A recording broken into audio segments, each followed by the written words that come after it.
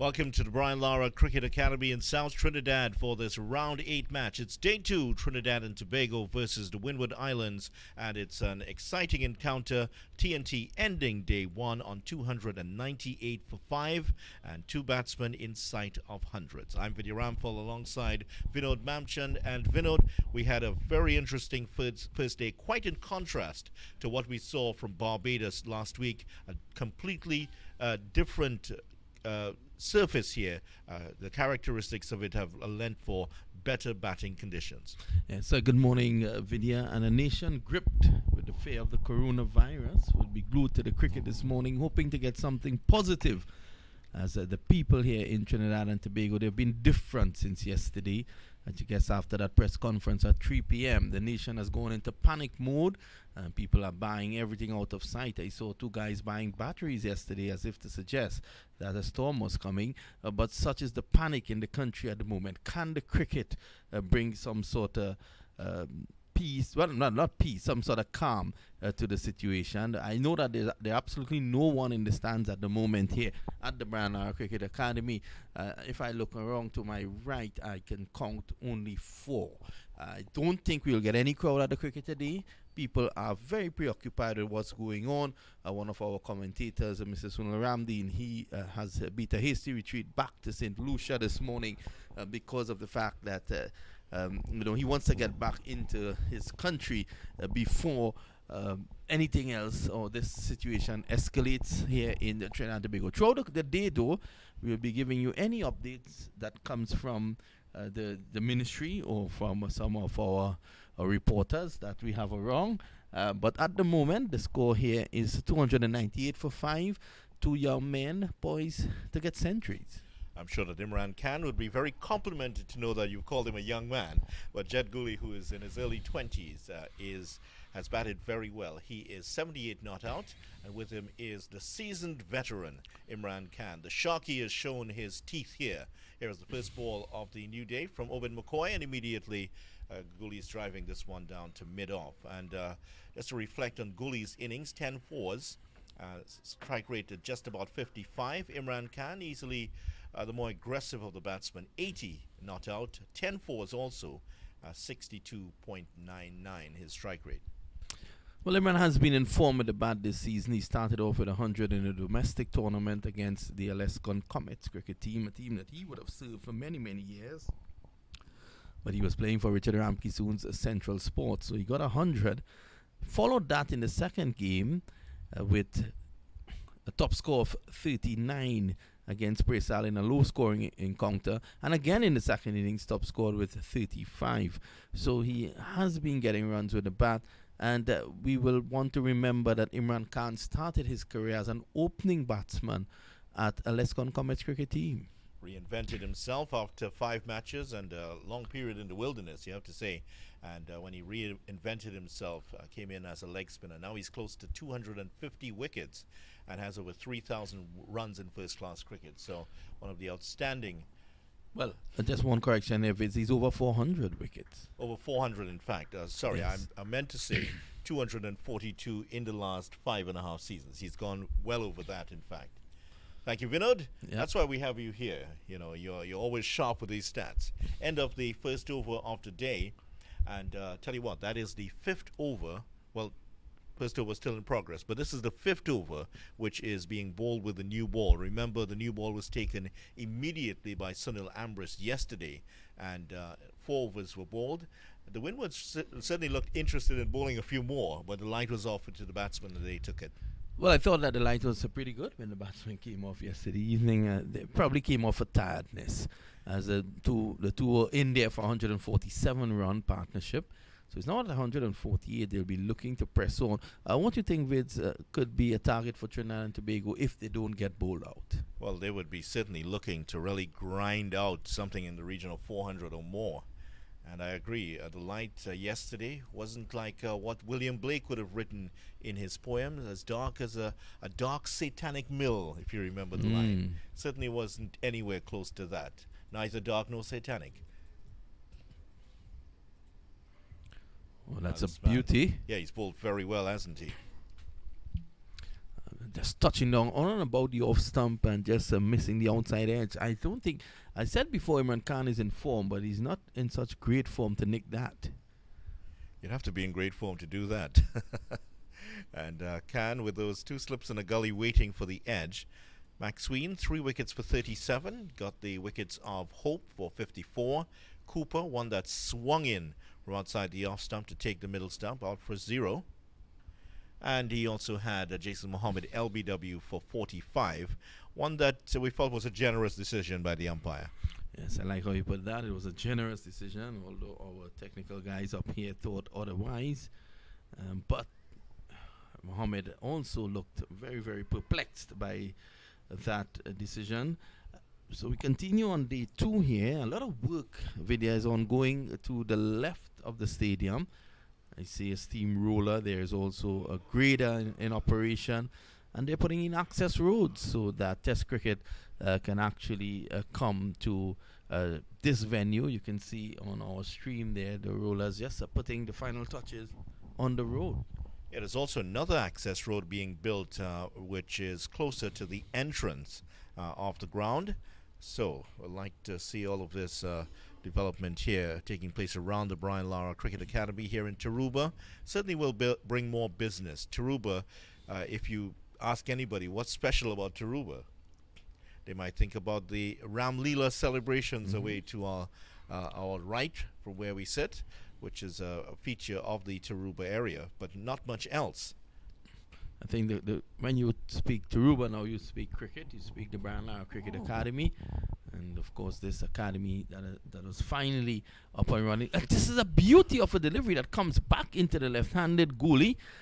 Goolie playing for that one to angle across him. He's still looking on as if to suggest that it probably hit a crack on the turf, but that one came back in and just nearly shaved the off stump. The time if it was painted with Berger paint, he would have been gone. Yeah, he certainly would have been. That was very close indeed.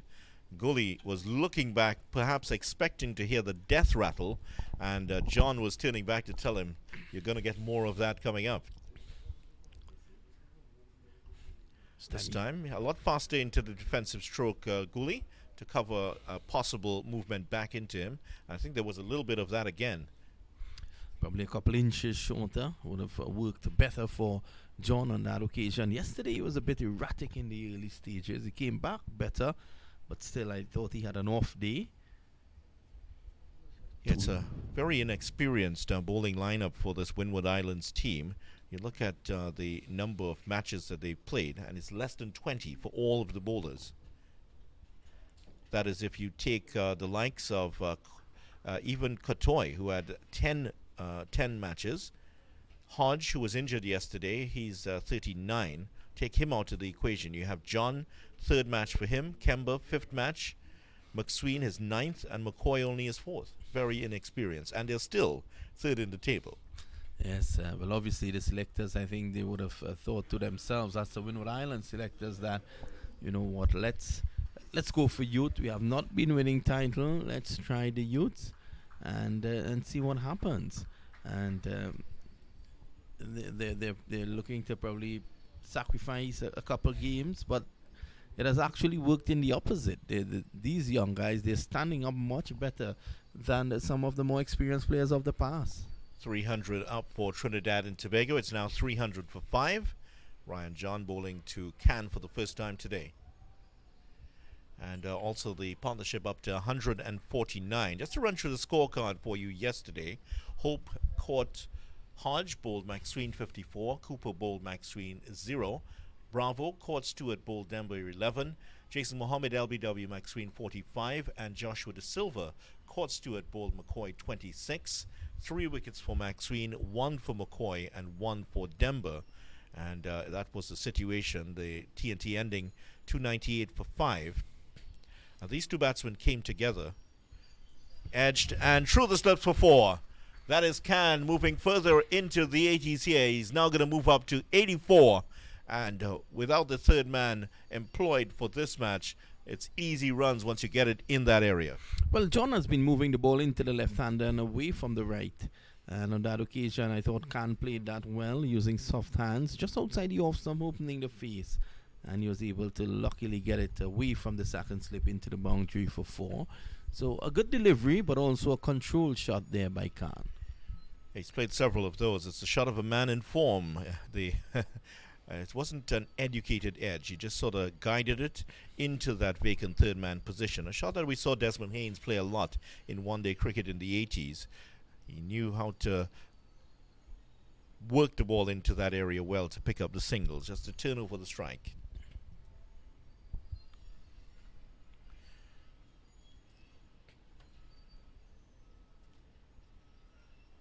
Almost played it on there, Khan. Back into his feet, and it just bounced away harmlessly. The over comes to an end. That's a good testing over here from Ryan John, who started very, very poorly yesterday. And Khan, as you can see on that last occasion, he actually lost his balance. He was playing the shot on the move, and the ball came back into him. He moved across a little too much, and at least he was able to still keep it out. So he lives to fight another day. The partnership has gone past 150 now. It's 304 for 5. Remember, this is play on the morning of day 2. It's a Friday here in Trinidad and Tobago. It's a Friday where... Is it Black Friday? Yes. Friday the 13th? Yeah, once you would notice that once a month starts on a Sunday, it's going to be a Black Friday. Goolie scored 2 runs since he's come out, and I'm sure that the youngster would have been dreaming about that first class 100. Got his 50 yesterday, and he'll be looking to push on and get these extra 20 runs. This might be the most difficult 20 runs he'll ever score. Yes, I tell you that. This 20 could probably translate into 100 when you put the weight of that 20 on him. I remember asking Brian Lara when Jayasuriya was dismissed. This is whipped away imperiously for 4. What a shot by Goolie there. It was on the leg stump, and he just flicked it away. One bounce into the boundary for 4. And that is a great shot here by Goolie. 84. Bad ball, but well put away. Well, the selectors actually kept faith in young Goolie when, I want to be honest, yesterday we were questioning the move here in the commentary box as to why the selectors didn't continue with Isaiah Raja and there's a reason why they haven't continued with Anil. Yeah. Yes. I like that. And they kept faith with Jed Goolie. Well, Goolie is repaying that faith. He's making the chairman look very good this morning. He's making the chairman look handsome. This is pushed away on the offside. There is no run. And Goolie has continued to bat well. What the Winwood Islands, they would have seen several of those drives from Goolie go through that extra cover position. They now have a short extra cover in place, and they have a wide mid-off in place to try to deal with that shot. But Goolie was piercing that area regularly yesterday. They've also tried to have McSween just pull his length back a little bit, not to allow Goolie that luxury of driving through that area. Well, the Goolie knew when that delivery angling into him, all he had to do was to go square, and he would have gotten 4. This time he drives through the offside. There is protection down there. But although we are saying that last 20 runs or so for Goolie to record his first class century will be very difficult, the weight of that could probably be 100 runs. He has come out here, the young man. Credit to him. Very, very positive this morning. Yeah, he certainly has. And I think you were going to reference Brian Lara. Yes. And his story. I think I remember. He played 9 holes of golf in the morning before going out to knock off the rest of the runs. When Jayasuriya was dismissed, I think it was for 300. I was talking about the 375. Sorry about that. For 340. I remembered the very morning that he got dismissed, there was a function at Angostura and Brian Lara was there, and I had asked him the question in an interview, about what could have possibly went through the mind of that man Jayasuriya. Remember he was dismissed by Rajesh Chauhan, the Indian off spinner, and Lara was saying overnight, just knowing that he had around 40 odd runs again to get, it would have played so much on his mind at that point in time. Remember, he was not going at the 400. He would have gone at Brian Lara's previous record of 375. And he was saying the weight of that alone might have been 100 runs. Yeah, it certainly would have felt like that. McSween now coming around the wicket here and almost got Khan. Can certainly does not look the same batsman as yesterday. He looks a little bit perturbed, just nodding his head as if to suggest anger, that he might be saying a few words that we can't repeat here on commentary. He's not very pleased at all. Here's the bowling figures. Max Sweeney, 18 overs, 3 for 42. Ryan John, in 19 overs, none for 70. He was all over the shop yesterday. Kenneth Demba, 29.3 overs, 1 for 86. The 0.3 because Kareem Hodge was injured mid-over, 2.3, none for 11 for Hodge. And Obed McCoy, another bowler who was underused yesterday, 9 overs, 1 for 54. McCoy certainly brought in to do a lot of bulwark here, and only 9 overs for the day when you had Demba, 29. He really took the brunt of it yesterday. John Goolie, he's a lovely picture of defense as he drives through the offside, just pushing it away. And this young man has really developed nicely. Remember, he was on the West Indies under-19 team that won the World Cup in Bangladesh in 2016. And he has joined the very fabled and famed Queen's Park Cricket Club. He's now here with us. I want to say good morning to the chairman of selectors, Anthony Hollis-Gray. Handsome Hollis? Handsome Hollis. That's his name from today. Handsome Hollis is here. Well, he's been called that since the 80s, and I wonder if it's still applicable. He might say yes. But yes, he's aged well, Tony Gray. Yes, he has. He's a good man. They say you age according to the way you feel. Still in good shape, Handsome Hollis, playing some basketball these days. This one goes the other way, just angling across, holding the line, and a bit erratic on that occasion there by John. He needs to come closer to Goolie. He had Goolie in problems early on. Score remains 309 for the loss of 5. Well, there were a lot of discussions as to the 22 players that Tony Gray and company has dabbled with during the season. The Winwood Islands selectors, they have gone for 19, yeah, and the very young players that you just outlined. I think if you stack up all their bowlers, you were saying you get 20 first-class matches. Yeah, in fact, the bowlers operating in this match, that's if you leave out Hodge, who has playing in his 40th match today. Very few caps for these bowlers. So John would have come from the West Indies under-19 team as well. I see the West Indies chief selector, Phil Simmons, is here. Sorry, coach. Yeah. The West Indies coach, Phil Simmons, is here as well, taking in this game, as well as the chief selector, Roger Harper.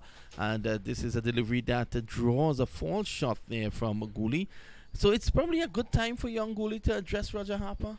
Yeah, it is. I mean, scoring 100 in front of the West Indies selector and the TNT chief selector is not a bad idea at all. But the selectors, there were some question marks over his selection for the game, this particular game, after an under-par showing in the last one. But apparently the selectors might be telling us that we know something about cricket that you don't. Well, I think Tony Gray definitely will know. I think he has only taken 43 test wickets more than me. And so he might know. He's only played 5 more matches than you, if you want to put it that way. Yes. But to be honest, looking at Tony Gray's figures in Test cricket, he really should have played a lot more. And one-day internationals, yeah. Well. Still has the record for one-day internationals by a fast bowler at the Queen's Park Oval. Yep. You know, I've said this before and I continue to say it. Around the time there were so many fast bowlers of, of really, really fiery fast bowlers of great quality, as this time Goolie leans forward onto this, takes one. But in that period, in the 1980s, probably just the 85 come up, there were the great West Indies pace quartet. You could actually say about 6 of them. As a young man, I always followed the career of Anthony Gray. Yes, I think we all did. Tony Gray was very much a favorite of all of us. Yeah. I remember his figures back in Zimbabwe playing for the West Indies B team. I thought that is where he really started. And I remember his first test match at Faisalabad. I was listening to that as a young man on the radio when he peeled the edge of Javid Meandar's bat. I will never forget that. I think he ended up with 4 wickets in that first game. First innings. Yeah, 6 in the game. And of course I was actually covering the match at the Oval when he took 6. The ODI game. He tells me he's not proud of that spell. Pushed away down to deep point, and that's one more. Yes, Hollis Gray told me that was not really a spell that he enjoyed. That's 6 wickets against Australia. Yeah. Well, he said. Yeah, very much a rhythm bowler, Tony Gray, and not quite feeling it that day, but still managing to get the best figures. Imagine if he had felt it that day. Yes, cricket is like a story. Cricket is theatre to me. And I will always remember, it's very vivid in my memory, that Tony Gray, and there's his stats. As 5 test matches, 22 wickets, 44 matches at ODI level, and he's gone straight through him and he's knocked over the off stump of Imran Khan. And reward here for Maxween, who's bowled brilliantly in this match. That is a 4 for him, and knocking over the off stump of Khan. Certainly, Khan looked unsettled throughout the morning since he's come back in, and he's paid the price here. Bowled by Maxween for 84, 311 for 6. Missing out on a first-class century, Imran Khan. But he never looked himself this morning. I don't know if the COVID-19 virus had occupied his thoughts overnight. But he never looked comfortable. He was not getting in line. He was bowled all over the place there. Now, the last ball of the previous over bowled by Maxween, he also played away from his body, and he again didn't have, he was lucky on that occasion. But this time, Maxween just brought it back slightly, and again, he was not across, he was not behind the line of it, and he paid the price. I don't know what was his hesitation this morning, but he looked a different batsman this morning. Yeah, he certainly did. The basics that he would have applied yesterday to his batting certainly haven't shown up here today, so he's paid the price and he is out. We were talking about the lineup, who should come in next for Trinidad and Tobago. Well, it's going to be Akil Hussain. There was a thought maybe send in Terence Hines a little bit higher. He does provide that counter-attacking option, but TNT have gone for a more conservative approach at this point with Hussain, who's not a dasher by any means. Well, looking at Hussain ran out there just now, he was looking like Jason Mohammed. I had to glance back at the scorecard. Yes, he certainly did. Yes, he did. To ensure that Jason Mohammed was back in the hut. But, yes, I get what you're saying. I would have sent Terence Hines in now, though, because Hines has been in form. Hussain did score a lovely half-century in the last game, very fluent. Also sent Hines because of the right-left combination. But the selectors, the captain would have had his batting line upset, and he's probably just continuing along that line. It's out of the hands of the selectors right now. It's only the coach and captain now to decide that. Hines averaging 50.40, 150 for the season already. 6 matches, 8 at-bats, 252 runs. Well, last week there was a debate on the commentary as to whether Anthony Gray was an all-rounder, because I think Attorney Farid Ali, who was here with us, had stated that he was told by Ganesh Mahabir that Tony Gray was no all-rounder, and the discussion started there. But I remember, and as I said before Imran was dismissed, cricket to me is theatre.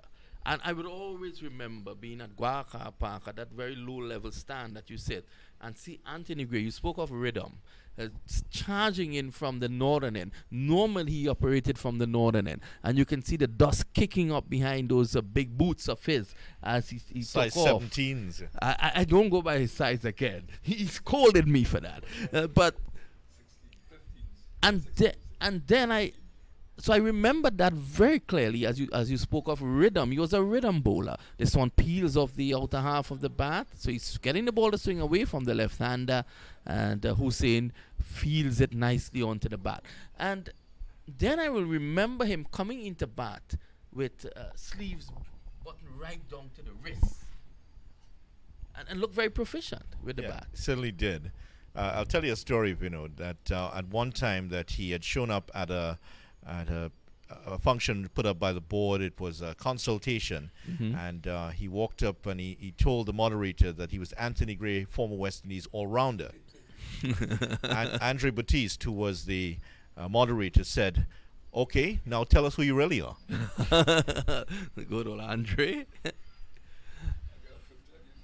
And there are the stats for Tony Gray, and those 5 matches. Let's see.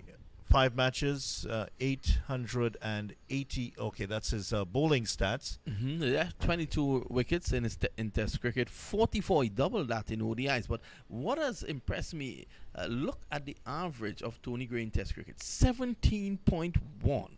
Look at it in ODIs. I think this remains the best in ODIs for a player with more than 25 wickets, 19.0. And averages 22.8 at first class level. And when you look at the batting, though, he had 5 first class 50s.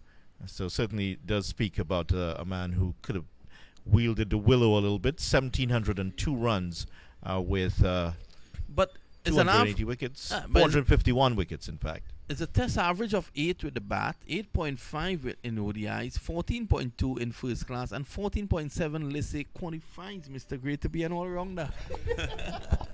The stats certainly don't suggest that. In the meantime, Jed Goolie has pushed on towards a 100 here.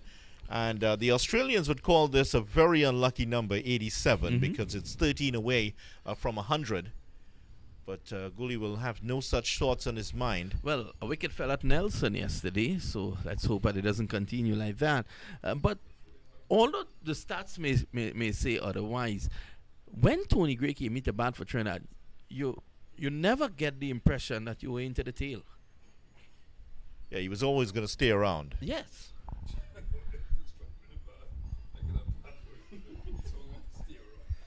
So all the same, TNT Red Force 312 for 6. Hussein yet to score. Goolie 87. We've seen the wicket of Khan go for 84. Max Sween has bowled well throughout the 4 spells that we've seen. And here at the Brian Lara Cricket Academy, we have seen over the season the ball swinging in from outside the off stump, especially from that southern end. Towards the off stump of the left-hander. So Goolie, that's one thing he has to contend with. But this pitch, in terms of the character of the pitch, Vinod, different from last week. It's a lot better for batting. Yes, it has held up nicely. And the Trinidad and Tobago will have that in mind. Remember, on the final day, the Jamaicans were able to bat out here. But I still think if Trinidad and Tobago could post a big first innings total, it could put them ahead of the game and put the Winwood Islands in a defensive frame of mind going forward. And that may well play into their hands as well. Just before we wrap that discussion about all-rounders, I thought that Tony Gray and Ian Bishop, both of them could have handled themselves very proficiently. Bishop had a first-class 100, and both of them could have handled themselves well with the bat. But the attention was not on that because they were very good bowlers. Excellent bowlers indeed. This is outside the off stump, and Goolie allows it. Hussein allows it to go by. 2 left-handers out there now, and that should make it a little bit easier for the bowlers. But just to talk a little bit more about the pitch itself, in terms of the character of this pitch, in the last game we would have seen in the first innings, 10 wickets would have fallen on the first day.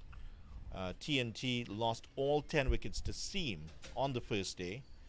The spinners didn't come into it until the second innings, when Barbados would have lost 2 wickets to spin for TNT. This is outside the off stump, and he allows it to go by. I remember speaking to Hussein after he bowled out the Leeward Islands here and won the Man of the Match award. He was telling me, I think Hines got 100 in that game, and he was telling me that he was a bit disappointed that he was not getting runs. Now remember, Hussein has a first-class 100 for Trinidad as well. Yes, he did a few seasons ago, and got injured celebrating the 100.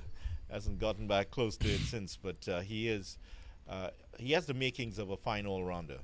Yes. So John, this time he's right behind it, pushing. You know what I've seen with this Red Force team that I haven't seen prior to this season, is that they're putting a value and a price to their wicket. Last season, I didn't see that. Yeah, they certainly are. There's a lot more belief in this side, especially as the season has gone on. Now, after they were beaten badly by Guyana and Barbados, you felt that what early positives there were in the team had disappeared. But that win against Barbados certainly has revitalized this team. You could easily see TNT moving up to third in the standings if they get some good results in the last few games. Well, Coach Mervyn Dillon, in an interview with me, said that he's still looking to win it. And Darren Bravo, in an interview with another daily, said that they're actually looking to see if they can finish second. Yeah, it's not inconceivable. But obviously, that will depend on how the results go in other matches. Yeah, that's right. And just to give you the point standings here, Barbados 116 points, Guyana 85, Winwood Islands 73.6, TNT 72.2.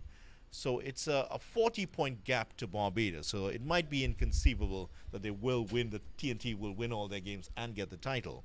But stranger things have happened in cricket. But Barbados look like the team that will most likely go on to win. Score at the end of the over, 312 for 6. Well, Darren Bravo has had a great impact on this team.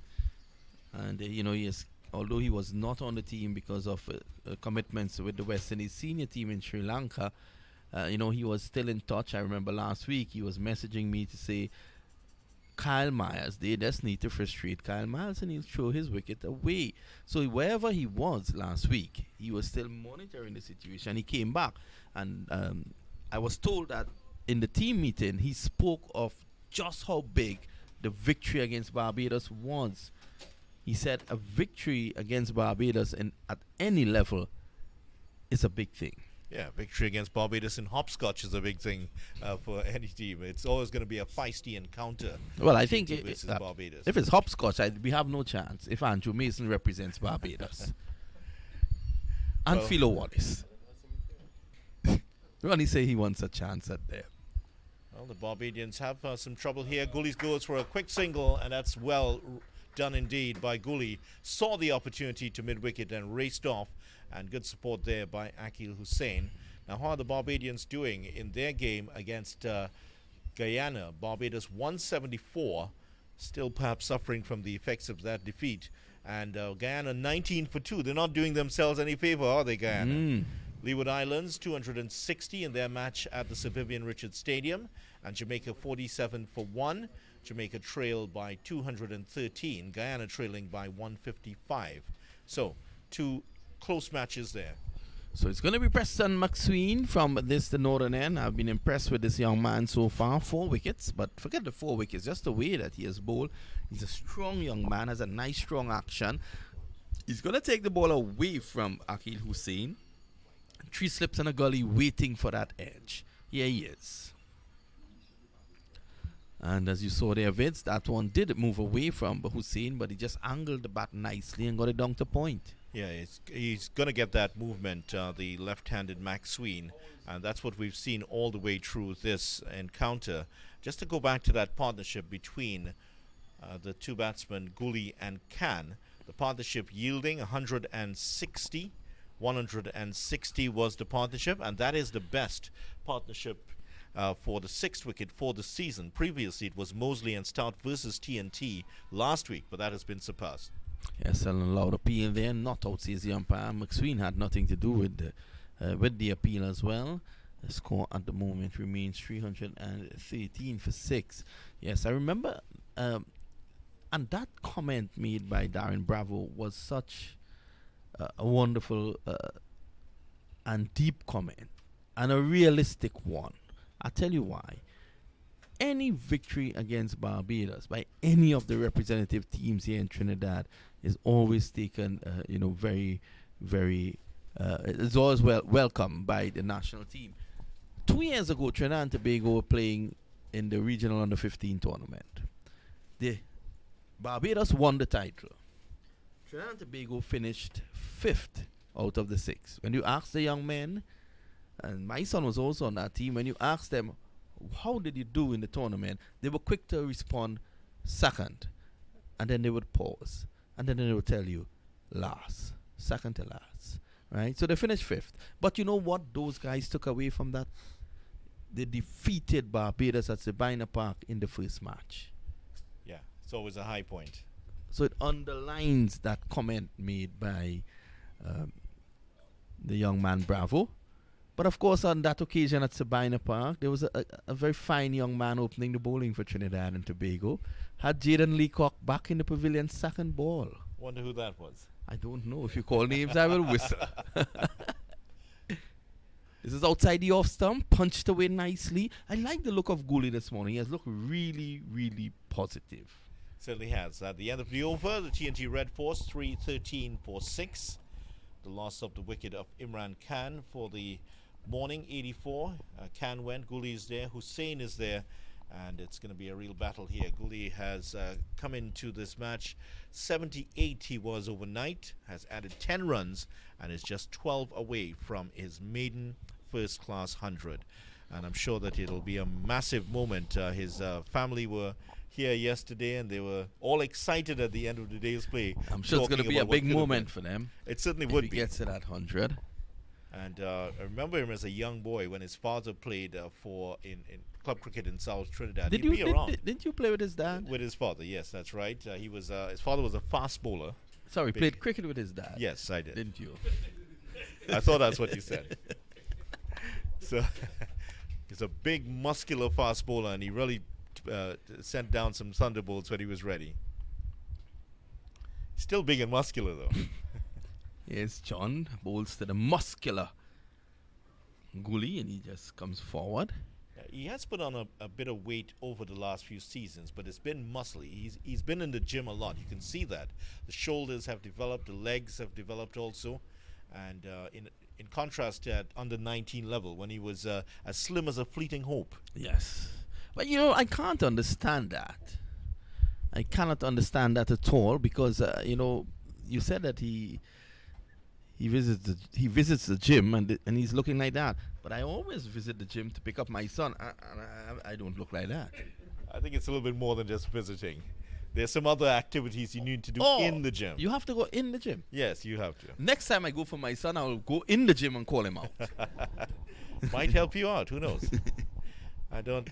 But however, with what's going on in the country and the coronavirus arriving here, gyms have been emptied since. Yes, even the roadways were very, very scanty this morning. I think we need to be reasonable, though, Vidya. This is again a delivery just outside the off stump, not really threatening. Goolie comes across, plays it to point. I think as a nation we need to be reasonable. We need to read. We need to be educated of the facts and just don't panic. As I said before, yesterday I visited one of the local wholesale places here. My wife had nudged me in that direction. And I noticed that guys were buying batteries, as I said this morning. They were as if a storm was coming. Nudged you might be too light a word. But the thing is, listen to social scientists, not social media, as somebody was saying. Yes. Once saw Tony Gray was filling his gas tank. Why would that be, Vidya? Could you shed some light on why Anthony Hollis Gray was filling up his gas tank? The light was on, and he was on empty. Oh, okay. That's a good cover. So we speaking about panic here in Trinidad and Tobago. And of course, the virus is not to be taken lightly, but I think we need to be reasonable.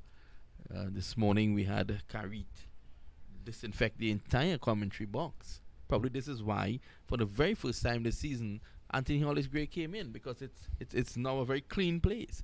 This time it finds the edge down to third man. It's going to run away into the boundary for 4. Playing away from his body, Goolie needs to be careful there on that occasion.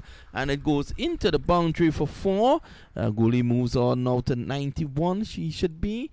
And the score 92 is 317 for the loss of 6. 92 for the first time in his first-class career. Certainly that looks pretty good for him. And he has scored 100 for the season already for his club.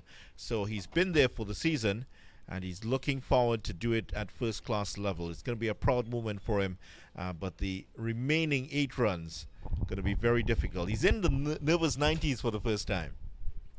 Yes, well, I'm backing the young man to get through this just by the positive attitude that he has adopted. John. This time it's looking for a single. It's not there. Very nice young man, Jed Goolie. Very hard worker. You spoke of his dad early on, and I remembered seeing them at the nets at Naparima College. And his dad is there to bowl to him. Yes, he does. And in fact, he helps him out with his bowling. He's been telling me about getting him developing the Yorker. And one of the things he has him bowling, put a shoe in the position. You have to try to hit the shoe from your run-up. So just to get that Yorker right. I may borrow that. The shoe or the tactic? The tactic. Really, Ramphal is waxing warm here this morning. Of course, his understudy is the man who follows everything that he does is sitting right behind him. He's even literally right behind you. Well, he is going to come on, Mr. Lalman, who I understand his team had another reversal yesterday in form. Yes. Well, don't know if it's a reversal in form. I think it's a continuation of poor form.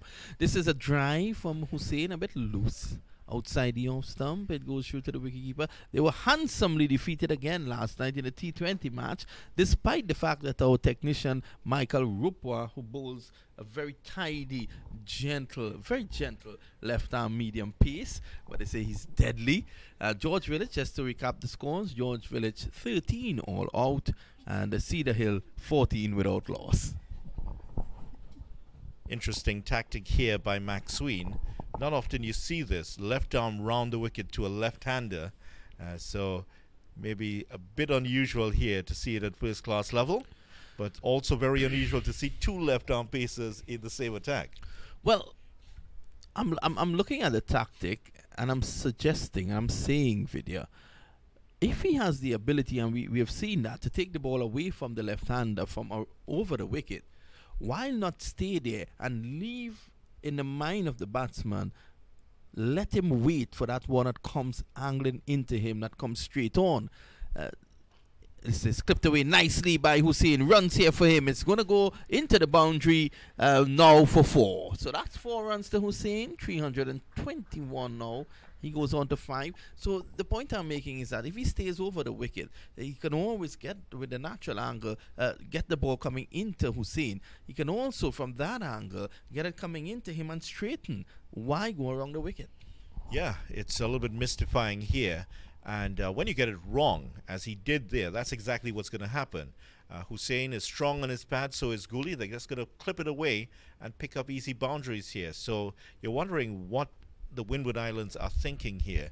And you go back to yesterday, and the question has to be asked, how did TNT get control of this game? And did the Winwood Islands actually give away control of this game? This time Hussein is immaculately forward. Because you could argue that at 151 for 5, they were in the ascendancy. They were in a position to bowl out Trinidad and Tobago on the first day. However, they didn't do that. They got their bowling, they got things wrong. Maxween was out for a long period of time. They couldn't get the best out of Obed McCoy, who only bowled 9 overs or so yesterday. And also they were struck by some bad luck when Hodge got injured. So a lot of things went wrong during that period. In fact, it was Goolie who hit the shot that injured, through which Hodge was injured. Yep. So he has probably taken heed of the advice. He's now going to go over the wicket, Maxween. And this time he's driving loosely. Appealing for a catch at the wicket here. There was a big noise. I heard it, but it was more bat hitting the ground more than anything else. There was a big deviation as well, but I guess it was just a natural part of the ball. He has been getting the ball to swing away from the left-handers. And And we'll get a very analytical view very shortly, as at the end of this over I will take my leave and I will leave Vidya to continue his education with young Lalman from George Village.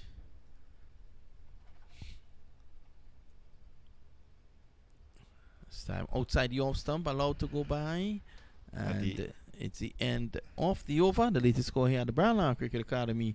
Red Force continues to battle well. They're 321 for 6, having lost Imran Khan this morning for 84.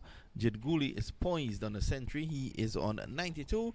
And I'm going to leave Vidya Ramphal in the very capable hands of the man from a village where Ramphal nearly got married. George Village is where Visham Lalman is from, and he's coming in now. So 321 for 6, the TNT Red Force. Just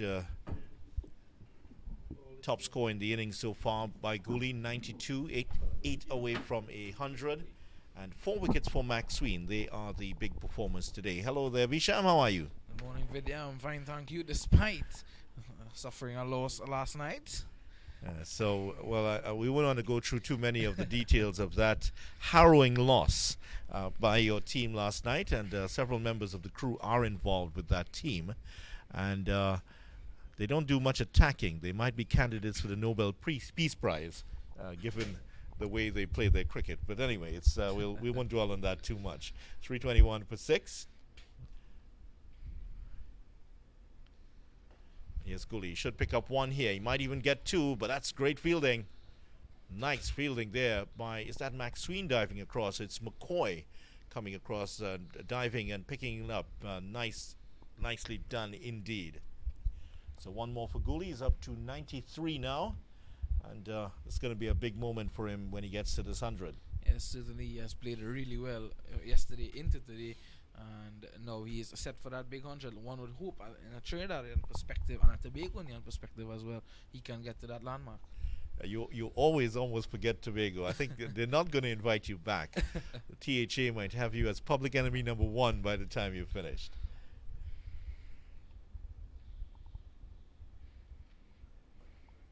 Hussain just trying to play himself in. Got 55 in the last innings and looking for another good score here. And his support will be crucial for Goolie. And if Hussain gets dismissed, remember, still have Hines to come in. There could be some more fireworks here if he gets going against the Winwood Islands.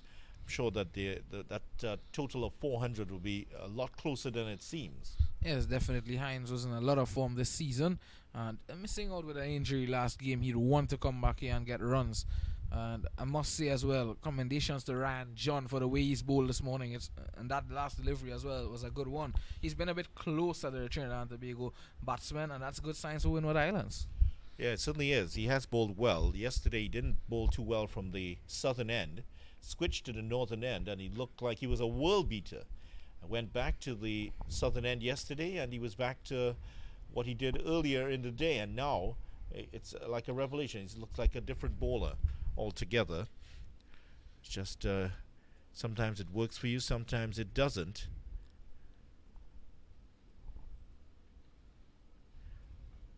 And you do feel that for some bowlers, the great bowlers, when you see bowlers like the likes of Curtly Ambrose so the reason why they even on those days when you don't feel like getting up to bowl, the days like you don't feel to come out and play cricket, they still come out and perform. That is the mark of greatness. Yes, certainly. And yesterday, the average of the Trinidad and Tobago batsmen against Seam was 60.08. They scored 155 runs out of the 258 balls that they faced. So that shows that there was some inconsistency in the bowling, the seam bowling that is of Winwood Islands, and Trinidad and Tobago took advantage of that. Oh, that's a good shot by Hussain. It was so good. It was so straight. It took out the middle stump at the non-striker's end. And the fielders are all having a nice little laugh there because they have an extra fielder out there in the stumps. But that was well hit by Hussain. Either side of the stumps, that was 4. Yes, definitely. So it was a wonderful shot. But I would say that he must be disappointed they actually lose in. Yeah, he certainly should be. So that stat you're saying, TNT scoring 60 against Seamers? 60.08 is a strike rate against That Seamers. was the strike rate against Seamers. And what was it against the spinners who came on? 57.32. 57.32. So Hussein has gone for that one. He's edged, he's gone. Caught behind by Stewart. That's another catch for Stewart. And Hussein, who had started to shape up well, has edged one behind, and he has gone for 5. So Winwood Islands now striking 2 blows. 2 wickets down for 11 runs. It's 322 for 7. Yes, a wonderful delivery. Again, they're extracting some extra bounce there, Ryan John. And again, we were just commending him about how well he came back this morning after that rest overnight. And it was a bit more, putting a bit more pressure on the Trinidad and Tobago batsman, the way he has bowled on the line of a stump. Just giving that one a little outside the off stump. And Akil Hussein looking to play it through the offside. But that extra bounce, as I mentioned, getting the outside edge of Akil Hussein. Finally, a wicket for John, 1 for 76 now. His figures looking that little bit better, and I'm sure he'll be very encouraged. But it has been a tremendous change here from John. He looked really short of ideas yesterday, but today he's been there or thereabouts. He's getting the ball to move away from the left-hander. He got the ball to move into the left-hander and certainly provided the pressure at one end and allowed McSween to be himself at the other. McSween picks up one, John picks up another. So Winwood Islands here looking to knock TNT over very quickly. But they will have to get through this man, Terence Hines, who's come to the crease now with an average of 50.40, and he's had 2 really good scores for the season. Yes, he's a man. One of the 3 batsmen in Trinidad and Tobago team who has an average over 50. Of course, Darren Bravo, he has 50.5, and as well Joshua Silva 53. So yes, Terence Hines is average 50.4. He has played 6 first class games this season, and his high score of 102 not out. His first time batting at first class level, he got 100. He didn't bat in the first game.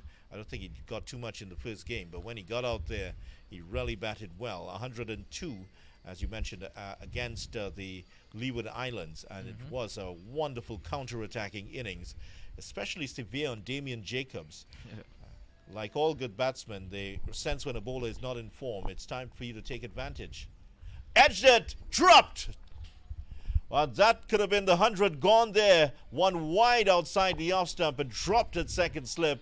And that should have been curtains for Jed Goolie. He survives and he's moved on by 1 to 94. And you can almost hear his family away to our right screaming at him, come on, let's get this 100. Yes, definitely. And as well, Preston McSween, he was coming around the wicket earlier, and Mr. Mamchan mentioned he should come over the wicket to the left-hander, and there he was, bringing the batsman forward. Jed Goolie looking to play an expansive drive through the offside and head straight to the third slip fielder, rather, and he spilled it. That should have been taken. It was a good, comfortable height. It was to the left of the fielder, not tremendously to the left. He just had to stick the hand across.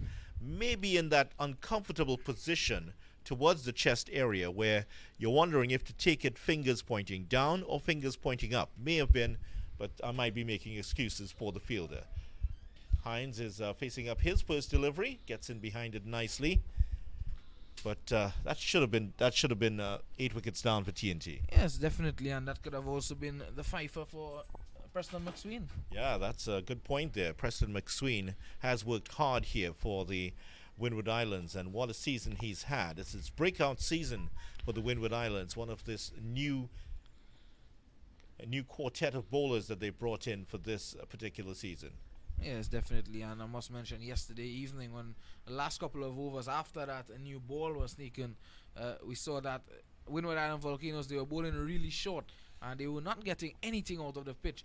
So I'm sure their coach may have talked to them coming into this morning, tell them get the ball up there, and that's what Ryan John and Preston McSween are doing, and it's proving to bear fruits. They are already 2 wickets for the morning. Yeah, this is a fuller length that they're bowling today.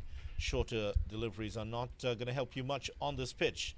There's Hines coming off the mark here. Nice, pleasant shot off the back foot. Really timed that well, and it gets very close to the boundary. And that just shows you the kind of form he's in. Not much was known about Terence Hines before he came into the Trinidad and Tobago team. Certainly announced himself with that 100. Also got a 50 later on in the series. And Terence Hines would have gotten 89 not out against the Leeward Islands certainly enjoys batting against them, 102 and 89 not out against them. They only dismissed him once in the 3 innings he's played. So I make it that he's averaging 199 against the Leeward Islands. What a ball that was, coming back in and just going wide of Goolie. That was, and it's gone for 4 now. Didn't know too much about it. Hines took the bottom hand away, and that flew away through the cordon for 4. Yes, a wonderful delivery there from Preston McSween. He continues to bowl well. Already 4 wickets for 56 runs into his 22nd over. Again, he's bowling well from that last game, picking up 4 wickets. Now coming into this game in the first innings again, picking up 4 wickets. So Winwood Islands, but they are getting to that ball to move into the right hander here, Terence Hines. As we continue to mention, what the Barbados bowlers did in the last game was that they bowled on the stumps, attacking the stumps with that inward movement, and this is what we are seeing here from Preston McSween. Yeah, they must have. They should have done their homework. Really, they should have been watching the stream last week to pick up what the Barbadians did. There's another one that's moving in towards the off and middle stump, kept out of his stumps by Hines, and that is the end of the over. 3:29 for 7. Goolie's 94, Hines is 6. So I'm thinking that Winwood Island Volcanoes, if they had to bowl out Trinidad and Tobago Red Force, so say 350, I think they would fancy their chances here. Despite that being a good total, they have a lot of batting in their lineup as well, and some batsmen coming off of good scores in that last game for them against Jamaica. So I think they will fancy their chances going towards such total. Winwood Islands have had not the best of times against Trinidad and Tobago. It's been an improvement in their fortunes against TNT of late. There was a time in the mid-2000s that Winwood Islands were the whipping boys of regional cricket, but it's not that way again. They're producing a lot better cricketers now. And it seems that the cricket in particular countries in the Winwood Islands has improved. One looks at this particular team, and it's dominated by players from Grenada. There's Devon Smith. There's also Andre Fletcher in there. Emmanuel Stewart, the keeper, is also from Grenada. Ryan John, another Grenadian player, and Preston McSween. And there are other countries represented, of course. St. Lucia is in there with Melius. Dominica, Kavim Hodge is from Dominica. St. Vincent and the Grenadines, represented by the captain, Sunil Ambris. There's also Kotoy, and Kenneth Demba is also from SPG, as well as Obed McCoy. It's definitely speaking about a run for Winwood Islands Volcanoes. They have a 5-4 advantage coming into this game against Trinidad and Tobago Red Force, and they also have that advantage of winning their last game against them in the last year. So that's a good shot by Goolie, and that'll take him 2 runs away from 100 here. A wonderful shot straight back past the bowler, and that race to the boundary like a bullet. And now the triple Nelson is up here for the Red Force. It's 333 for 7. A wicket did fall when Mohammed was out for 111 for 3. Sorry to bring that up for Jed Goolie fans, but 98 is his score now. 2 away from a very famous moment for his family. There's nervous times here for Jed Goolie and nervous times for his family as well. Leaving out the entire crowd out there. See if he can get these 2 runs. Confident shot from him all the same for 4. Oh, he played at that and missed it. That is a naughty shot there from Jed Goolie. And certainly, after watching that straight drive, his family might have their hearts in their mouths now, because that was very close to the edge. And the slip fielder is just stepping up there to, well, I think he wants to try to give the impression that he's going to get some dirt on his hands. But I think he's just advising Goolie to play more shots like that. Yes, certainly so. Jed Goolie, no foot movement there whatsoever. Just hanging his bat out there. And could have been the end of him for 98. Well, he was dropped in the last over, so it's nervous moments here for Jed Goolie. Oh, there it is! That's 100 for Jed Goolie! Driven straight for 4. And the youngster from South Orapooch brings up his maiden first-class 100. And what a moment it is! Jed Goolie, take a bow. That's your first 100. And with Terence Hines also getting the 100 earlier in the season, these two now will try to push Trinidad and Tobago on. Big moment for Goolie. Congratulations to the youngster, the Queen's Park man, getting his first-class 100. Yeah, Yes, congratulations to Jit Goolie and his family as well. I'm sure they will be proud of him. Wonderful knock there. He's now on 102. But I'm very sure that this was a moment Trinidad and Tobago was waiting for. Now they will look to push on and get big runs.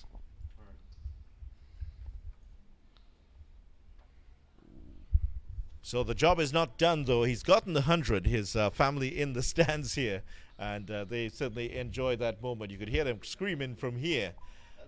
But the job is not done yet, because for Trinidad and Tobago, Goolie would not want to make this 102. He wants to carry this on to be a massive 100 here and push Trinidad and Tobago all the way up to 400 and beyond. The tactics would be pretty clear here. Yep. To try to bat once in this match and bowl out the Winwood Islands cheaply in their first innings. Flick that away. That could be one that's heading down. It's going to be cut off on the boundary. And Max Sween was down there, and he will head up now towards the stumps. End of the over here. Goolie bringing up his 100, 338 for 7. Yes, a good over there once more from Ranjan. Despite getting those 2 fours from Jit Goolie, you can see Goolie also getting shake hands and congratulations from all the Winwood Islands players who's walking around him. I'm sure he'll be very proud there, and both him and Terence Hines now planning what they will do moving forward. So Jed Goolie getting the congratulations. It is a moment that all cricketers would cherish. Their first-class 100, and really to be in the ranks of the greats like the likes of Gooch and company, to get that 100, just 99 away, Goolie. Just a small task for him, but proud moment for him. It's something that you'll never be able to take away from him, getting that first-class 100. Of course, Terence Hines would have told him, yes, I've done it before too. I know what it's like. Imran Khan, reasonably happy with the way things have gone. Well, he's gone for the big shot here, Goolie, and that's certainly not what is needed at this point. He got a chance in the last over, did bring up his 100, but the job is not done here for TNT. He has to carry on for over to get that 400. Well, the slip fielders were pretty convinced there in Karen Kotoy and Andre Fletcher.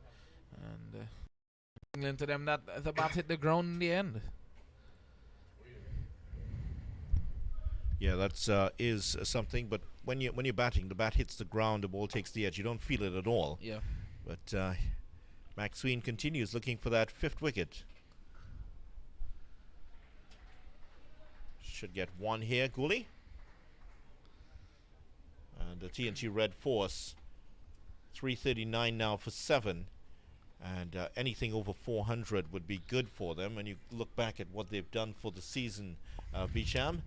They've had 460 batting first here against Jamaica, and they drew that match. They also got 373 for 9 against the Winwood Islands, batting first in St. Lucia. 287 in that opening innings against Leeward Islands, and 239 against Barbados. So they've had fairly consistently good scores in their opener when they've batted first. Yes, definitely, and also with the inclusion of Darren Bravo in this team, I felt like there is some sort of confidence here coming back in the team to score big runs. And definitely he's been a good addition to the team as captain. Now he's back for this game after touring to Sri Lanka. Well, that was not a good shot there by Hines. He's troubled by some deliveries here from Max Sween, which is coming in. It is they're very full deliveries, swinging from outside the off stump. And Winwood Islands might think about putting in a short mid-on here for Hines. It's the second one he's hit away in that area.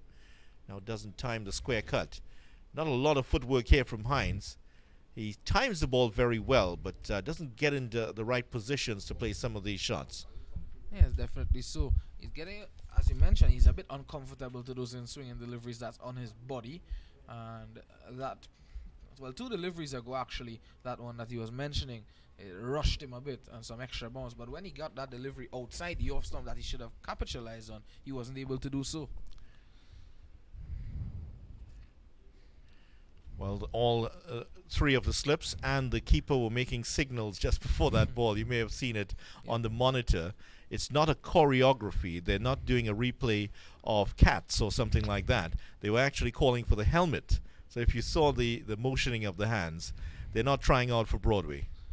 Yes, I think calling for that helmet, they may want to introduce that short leg fielder with that ball swinging into Terrence Hines, look to tuck him up and let him get that catch to that fielder.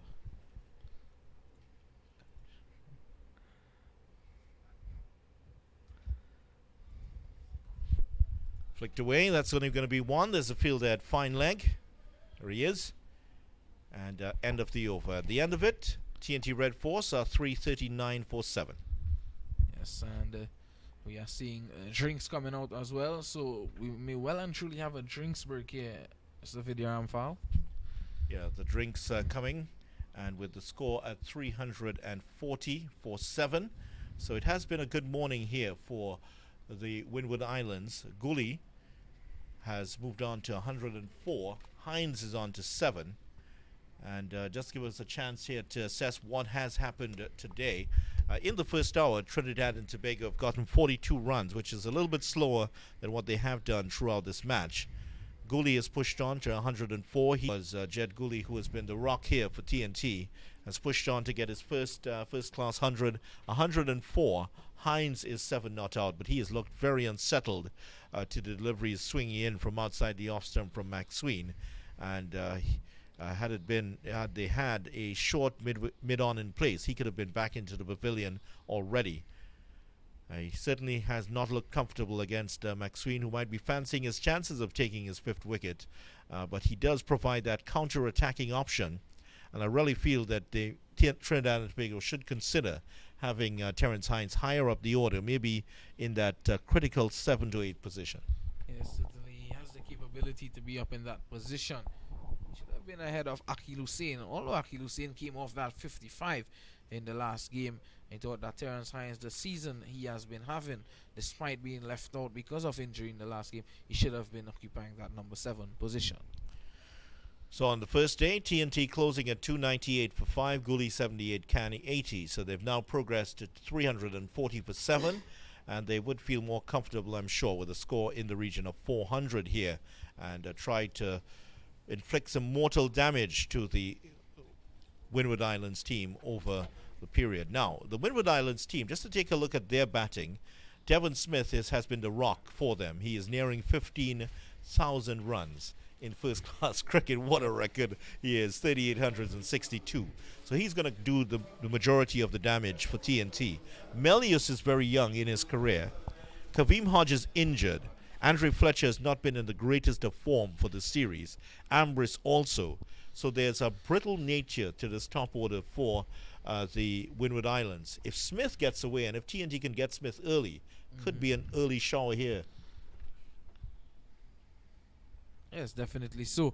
And Devon Smith, an average of 39.77, he's been dominating first-class cricket over the years, obviously. But I think that Andre Fletcher, coming off of a good game against Jamaica, he may have a good game here today. And Trinidad and Tobago, they should be watchful against that top order of Winwood Islands Volcanoes. Yeah, TNT will certainly have to do a lot to prize out Devon Smith, who's having another good season. He's the second highest run scorer for the season. There's the scorecard, confirmation of it. And Demba is back on. You can see a catch here at the wicket. Well, he's played it straight back to the bowler, and first ball of the innings for him on day 2. And he has picked up a wicket here. And Terrence Hines, who never settled, has gone caught and bowled Demba for 7, 340 for 8. Yes, a good delivery there from Kenneth Demba. He continues to be precise. And in his first delivery, just on the line of the stump there, Terrence Hines looking to go down the ground. In the end, ballooning it back to the bowler, Kenneth Demba. He's into his 30th over, picking up his 2nd wicket, bowled 4 maidens, conceded 86 runs. And this is what you get from Hines. You've gotten from Hines this season. It's either hit or miss. He's 100, he's gotten 89, but he's also had some very low scores. No in-betweens here. And this does suggest that this is a batsman who goes hard at the ball very early in his innings. He will offer you a lot of chances, but he has to really learn that ability to graft, to get himself in on the pitch, and then turn on the counter-attacking. He does have all the attacking instincts. He does have the shots. But if you don't stay there for that first half an hour, you can never let your skill show. Yes, definitely. So you need to get familiar with your pitch. You can't just come out and hit the ball all guns blazing as Terrence Hines he wanted to do. There's also some pressure building up on him as well after those deliveries from Preston McSween a couple overs ago. He was uncomfortable as he mentioned with those in swinging deliveries, so and had quite a number of dot balls against him as well. So he was looking to get on with things. Maybe that was said in a slight team meeting during that drinks break as well, that Trinidad and Tobago need to get on with things here and push to that 400. Well, the drinks break didn't work out well for him, did it? A lot of batsmen tend to fall after a break in concentration. He had just gotten to the crease, just trying to play himself in, and very unsettled, and has paid the price here. Now, the new batsman to the crease is Uthman Mohammed, and he has now joined Jed Goolie there, and he batted well in his first match. Denver with that familiar now. Oh, he's down the leg side, appealing for a catch at the wicket here. Very optimistic there from Stewart. And Denver with that familiar run-up of his, just that big hop, and then he launches into his run-up here. So they're now trying to put the pressure on Uthman Mohammed. They do have that short leg in place, and now they're looking for a leg slip. Denver again. Forward to it is Uthman Mohammed. And Mohammed still another one of those players, very young in his career. Had a very good 4-wicket haul against Barbados in the last innings. And that would give him a lot of confidence in his game. Will that translate into his batting here? Well, he certainly had a good game with the batters on 14, and if we would be allowed to call him that, he had a 21 not out in the first innings. Well, he's batting at 10, so I think we're allowed to call him at least a low-order batsman. Yes, so he had a 21 not out in that last game in the first innings, and he also had 9 in the second, so he had a fairly good game with the bat. Yeah, he would have counted himself as having a good game there, Uthman Mohammed. And he is an all-rounder at club level, but at the higher level here at first class, he's going to have to do a bit more with the bat to really get that label of all-rounder. Yeah, that's a good average for a number 10 as well, career-wise. He has 17.66, 159 runs in some 6 first-class games. Well, end of the over. At the end of it, TNT Red Force 340 for 8, losing the wicket of Terrence Hines in that over. The first ball from Denver just pushed it straight back to the bowler who took the catch here. Muted celebrations by the Winwood Islands, and that tells you a story here that they're not particularly united right now, and there could be a bit more done here, but it's been dispiriting for the Winwood Islands throughout the season. Started out in brilliant fashion with a victory against Barbados. Good win by 3 wickets against Honest Vale. They drew the match against Jamaica. They were trounced by the Leeward Islands by 165 runs, bowled out for 51. Drawn matches against TNT and Guyana before being beaten badly by Barbados by 127 runs. And then they got a good win against Jamaica, a 2-wicket win against them at St. George's, Grenada. So against TNT here, they've struggled with the ball, Visham, and they will have a lot of work to do to catch up to TNT with the bat when they get on. Well, after having TNT 151 for 5 yesterday, after the fall of that wicket of Josh De Silva, of the bowling of Obed McCoy, you thought that they would have looked to wrap up things quite quickly, but that partnership for Imran Khan and Jed Goolie proved to bear fruits for Trinidad and Tobago. But certainly this morning they have came back out well, Winwood Islands, and picking up 3 wickets. Apologies for the graphic being stuck on the screen there, but it's a small technical difficulty which we will get rectified for you shortly. In the meantime, Jed Goolie 104, Uthman Mohammed 0, TNT Red Force 340 for 8.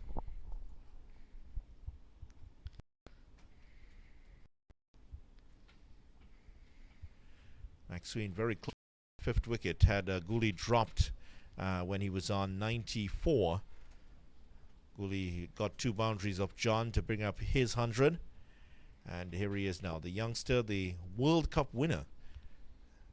Winning the Under-19 World Cup with the West Indies a few seasons ago. And now here getting his first 100. Good to see that the under-19s pushing on and claiming places, claiming a space for themselves at the first-class level. Yes, definitely another one doing that is Emmanuel Stott. He's not a World Cup winner, but he captained the West Indies under 19 at World Cup in New Zealand, and definitely since that he has been playing with Winwood Islands Volcanoes, getting the opportunities, and he is taking it up with both hands. That's what you need to do as an under-19 player. You get up to this level, claim your space. Good bowling here by McSween. A teasing line just outside the off stump. He's just dragged his length back a little bit. He was too full yesterday, as well as Obed McCoy and several of the other bowlers. And they were just giving those nice, juicy, full deliveries that Jed Goolie was feasting on. He was just driving through the line. It's a good pitch to bat on. Driving through the line and playing it with ease through extra cover and through the cover region for 4.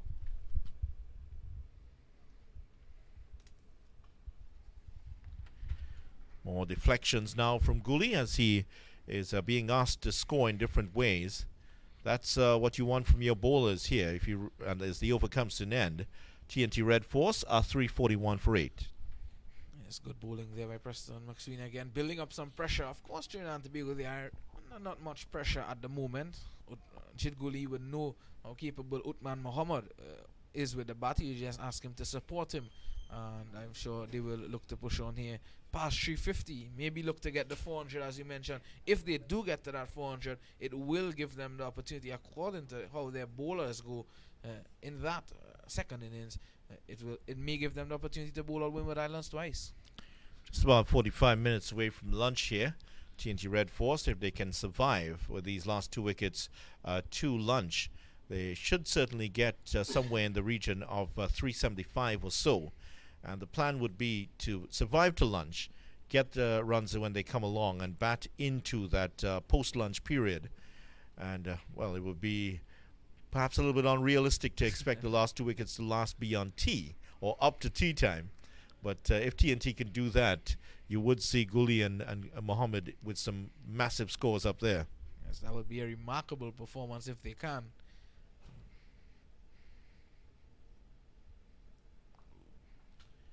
More runs here for Goolie. And I'm sure that he wants to end up with a big 100 here. 105, 106 looks nice, but if you get it up to 150, always looks very impressive. And Denver picked up his 2nd wicket in the last over. And looking for more here. And Pastor Worm, who will be joining us later on here today, a little bit felt that Denver was bowling too much on the middle and off the middle rather than outside the off stump. Here's one that's played away through mid-on. That should be 2 here for Uthman Mohammed. Wow, the fielder goes down as he was attempting to make the throw. Let's hope he's all right there. In the outfield, the fielder's still down.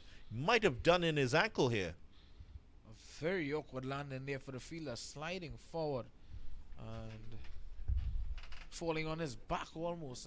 One would hope that all is well and good with him. He's back up and running now and ready to go. Looks like McCoy who went down there awkwardly.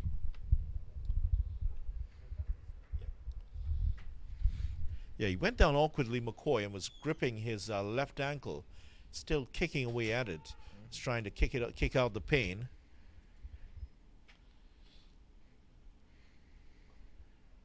More runs here for Uthman Mohammed.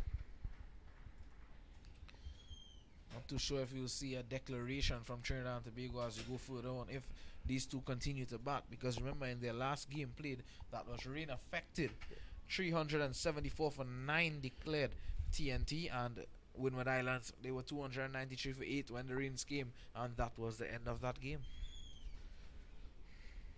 Looks like McCoy is going to be all right.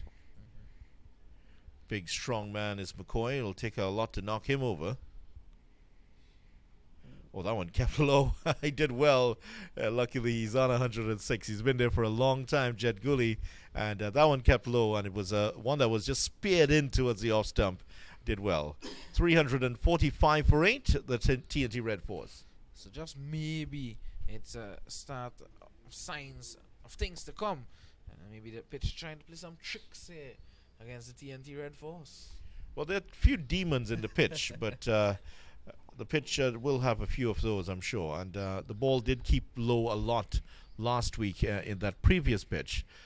So some of the characteristics where we saw from last week have been preserved.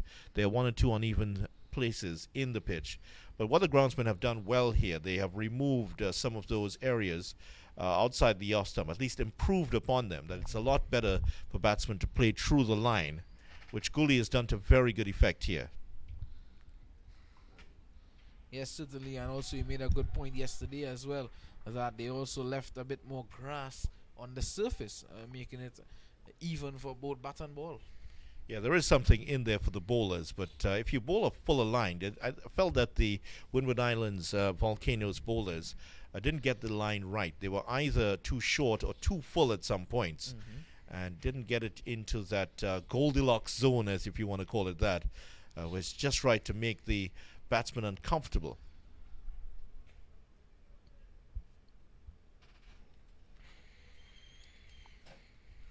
.345 for 8. And the TNT Red Force, a battle for third place.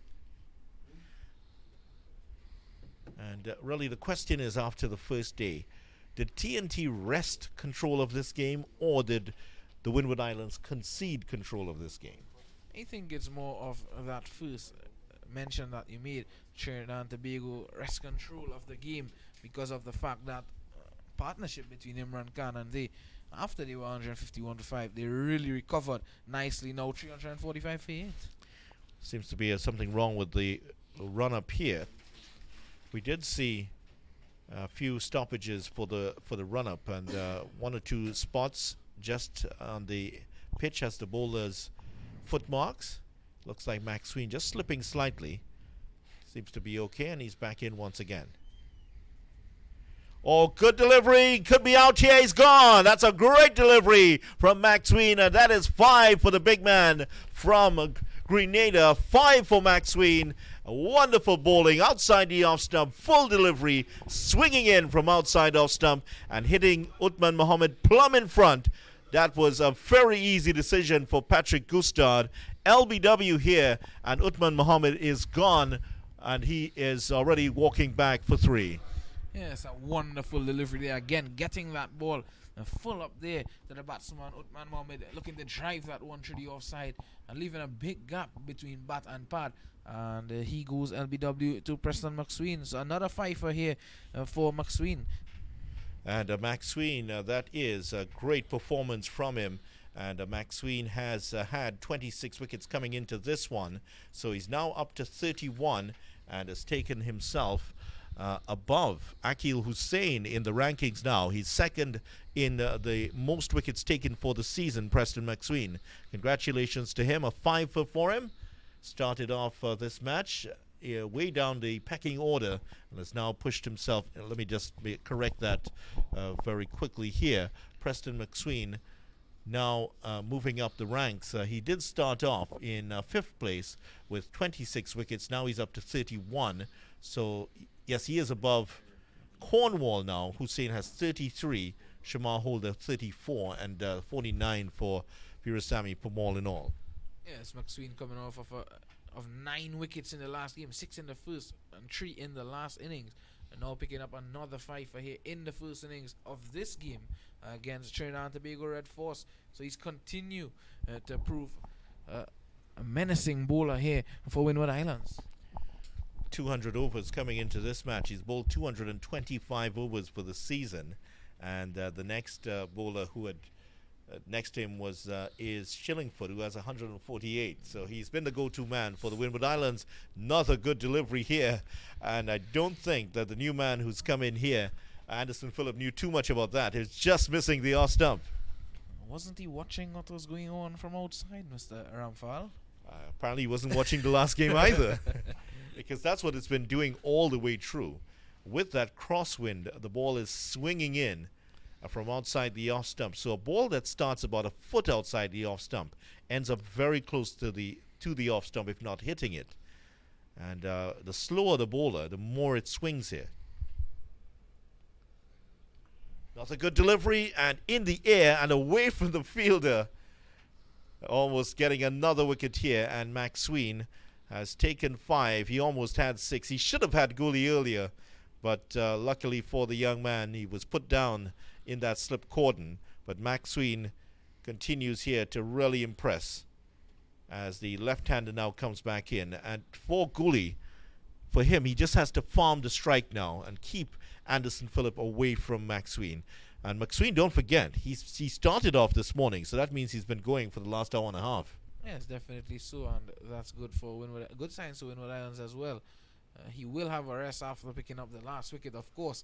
But if these two are to form a partnership here, they will be in the field for quite a long time. Well, let's hope that he does get a rest, because if Trinidad and Tobago can knock over the Windward Islands, he might be back bowling again, and who knows how effective he will be in the second innings if TNT decide to bat a second time.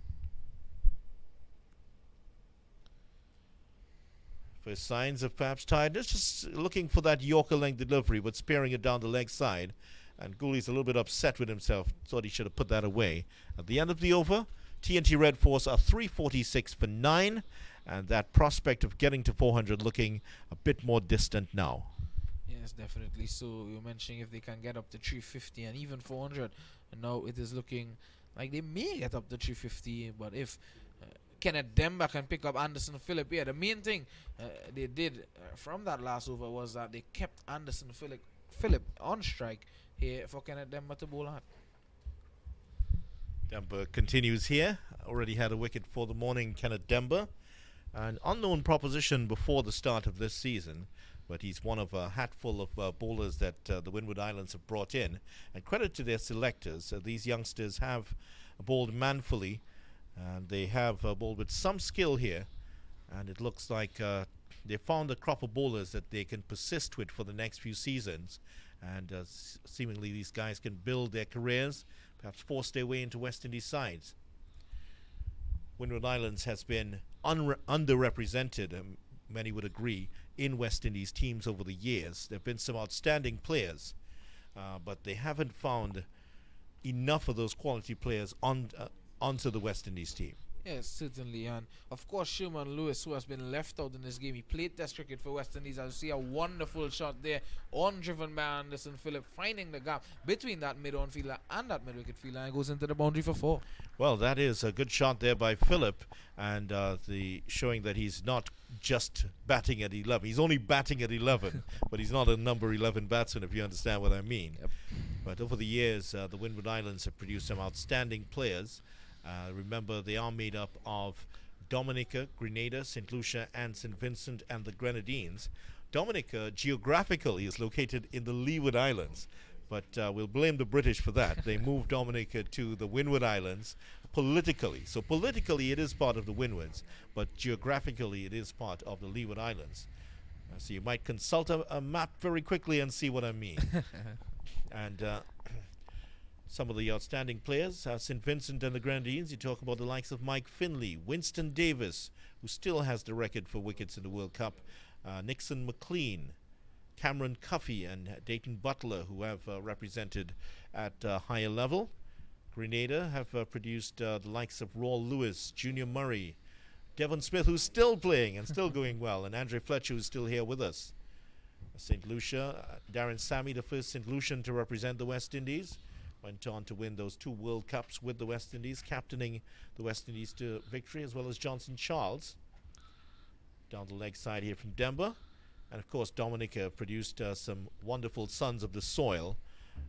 Lockhart Sebastian, Irving Shillingford, Shane Shillingford, and Adam Sanford, the man who was of Carib descent, and still, I think, a member of the police force. So the 350 up for the TNT Red Force. They would have hoped, really, they might be a little bit disappointed that they've only gotten to 350. With the firepower here and the batting, they would have hoped to really push on towards 400, especially when they started at this morning at 298 for 5. Yes, well, definitely didn't get as much scores they would like from the top order. Just Kyle Hoop scoring at 54 and Jason Mohammed 45. Not forgetting Joshua Silva, of course. He got his start with 26, and that's the only good scores that they got there from that top 5.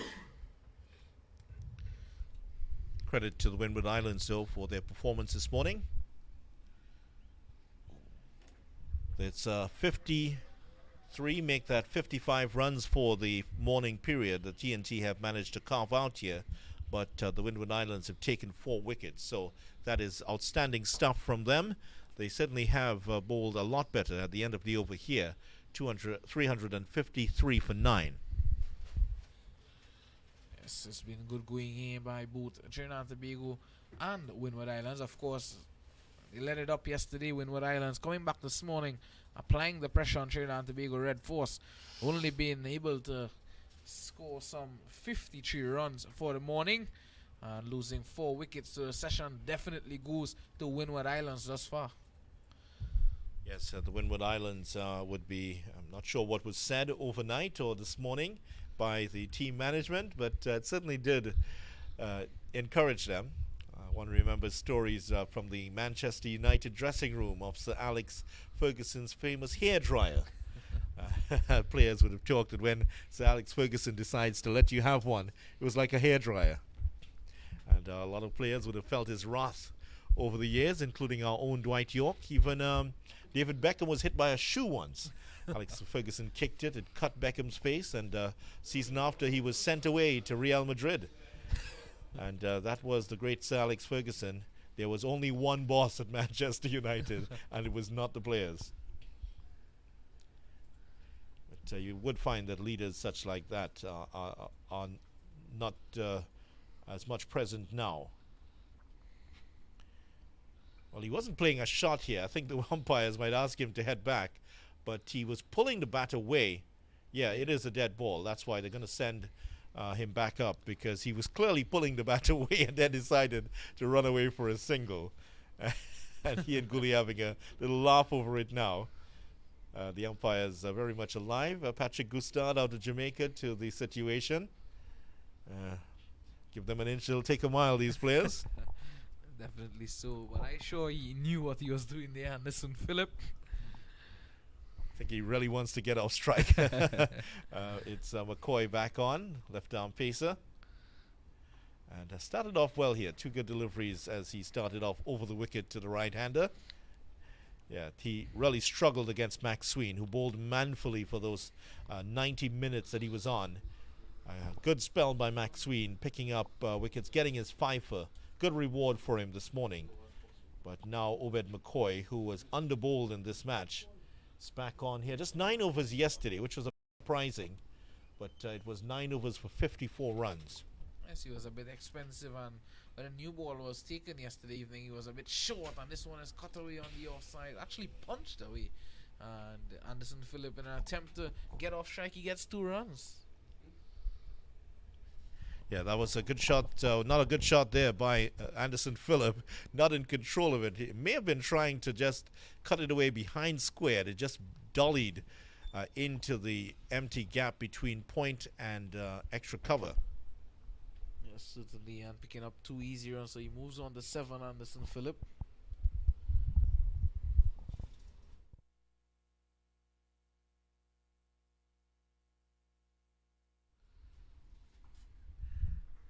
So Obed McCoy looking a lot better as he's come back on today. And obviously whatever was said, whether it was a hairdryer or not, has had the effect here on this Winwood Islands team. I think the bowlers themselves would have realized that they didn't get their lines and lengths correct yesterday. But if they had studied what the Barbadians did here last week, they would have seen that there's a formula here for success on this pitch. Yes, the pitch is a lot better for batting. But attacking the stumps will provide a lot of profits here. Another run here for Phillip. Bring the left-handed Goolie back on strike. All in all, TNT getting over the 350, but many would have felt that a total of 400 plus would have been on the cards for them. Yes, definitely with that partnership of Goolie and Imran Khan, you would have thought that they would have gotten up to 400 runs quite easily, but no, 353 for 9. That's been fueled by good bowling this morning from Winwood Islands. So Winwood Islands are trying to hold on to number 3 position in the rankings after the 8th round. TNT looking to move up to 2nd. Nice shot there by Goolie. Well timed again, but he picked up there at square. So that's the end of another over here. The first one back for Obed McCoy. No profit from the Grenadian in his 10th over of the innings. And it's 356 for 9, the Red Force, at the end of the over. It's a wonderful comeback there from Obed McCoy after being quite expensive yesterday, just conceding some 3 runs in that over. So just 1 wicket again for Winwood Islands. We are saying that like it's going to be easy, but it's left to be seen what these two will be able to do here for Trinidad and Tobago Red Force. Denver will continue, and he has extracted some turn on this pitch, much so that they have put in that leg slip, which now looks more like heading away to closer to a leg gully. Short leg fieldsman, and a lot of runs have come through that particular area. The batsmen have employed the sweep shot a lot to the spinners in this game. Flicked away, that's going to run away for 4. Good shot again by Phillip, who's proving that he is just number 11 in name here, and he's trying to prove that he should be put above Uthman Mohammed in the batting order. A nice pleasant shot on the line of the leg stump, but flicked it away beautifully. Just as you were mentioning that a lot of runs were scored in that region, Anderson Phillip flicks one away backward of square leg again and picks up a boundary. As if emphasizing the point, usually we commentators curse players. As soon as you talk nicely about them, they get out. They do something really stupid, but not on this occasion by Anderson Phillip. Perhaps he didn't hear us. It's called the curse of the commentator. Many commentators have found themselves being cursed all over by listeners and viewers when they get their favorite player gets out after you praise them. Pleasant on drive here again from Phillip, and he has provided some good support to Goolie. The partnership already up to 16, and guess what? Phillip has 15 out of them, and so Goolie's holding on for Phillip at the moment.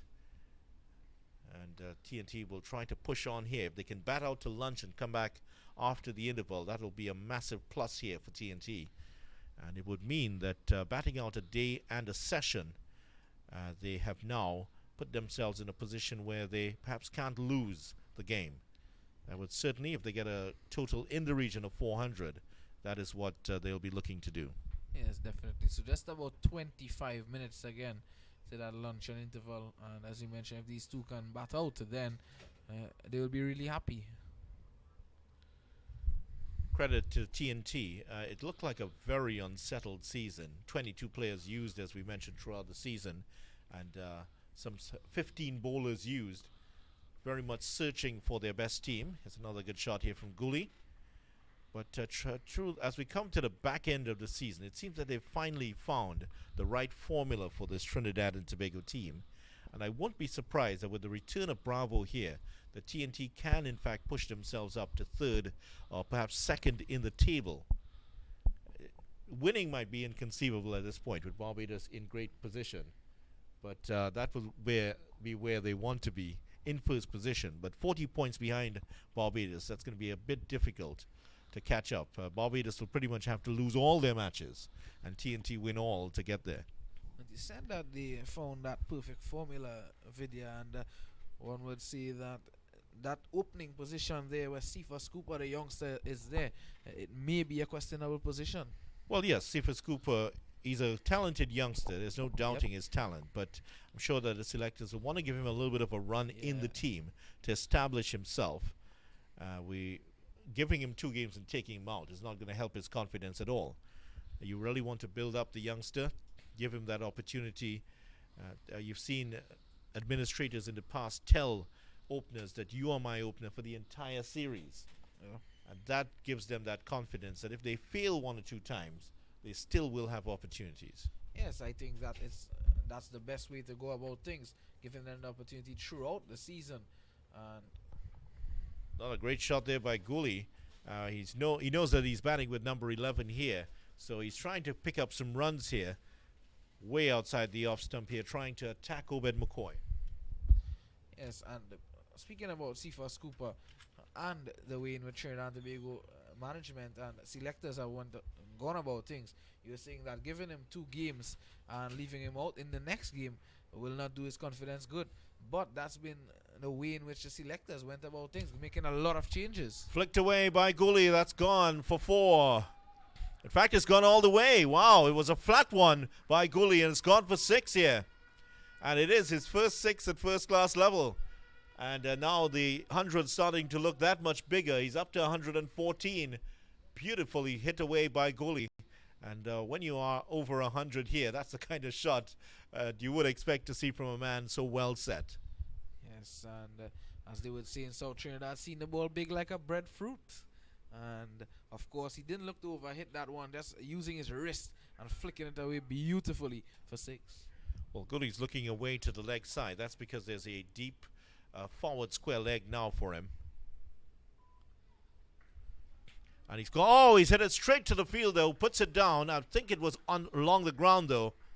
Didn't quite see it here, but he has not been able to hold on to it, and Goolie will survive, and he will also have the strike for the next over. He's not out at 115. Red force 369 for 9. But what the fielder is actually holding on to is his finger, because that's been hit really hard there into that fielder. Powerful hit by Goolie, and his shots have also caused 1 injury already here. Hodge tried to hold on to a return catch yesterday after in his 3rd over. He just sort of parried it over the bar, and as he looked at his finger, he immediately ran off because there was some serious damage done to his finger, and I'm not sure how much of he will participate in the remainder of this game. That's Phillip, and that is another good shot here by Anderson Phillip. It stays, drops on the turf at about 3/4 way to the boundary and stayed there. I wonder if he hit that with a 9-iron, because that one just dropped on the turf and stayed right where it was. It's the kind of shot you get from that club. Well, you would definitely know a lot about that, Vidya. But yes, a good shot there. I thought that would have been 4 if he got that over that mid-on fielder. But he'll feel a bit disheartened there not getting a boundary. Another one, he's chipped over the infield. This might go all the way. In fact, it's the same treatment. Just drops on the turf and just stays right there. I wonder what's happening there. Nice receptive greens out there for the youngster Anderson Phillip. It's almost like you're playing at Mocha here, or maybe Sandy Lane. The ball pitches onto the greens and just stays right where it is. 379 for 9. 373 for 9, in fact. And this partnership up to 28. Anderson Phillip has 19 of them. So a little bit of a flourish here from TNT at the end of their innings. Well, he's gone for the big hit there. Went down on one knee, tried to just drive that through extra cover. He's missed it. And that is the end of the over. At the end of it, TNT Red Force, 373 for 9. Yes, there seems to be some water now coming out for Jude Goolie as well. Probably a change of gloves, maybe. And yes, that last delivery there, Anderson Phillip showing his intent, making his intentions clear. Looking to get on with things there is Anderson Phillip and Trinidad and Tobago. So a slight water break here for the 2 batsmen, and the tail of the tape here. Here's what's happened for the day. TNT ended day 1 at 298 for 5, Goolie 78, Can 80. Since then, as they've come out this morning, Can has gone bowled by Maxween for 84. Akil Hussain, short stay for him. Caught Stewart bowled John for 5. Terence Hines was caught and bowled Denver for 7. He looked very unsettled and just pushed the first delivery from Denver straight back to him. And then the last one to go was Uthman Mohammed LBW to Maxween. A wonderful delivery that swung in from outside the off stump and trapped Mohammed in front. LBW, 5 wickets for Maxween, who has again continued to impress here. Denver continues. He thought about the single there, but Goolie, who's on 115, has made his village of South Arapuch very, very proud indeed. Might be a ticker tape parade when he returns on Sunday evening.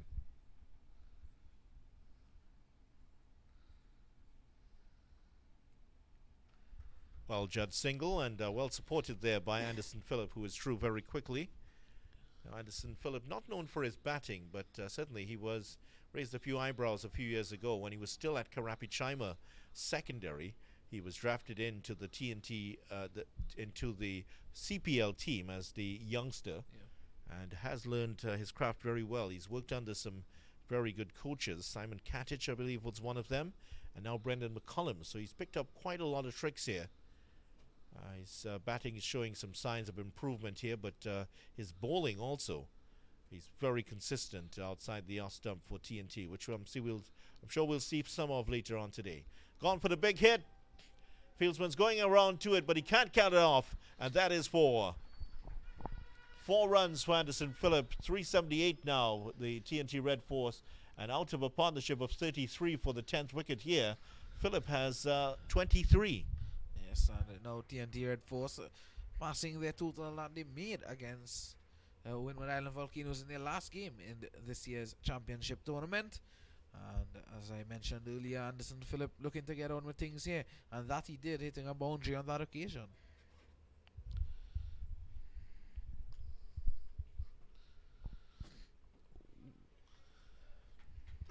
So this is further disheartening here for the Winwood Islands, who had picked up 4 wickets cheaply here from TNT. But this partnership has not been in the script for them.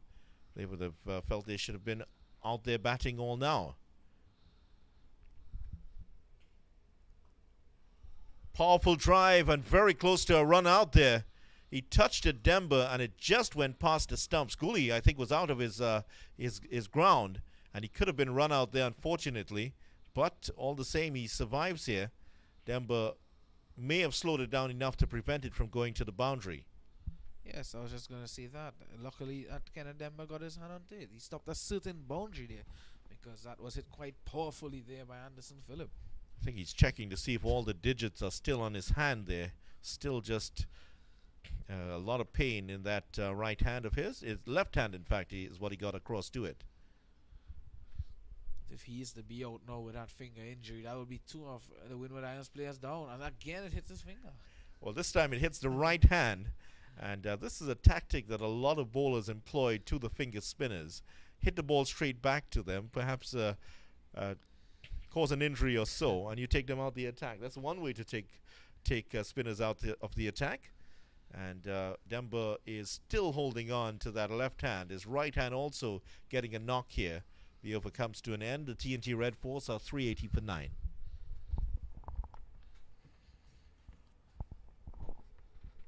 Yes, looking at the partnership here now between Anderson Phillip and Jid Goolie. It's moved up to 35.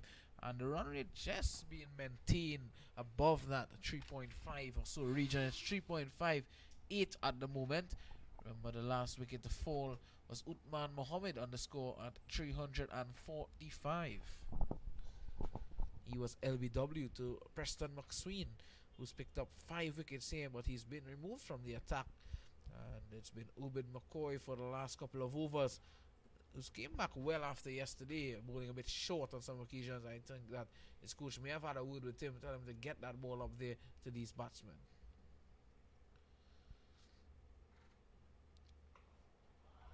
And as you mentioned that, he pitches another one short. And Goolie is driving off the back foot elegantly for 4.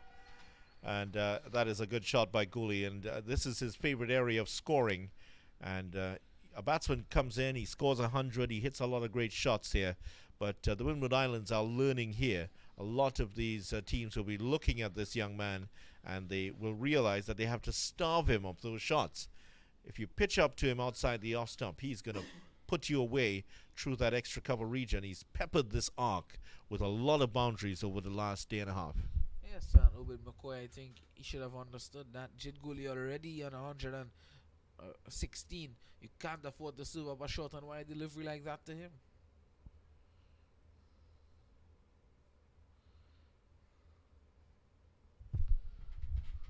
Wide and very full there by McCoy.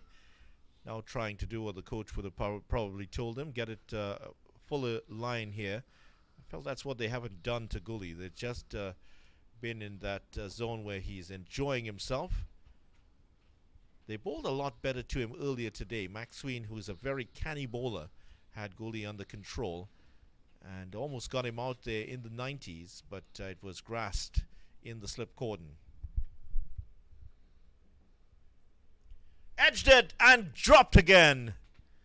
Well, not for the first time today, and that should have been the catch there, that Owen McCoy should have been celebrating his second wicket, but it should have been taken easily.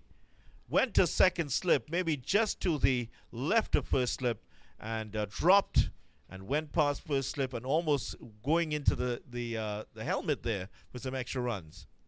But I was going straight into the hands of the first slip fielder. I don't see why that second fielder dived in front of the first slip fielder, and in the end just given an opportunity to Jed Goolie to go on and score more runs. Well, I don't think any words are being said there. Jed Goolie's looking back at the slips and perhaps telling them thank you.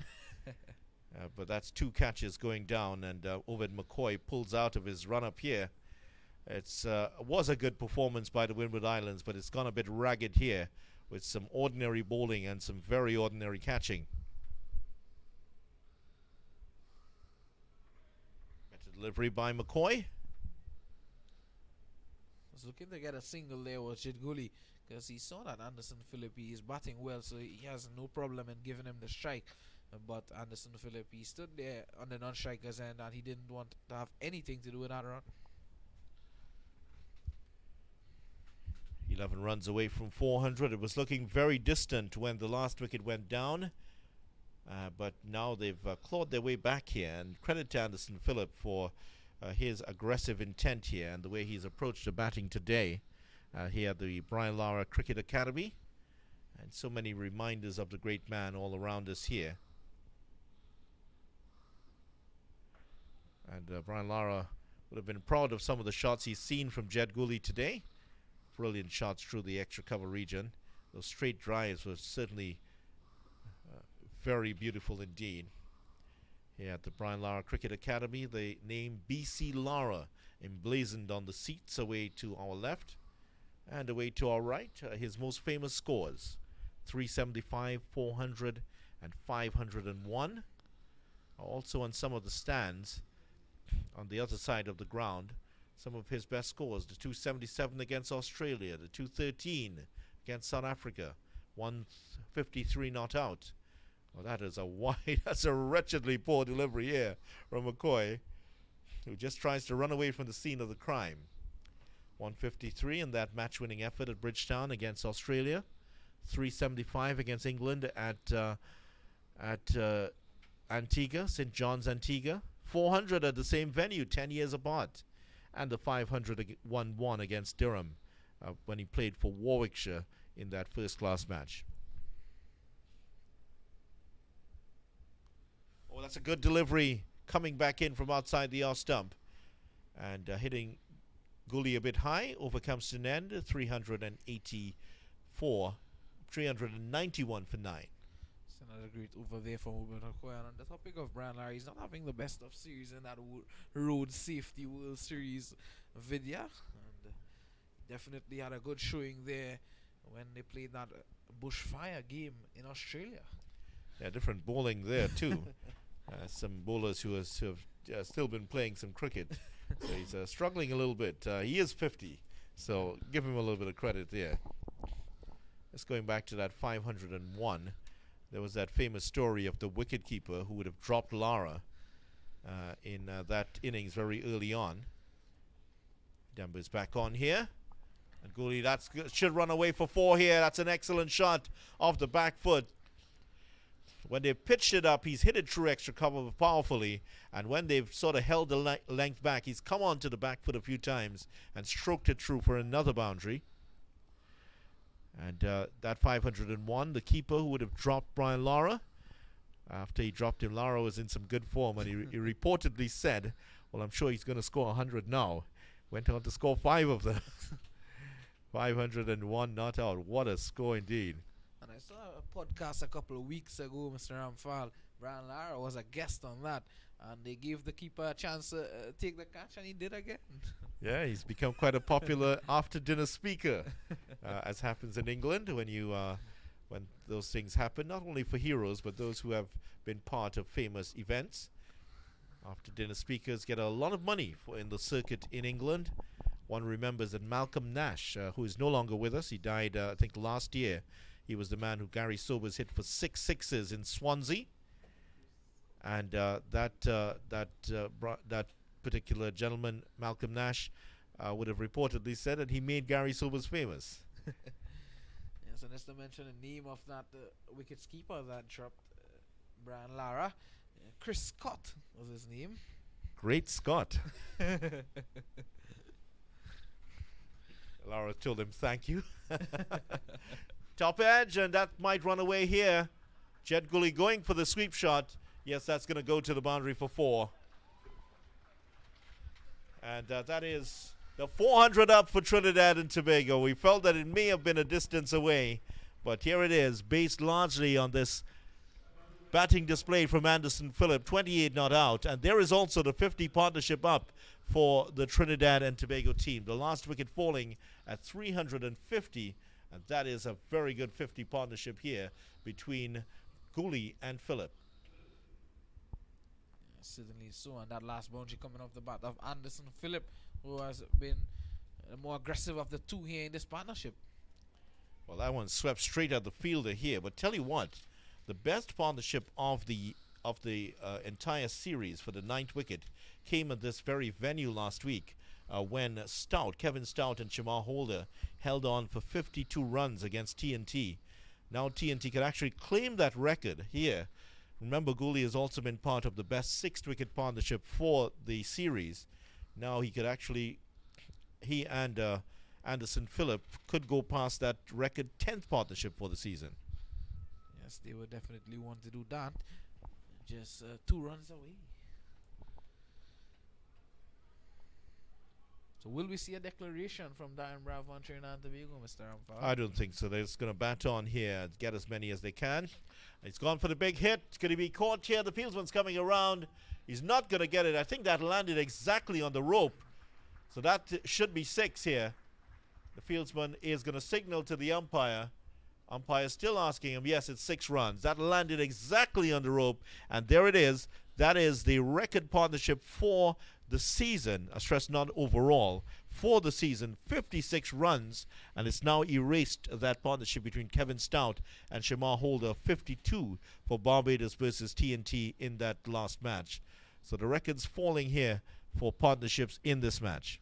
Yes, but I think that Kenneth Demba and the rest of the bowlers here who is bowling rather to Anderson Phillip, they should recognize the fact that he is looking to take all of the deliveries straight on that stump, and they are attacking his pads. He's looking to carry those deliveries on the leg side. It'll be better bowling outside the off stump to Anderson Phillip.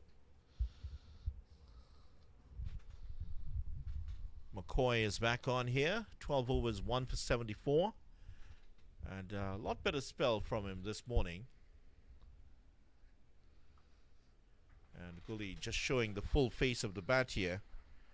It looks as wide as Port of Spain right now, Jed Goolie and his bat. And I'm sure he's really enjoying this innings here. 128 he is now.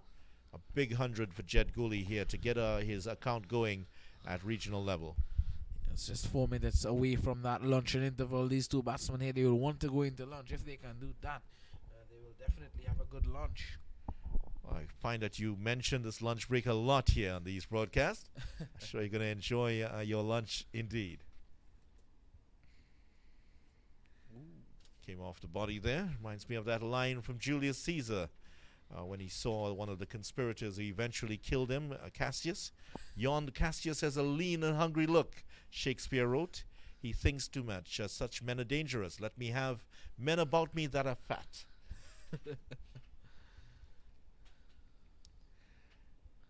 And as we mentioned that, today is the 13th of March. Julius Caesar was killed on the 15th of March. The Ides of March, as they say. So beware of it, Sue. Edged and into the ground, not carrying to the keeper. It was went straight into the ground. I think he's also found his bat has been splintered here, Anderson Phillips, so they're going to have to change it mid-over. Bat certainly not lasting as they used to. Yeah, there it is, a big crack in the bat. There was already some tape on it. There was already some tape on the bat, but that looks like it's going to be the end of this one. It's a big piece of a big splinter that has come off the end of it.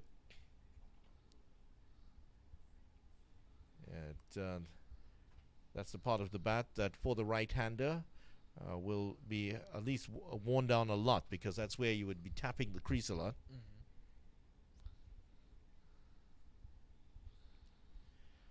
So beware of the Ides of March. The Ides of March will be on Sunday. And it was said that a soothsayer would have told Julius Caesar to beware of that particular date. So avoid all Romans on Sunday if you can. Also need to beware of that coronavirus going around, Vidya. Well, if you want to say it this way, no roaming around on Sunday. Just to give you a little update about what's going on in the international cricket scene here with the coronavirus. Sri Lanka and England tour that have been cancelled. The IPL have now been postponed to April 15th. And all overseas players, at least some of them, they are leaving the Pakistan Super League as well. And they have also found one person who was present at the Women's World T20 final. They have been tested positive for the COVID-19. Yeah, that's certainly a frightening statistic. And sports all around the world affected. Remains to be seen how this tournament will be affected. And no word from the Cricket West Indies yet, but I'm sure they are talking about that situation right now. Of course, none of us want to see this competition end. We'd hope that with the season as it is here, Barbados, I'm sure, will not want to be denied the opportunity to win the season. Yep. Still 2 matches to go here. Not sure Guyana will be too pleased if the season is cancelled. They have 5 in a row. But it is a sad situation indeed. Yes, definitely. Just continuing with that information, also the India versus South Africa ODI series has been cancelled. England versus Sri Lanka, of course. The ECB saying that the physical and mental well-being of their players are most important. And it's unprecedented times, and decisions like this go beyond the cricket.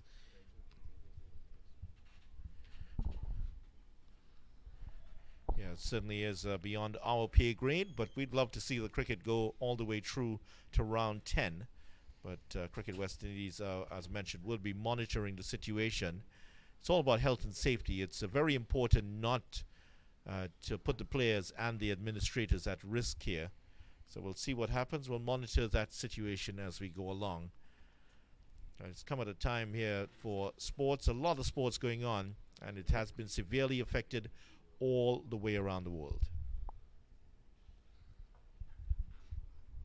Carved away behind square, and more runs here for Phillip. And he's getting a generous round of applause here.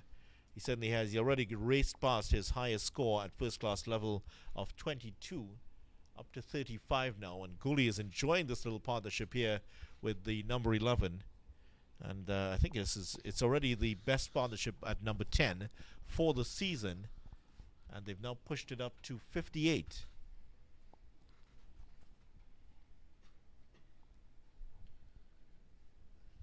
Ronnie Bikram Das has returned to us here to do his technical duties. He's wearing a very nice shirt here today, Ronnie Bikram Das, and he's shaven for the first time in 2 months. So you shouldn't go for job interviews while you're working on another job, Ronnie. That's certainly that's sacrilegious.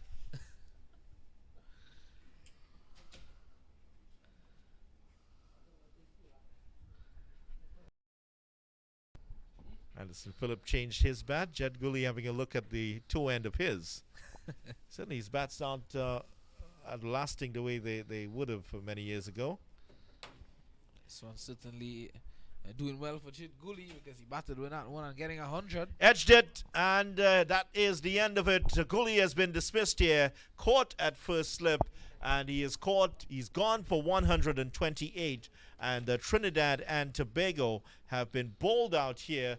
The catch taken at slip, and Goolie is the last man to go. That is the end of a very good innings here from Jed Goolie. His first-class 100, and he has had to go. Anderson Phillip remains not out here on 35. So the TNT Red Force innings has come to a close at 408 for 9. Good effort in the first innings here, and it is a moment that Jed Goolie will remember for the rest of his life. His maiden first-class 100. Definitely so. Wonderful enough from Jed Goolie. A good performance all around from a Trinidad and Tobago team to finish on 408. And one would hope that the Winwood Islands come out in good form with a bat and look to attack that total of 408. Partnership of 59 for the last wicket here. It's the record for the tournament for this year. And there's Jed Goolie coming off there. Very pleased looking young man, and why not? I'm sure the Trinidad and Tobago team, they're all very happy for him. And a lot of concern. There was a lot of speculation over whether he would play in this game, but he has come on, and he's repaid the spectators, the selectors in fact, and the spectators with a very good 100 here, out for 128. So that's another wicket for Denver, and he ends with 3 wickets for the innings here. So it's lunch here at the Brian Lara Cricket Academy. It does give us an opportunity to quickly go through what has happened here today. TNT 298 for 5. They would hope to have gotten over 400. They have. But here's how the wickets have gone for the day. Imran Khan, who was not out on 80, was bowled by Maxween for 84. Akil Hussain caught Stewart, bowled John for 5. Terence Hines caught and bowled Denver for 7. Uthman Mohammed, LBW, Maxween 3. Anderson Phillip is not out on 35. Jed Goolie, the last to go, caught at slip off the bowling of Denver for 128. So that is TNT all out for 408 here. And TNT, and now Winwood Islands will come into bat after the break. Are you pleased with this particular first innings total? Yes, definitely batting first on this track. You'd want to get a score over 400 and to give yourself an opportunity to not bat again on this track. And certainly Trinidad and Tobago Red Force, they have given themselves that opportunity. They also obtained 5 batting points in this innings. And that, of course, batting once in this match depends on the form of one Devon Smith and the irrepressible Andre Fletcher. How will they come out? How will the Winwood Islands fare? Stay with us here as you come back after lunch for more coverage here on the Cricket West Indies stream. The news is from the Brian Lara Cricket Academy. TNT have been bowled out for 409 with Jed Goolie top scoring with 128. Join us in just about 35 minutes time for continued coverage here on the Cricket West Indies stream. On behalf of Fisham Lalman, I'm Vidya Ramphal and the rest of the crew, goodbye for now.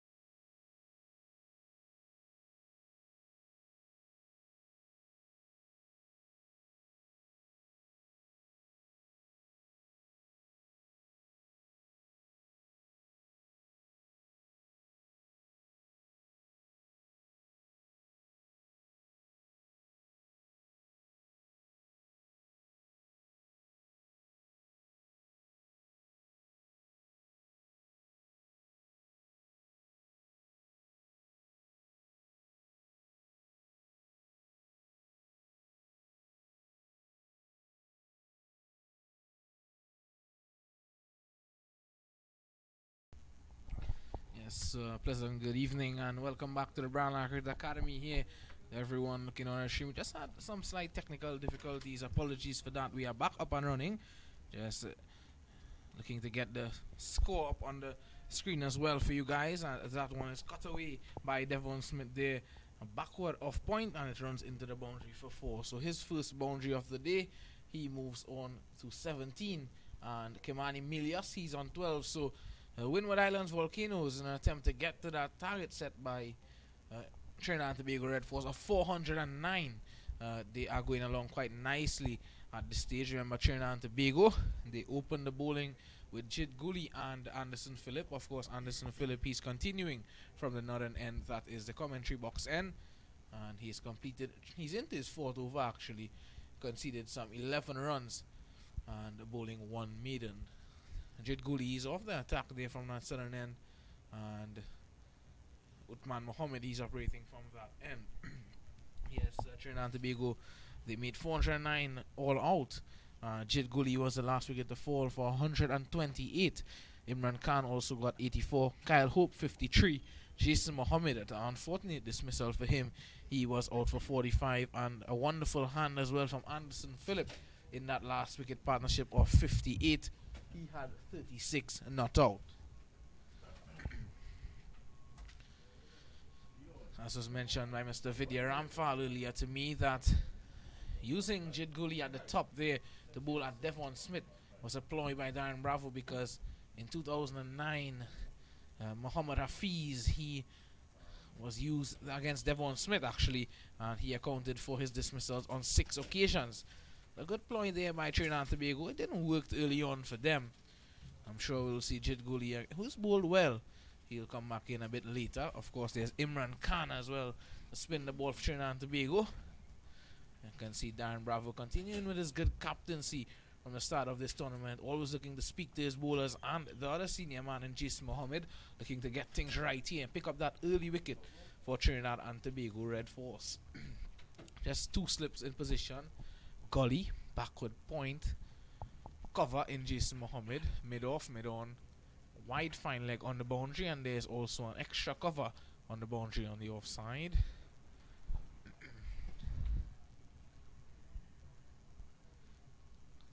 Devon Smith, a man who's dominated regional cricket, played 216 matches for Winwood Islands, some 14,599 runs before this game at an average of 39.77. He's been given opportunities for West Indies. He's not been able to push on despite having these first-class runs. He has 38 hundreds, 62 50s, the highest score of 212. So they are looking to hit the deck hard here is the Trinidad and Tobago Red Force pace bowlers. And what's been different from them as opposed to Winwood Islands Volcanoes bowlers is that they are being able to attack the stumps, bowl on the body of the batsman, because if you are going to bowl any short deliveries on this track, you don't want to be anywhere outside that off stump or down the leg side. You don't want to give the batsman any room to free their arms. Just got to keep things tight here. Trinidad and Tobago Red Force apply the pressure and to get wickets. Devon Smith coming off of a golden duck in the second innings of that last game against Jamaica. They got a big score here today. So I'm gonna welcome producer Mr. Vinod Mamchan.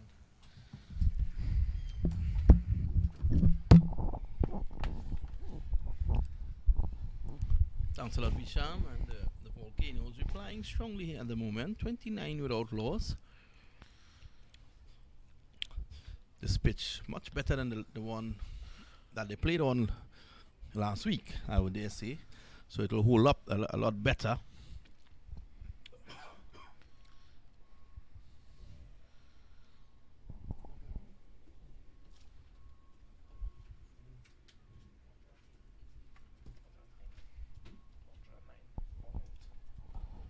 So the first target for the Winwood Islands would be 209.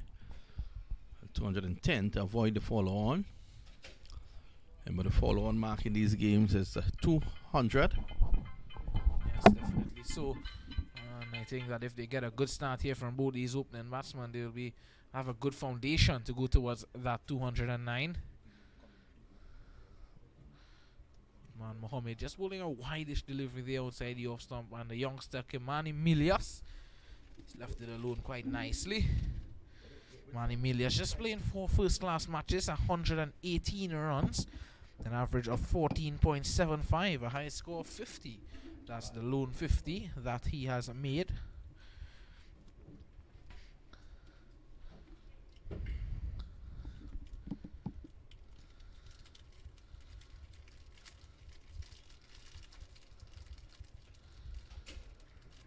Has been watchful at the start here is both these batsmen. Whenever Trinidad and Tobago Red Force straight on the leg side outside the off stump, they have been able to capitalize on that.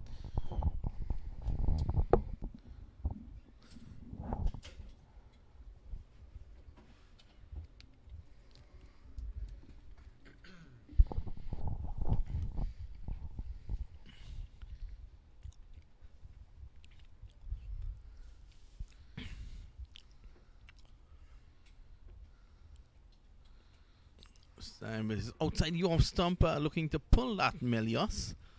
Didn't get up as he would have liked.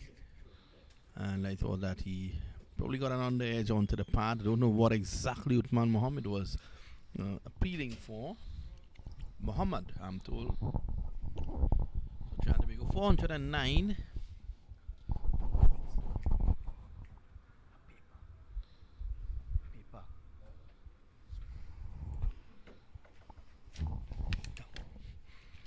409, thanks in the mean to that wonderful partnership by Imran Khan and Jid Goolie, the young man going on to complete 100. And their partnership was over 150, I think it was 159. It was way off the record of 223 that was achieved in 1967. Between Richard D'Souza and Charlie Davis. Do you know those two guys? Mr. D'Souza has passed on to the great beyond. Charlie Davis is still much alive and with us. 1967. You remember that match, Visham? No, sir. Definitely not. That's way before my time, but I certainly need to do some reading on that. Richard D'Souza was a very good batsman and fielder for Trinidad and Tobago. Had a liking for the Ghana attack.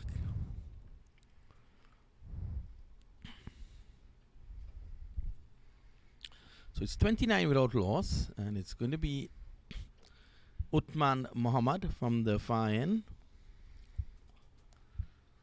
A bit too wide to interest Melias, who is the newest batting prospect out of St. Lucia.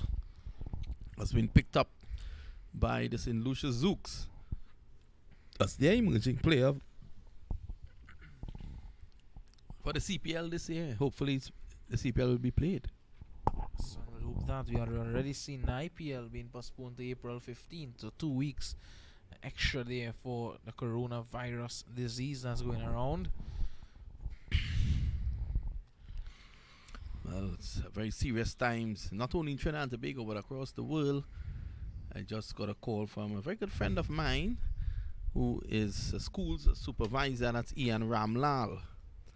He tells me that primary schools cricket was called off today because of the fears of the coronavirus. This is Smith driving loosely outside the off stump and beaten there by Philip, beaten for pace as well. Yes, that's good signs here from Anderson Phillip and Trinidad and Tobago Red Force. He's been consistent for them on and board that off stump line. That's where they would want him to do. That's what they would want him to be doing, and that he is at the moment. Building some pressure on this end, but he needs support from Uthman Mohammed from the other end. Well, at the moment, the score is 29 without loss.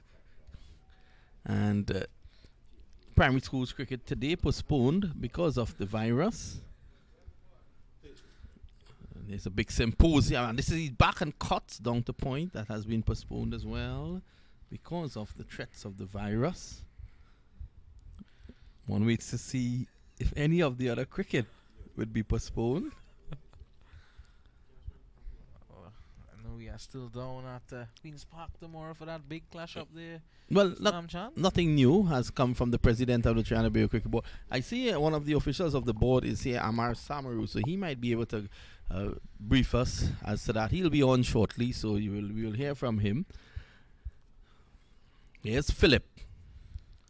That's a very good delivery, just on and about the off stump. Smith coming forward, it peels off the outer half of the bat, and Hussein not being able to stop it. It goes down to the boundary, just falling, picks it up short, and they come back for 2, so it's 31 without loss. Devon Smith, who is the most prolific of batsmen in the regional game, he continues to bat and bat and bat. He has moved on now to 19. It's just a couple runs away, a couple hundred runs away actually from 15,000 first class runs. I think that Anderson Phillip will be a bit disappointed there with that last delivery. So it should have been a dot delivery, ended up being 2 runs. Outside the off stump, driven and true covers for 4. I think a better effort was needed there by Jason Mohammed, who is normally an excellent fielder. That went right through him and into the boundary for 4. So Smith goes on now to 23. It's 35 without loss. Are you worried at all, Visham, from your end, the southeastern part of Trinidad and Tobago? Are you worried about this virus? Has it reached that area? It hasn't reached that area as yet. One would hope that it doesn't reach that southeast region. Well, I know that there's one man, Shaquille the Barrel John. He has nothing to worry about because they tell me he actually lives in the forest. He lives in the forest is John. Has no trace to be precise. They in Tabland. So primary schools cricket postponed today. Ramlal, school supervisor, indicating that to me early on. Also, we have been forced to postpone a cricket development camp in conjunction with KFC that was to be hosted by Cricket 360 in collaboration with KFC in the southwest zone of Trinidad and Tobago. Well, that program has also been put back, and that was made official today because of the fact that there are to be no public events at any school in Trinidad and Tobago. That decision was made today by the CEO of the Ministry of Education. And when I say CEO, I mean the Chief Education Officer, and that is Mr. C. Charan. He has made that announcement today to his school supervisors, and we were using the Vestini Beach, the Vestini Secondary School, which is very close to the beach. That was where we were going to do our coaching program. So all of you on the stream who are looking on, that is now off until further notice. Everything seems to be just a matter of time before everything is postponed. I know that you're very comfortable, well, not comfortable, I know you're very accustomed to things being postponed, because I think George Village Cricket Club has postponed winning a match for the last 3 years.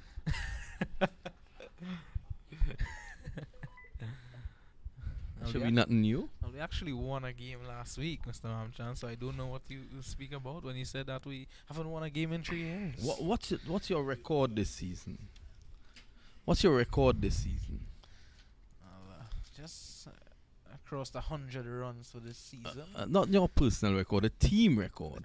This is a delivery that's pushed back on the onside by Mohammed. Well, our highest total for this season. How many games have you played this season? Your club, that is. 10 games. How many have you won?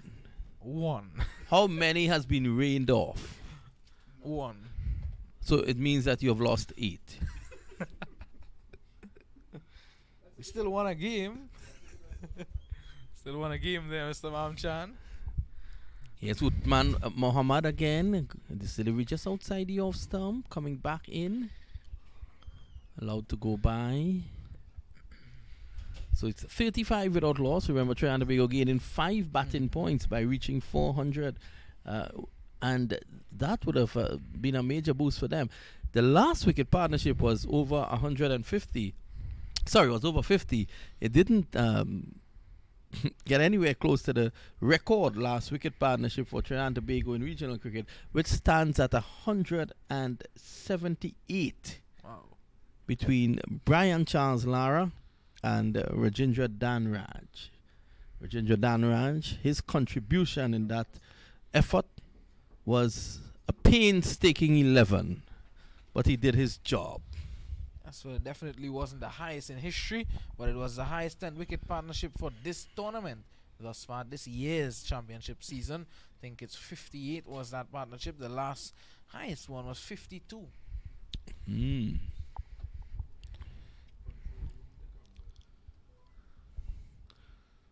Mohammed, short delivery, and Melius has nothing to do with it. On that note, speaking about Melius, Melius has been one of those players who have benefited from Sandals' investment into not only West Indies cricket but into St. Lucia's cricket. Sandals has made massive investment into St. Lucia's cricket. They sponsor their under 19 every year, and that is about to come up as well. I think I'll have to speak to Sandals' PR manager, Sunil Ramdeen, to find out if that is also being called off. But Melius is a product of that under 19 tournament back in St. Lucia. Do you know Mr. Ramdeen? Yes, of course. He was the guy that interviewed me when I first got the opportunity to be on commentary.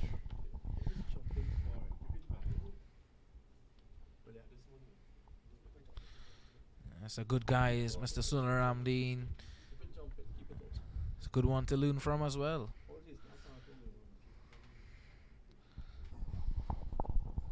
This delivery goes through the slips down to the boundary for 4. So Melius gets a fortuitous boundary. And that takes the score now to 43, is it? 43 without loss. So yes, yet a number of runs continue to leak in that region there for Trinidad and Tobago Red Force. In the last game, when Barbados Pride were bowling against Trinidad and Tobago Red Force in that third man region and the extra cover region, as well as the backward square leg region, approximately 30% of the runs did came from there. And now we are seeing that happening in the first innings of Trinidad and Tobago Red Force as well. There was quite a number of runs backward of square leg behind the batsman as well. So it's going to be Anderson Phillip. I think he's from the Couva area in central Trinidad. Bikram Das raises his hands.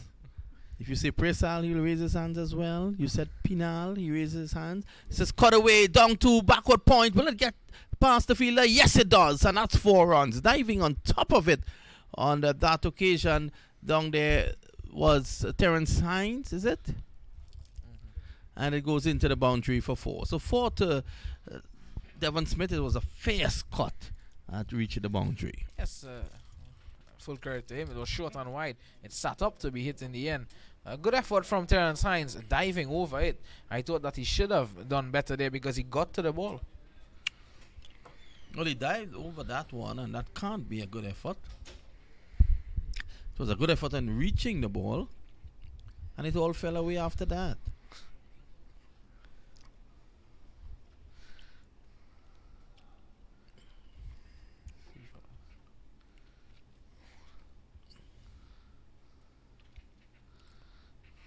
So it's way outside the off stump from Phillip.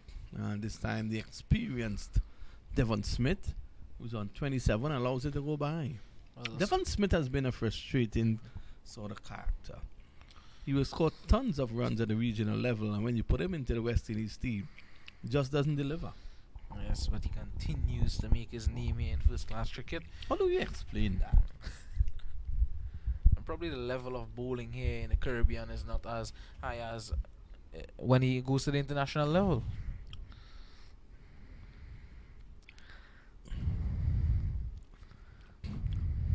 It's a much better delivery from Phillip, pushed away on the offside.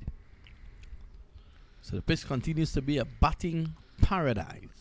Yes, for the morning I only saw one ball kept a bit low, and that was when Kenneth Temba was bowling. And yes, we are now seeing Anderson Phillip. He's going around the wicket because he thought that Devon Smith was a bit comfortable with the ball angling across him, and he was being able to play freely on the offside. Now he's looking to angle it into the pads of Devon Smith. Well, he has to have the ability to get one to straighten. Just back of a length, and Smith is again solidly behind this.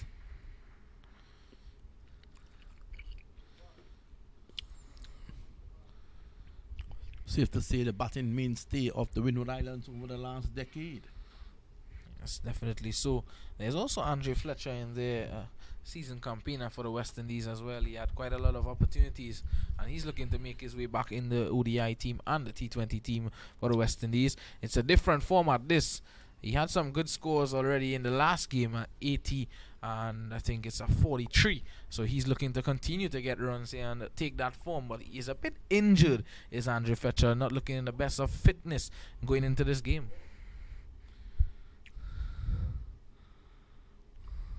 Again, solidly on the offside. So Smith has actually played 216 first-class matches. This is his 217th. This is also his 394th innings. He scored 14,626 runs to an average of 39.83, 3,800, 62 half centuries, a high score of 212, and he has been undefeated on 26 occasions. Amazing career is that from Devon Smith. One would have thought that his first class average might have been a bit higher than 39.83. The question is, can he get his 63rd 50 and take that to 3,900 today for Winwood Islands Volcanoes? If not today, going into tomorrow. Get them into that position where they can save themselves from being taken to that follow-on by Trinidad and Tobago Red Force. So even if they can get that target of 409. When you spoke about Andre Fletcher, his 71st match will be this one. He's played 124 innings, 3,653 runs at an average of 31.49. Don't ask me how I worked out that quickly. 522 half centuries. Wow. So he definitely has a good career as well. But he'd want to take that average up a bit, because he's a senior batsman in the team, of course. What about Sulalambris? 59 matches, 105 innings, 3,094 runs, on an average of 31.57, with 714 half centuries and a high score of 231. They tell me he is the brother of Romel Currency, half brother of Romel Currency. Do you remember Romel Currency? Nope. He is the Winwood Islands player. You're a young man, so we'll forgive you for that. We'll then send you off to do some research pretty soon. And the currency is no longer in the setup of the Winwood Islands, probably because they weren't getting value for their investment, you think?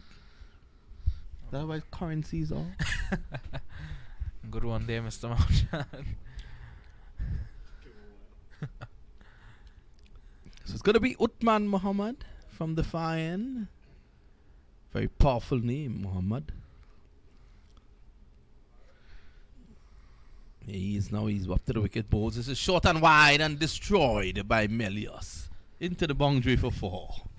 Yes, a wonderful shot there indeed from Kimani Milias. Again, Uthman Mohammed not being able to get that ball on the line of a stump. He's consistently short and wide outside that off stump. And Kimani Milias taking full advantage of that. His opening stand here proving to be real ominous here for Trinidad and Tobago. They need to get an early wicket. Partnership already 47, Milias 20, and Devon Smith on 27. And mind you, they started with a run rate above 4 as well.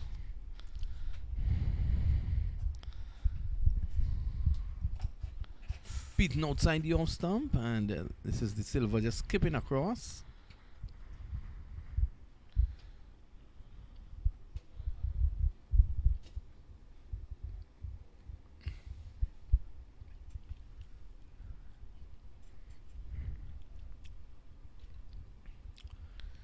I want to say a very good afternoon to President of the Trinidad and Tobago Cricket Board, Azim Bassarat. He's up there with the Vice President as well as the coach of the West Indies team, Philip Simmons, as Uthman Mohammed continues from the southern end.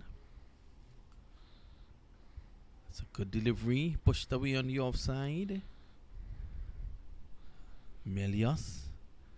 His eyes will be fixed on that ball, looking to play as close to his body as possible to avoid those shots outside the off stump. He has gotten problems with deliveries outside the off stump in the past. Also here as well at the stadium is the chief selector of the West Indies team, Roger Harper, and the chief selector of the Trinidad Cricket Board, the Red Force franchise, Anthony Handsome Hollis Gray. It's the end of the over, and after a final comment from Visham Lalma, we'll be joined by Amar Samaru. Yes, thank you, Mr. Mamchan. And yes, as you mentioned, Trinidad and Tobago just need to get that early wicket and build some pressure here on Windward Islands Volcanoes. At the moment, Windward Islands, they are going along nicely towards 409. Thank you, Mr. Lalman.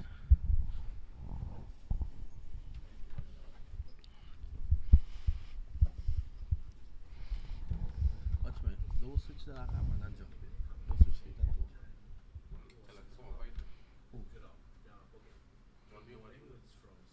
You might shake it. Yeah, it makes sense to show it if it's shaking. Even though it's dark and it's 5 minutes, 6 minutes, still get up. Good evening. Only after 6. So Darren Bravo, the captain of the team, he's just having a word there with Anderson Phillip. Presents him with the red cherry. Phillip Mohammed 4 was none for 19 from the fine, and here Phillips continues in and bowls and just back off a length to Smith. So I think Bravo's approach here is to just frustrate Smith a bit, just put it on a spot and wait for him to make the mistake. Good afternoon, Amar. How are you? Good afternoon. Fine, thank you, sir. And good afternoon to all viewers on 360 Cricket. Yes, well, it's a 360 production on behalf of the West Indies Cricket Board, and it's going to be Phillip. So Trinidad and Tobago 409, a good effort this morning. Very good effort, especially with the last wicket partnership, 60 runs or so, with Anderson Phillip and Jahid Goolie. Jahid Goolie making 128. Yes. Very impressive score. I think in that effort, he's addressing the selectors, both locally and the regional chief selector, Mr. Roger Harper. Yes, he did look solid indeed. Number of 18 tours. Number of 18 tours coming up, and I'm sure he'll be looking to continue his good work, getting a chance on the Trinidad and Tobago team, his second match this season, and he was able to address the selectors with 128. So it's going to be Phillip to continue here from the Gasparilla on northern end. Pretty quiet afternoon, Amar. It's pretty quiet afternoon. How is the threats of the coronavirus resonating with you?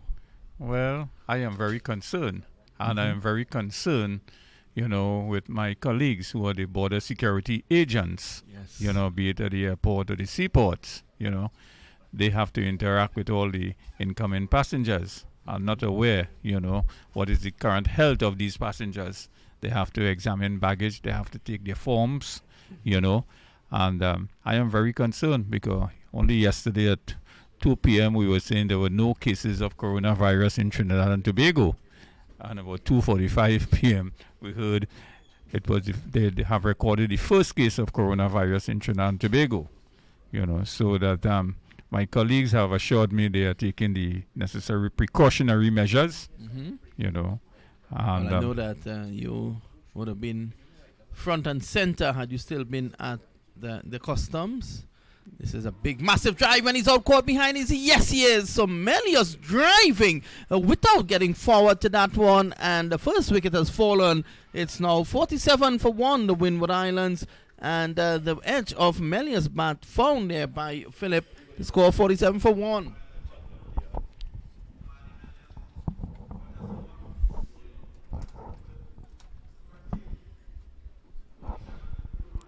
So 47 for 1. And they are going to take a short break here, probably for some drinks.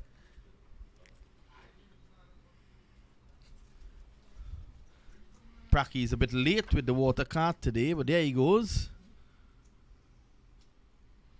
And a good wicket to get just before the break there, Amar. A very good wicket. I think Melios should have played on the front foot and get to the pitch of the ball. But he didn't. He remained in a stationary position and he got beaten, Yes, well, with a slight movement.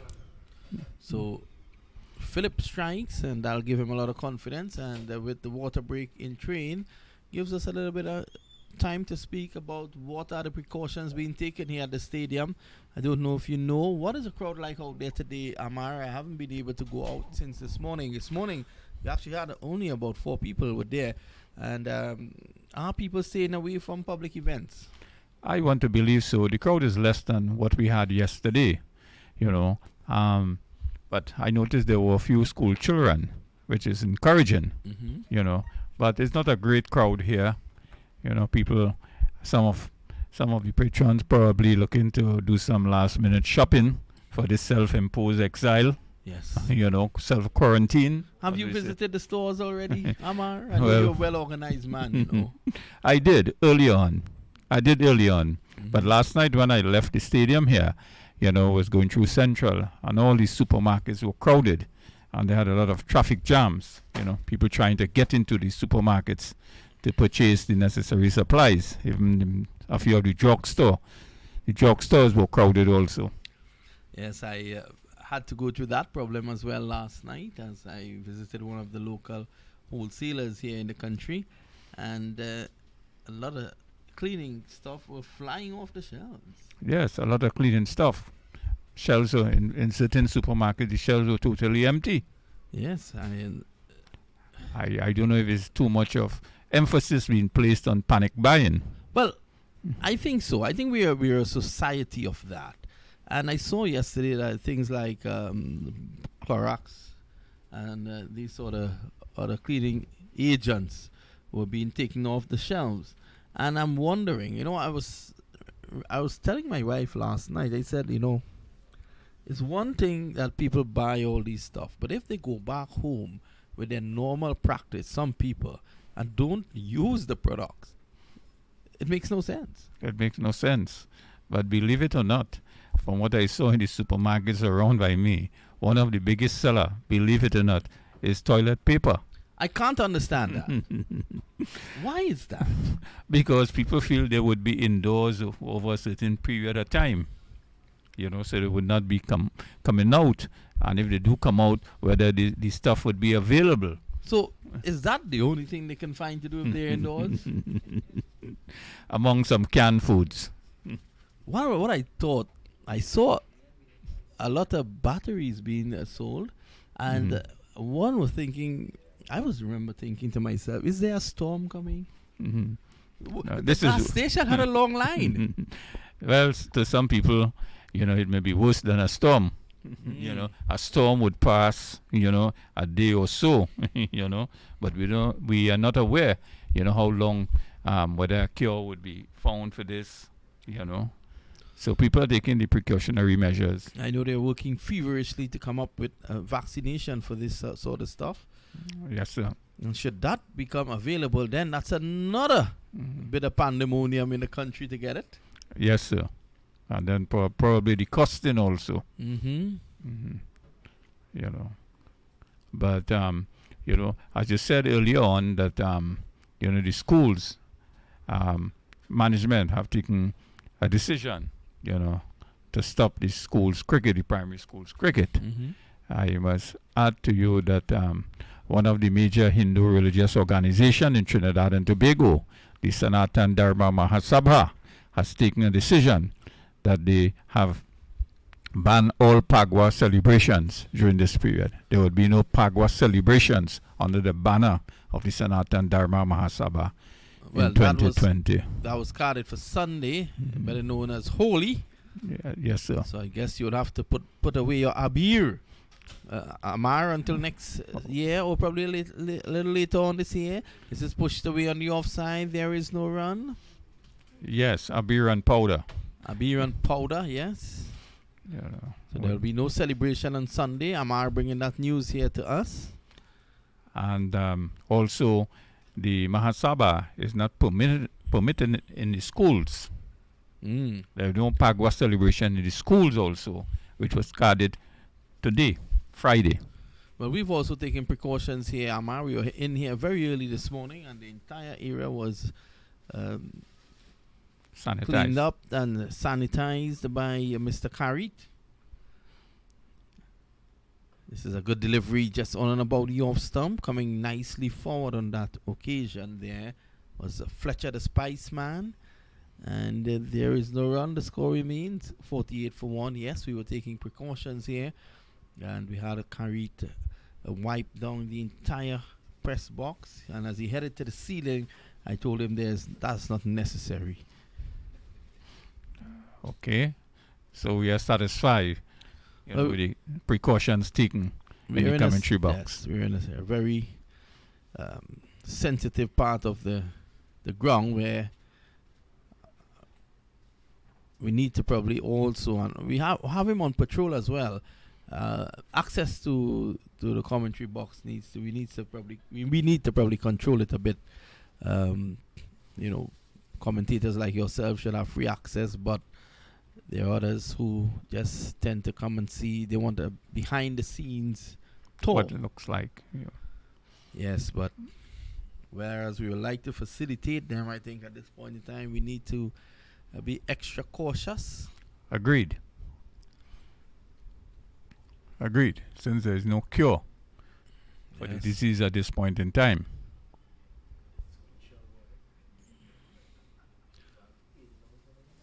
So here's Uthman Muhammad around the wicket. He comes in and bowls, and this delivery is pushed away on the offside. Not getting up as much as Devon Smith would have anticipated. He was back and across, playing it away. Yes, you were asking about the Trinidad and Tobago Cricket Board. Yes. The last discussion I had with the president is that the government of Trinidad and Tobago has not banned public gathering as yet. Mm-hmm. They call on people to use their discretion. And any further developments, the president indicated, will be guided by the Minister of Health of Trinidad and Tobago and the Minister of National Security. So is local cricket on tomorrow as usual? As far as we are aware, local cricket is on. Okay, so local cricket is on tomorrow as usual, and you can join Cricket 360 for coverage of Queen's Park as they battle tomorrow at the Queen's Park Oval. Outside the off stump, allowed to go by. And this weekend it will be a 2-day affair, Saturday and Sunday only. Yes.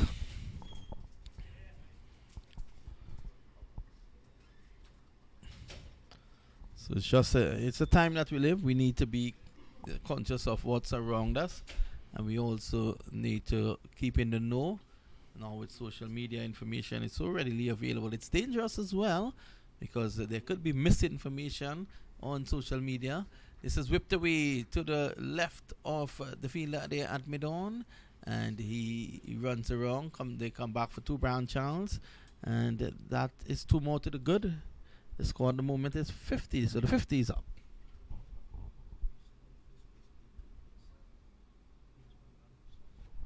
So tomorrow at the Queen's Park Oval, it's going to be Persal against the Oval Boys. That's first place against third. So I'm sure you'll be glued to your monitor to follow that game, Amar. Yes, I would follow that game. It's 2 good teams are playing in local cricket in the Premier Division. And I gather also the selectors will have their eyes open. In these local games, and as I said yesterday also, the West Indies coach is here, the West Indies chief selector is here, the West Indies vice president is here, so a lot of emphasis is being played on this game. This time it is pushed away back by Smith, the very solid looking Devon Smith. Trinidad and Tobago would not feel comfortable whilst he's at the crease.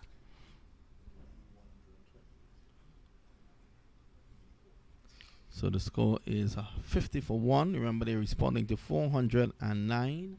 As he passed the worm, has made his way down to the Brown Isle Cricket Academy. I was a bit worried at lunchtime when I didn't see him. One thought that he did beat a hasty retreat back to Grenada.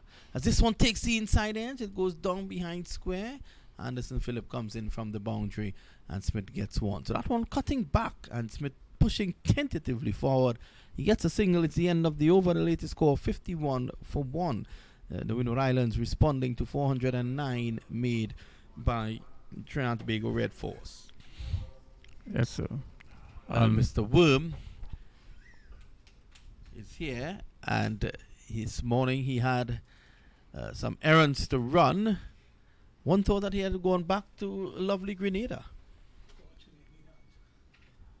And running away from the virus. He's not a man of that.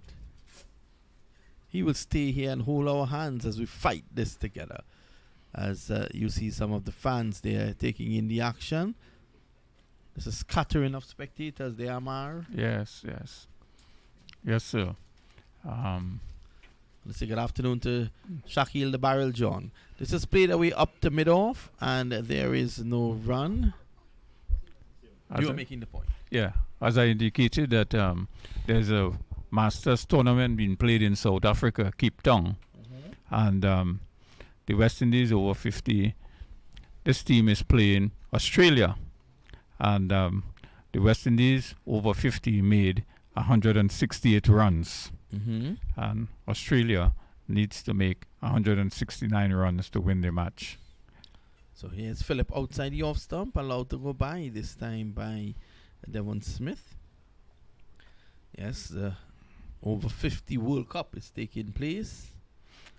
And in this match, the West Indies over 50 played Narayan Bideshi, who made 37 runs, the top score. Well, we did ask for him yesterday, didn't we? Yes, sir. Yes, they were soundly and wrongly beaten in their first game, and we did ask for his inclusion. Yes, sir, I recall that. Yes, he's there today and he top scored. Here is Anderson Phillip. This is whipped away, true mid wicket, runs here for Smith. In fact, he's only going to take one.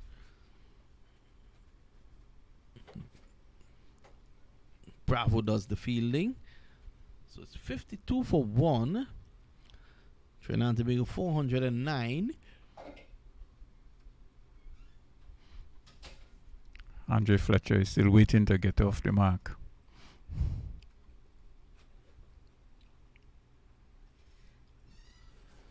Andre Fletcher from Grenada. Devon Smith is also from Grenada.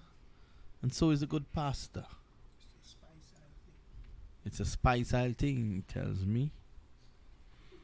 I was there last year. I was gifted with a lot of spices by one of my good friends from... And this time he's popping it in the air, and that's the end of the Spice Man. He goes without scoring and delivery outside the off stump. He looks suspiciously at the pitch, and it just popped on him. It did not come through with the pace he would have thought, and he is on his way. So the second wicket has fallen. The score is 52 for 2, and Anderson Phillip gets another wicket. Yes, I think he got beaten there. To me, in my opinion, he expected the ball to raise a little bit more than was expected, and he got beaten for pace. It slowed up a little bit. So that delivery outfoxed him outside the off stump. Yeah, he was outfoxed. Beaten. So dejectedly walks back to the pavilion there, Andre Fletcher. And gave a simple catch. And the new man coming in is Sunil Ambris, the captain of this team.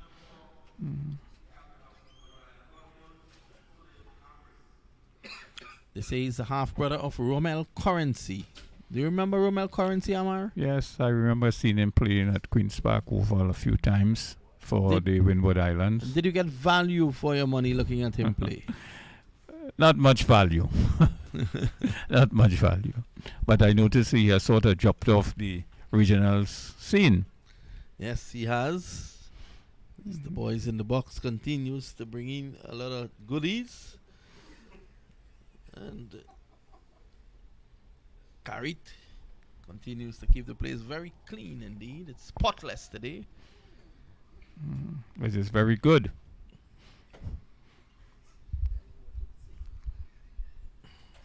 Sunil Ambris is a sort of attacking batsman also. He recently played for the West Indies in Sri Lanka. Good player. Highest first class score of 231. Impressive. George Village, they have played cricket the last 5 total for the entire team. Doesn't add up to 251. Amazing.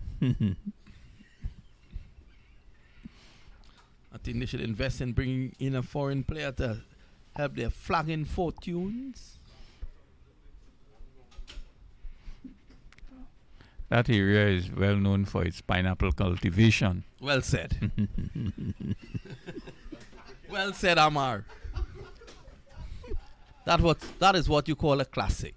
Here is Philip outside the off stump and off the back foot already looking to play an extravagant shot. There was Sunil Ambrose. You're quite right. He's coming in a very attacking mode. As you mentioned, spices. You know, many years ago when I worked in Port of Spain, I was a junior officer stationed at Queen's Wharf in Port of Spain. A lot of spices used to be imported on the vessels coming from Grenada. So I remember that very clearly. We depended on those spices in Trinidad and Tobago. Of course. And just on my recent trip, as I said, to Grenada, I was presented with a lot of spices. And I did enjoy the fare. I brought it home, and I was a very popular man in the house when I brought it home. Yes, sir. Was it a carnival that took place there, Worm, last year? Down at St. George's, there was mass in the night. Well, the pastor was at home. He doesn't venture out on evenings. Yes. But it was a lovely, lovely night. Of course, myself, Barry Wilkinson and Roland Butcher, the former England opener. We did go out. And good old Butch was the last to leave. Enjoying himself. Yes. We always enjoy ourselves in Grenada. People there, they are very warm. Very warm and hospitable. And their food is very tasty. I always tell Sunil Ramdeen of Sandals this. I say, of all the Sandals I've been to, Grenada should graduate to a shoe. Their food is the best. This is a delivery outside the off stump, angle in to Smith, and he pushes it back up on the offside. There is no run. The food there, I don't know if it's because of the spices, but the food at the Sandals Grenada is, to me, the best. Okay. I've been there on one occasion, but not at Sandals. Many years ago.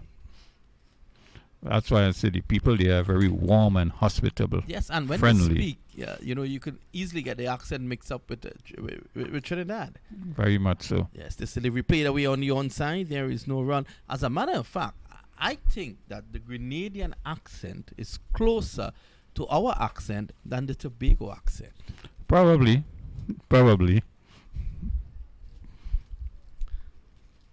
So it's Devon Smith, who is one of the flag bearers of that country when it comes to sport. Yes, sir. I see prior to this, he has played 216 matches, 393 innings, 14,599 runs at an average of 39.77, 38 hundreds, 62 50s, highest score 212, and not out 26 times. Yes. Very impressive first class record. Yes, impressive indeed.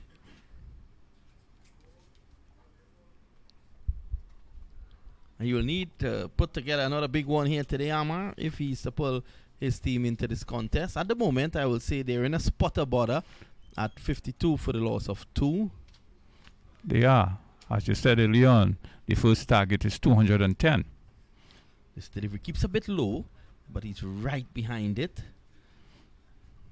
Pushes it back up on the offside. And one has to bear in mind, if the game goes, so the Winwood Islands will be batting on the 4th day.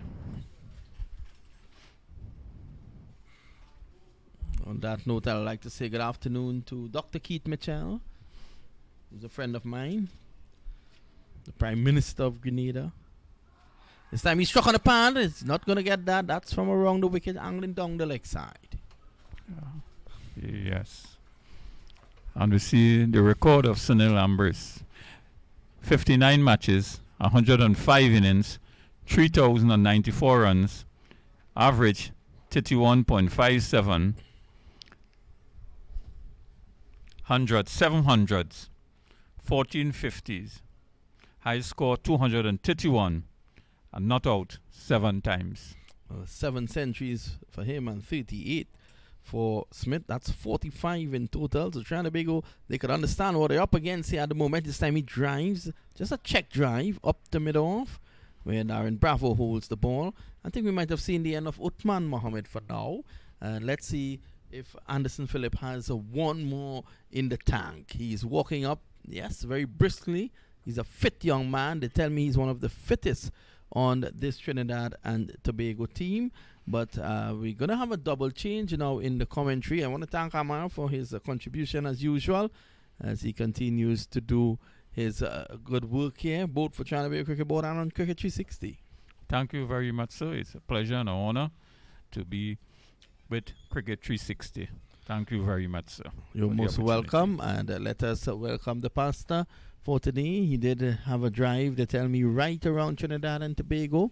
He was enjoying they tell me it's his favorite place in the world after Grenada, the good pastor. So let me leave you in the very capable hands of Pastor Stevenson Worm, who has a very lovely looking garb on today. And he's pairing nicely with his friend Vidya Ramphal, who is coming green again. One hope it's not green with envy.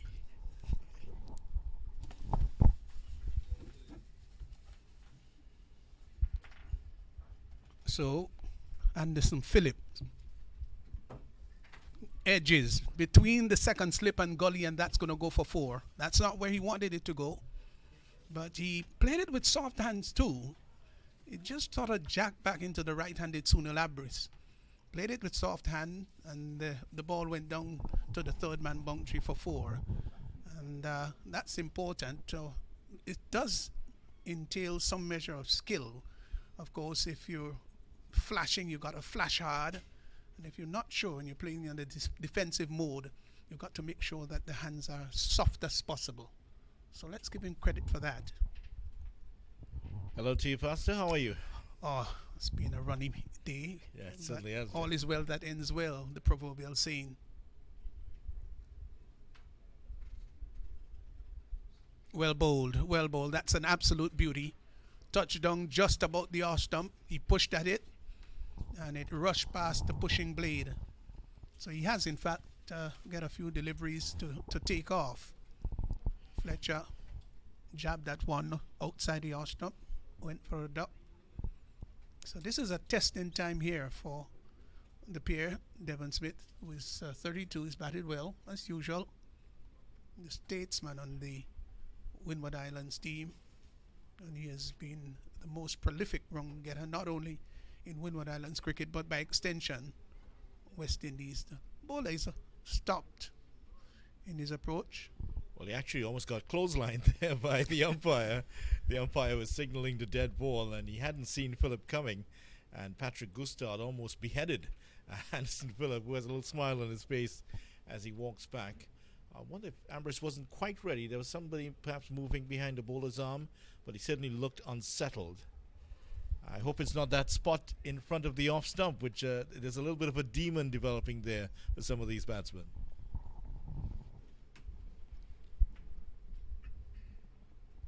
Good carry outside the off stump, let alone. Not too many fast bowlers love to have their approach aborted, because fast bowling is indeed quite a task. It calls for a lot of energy, a lot of strength, a lot of power in the body. And if you're running from 22 yards, when you get very close to the wicket, you don't want anything to abort your approach. Make the point that Lionel Messi might sprint 27 times in a game, but a fast bowler bowling a 10-over spell does 60.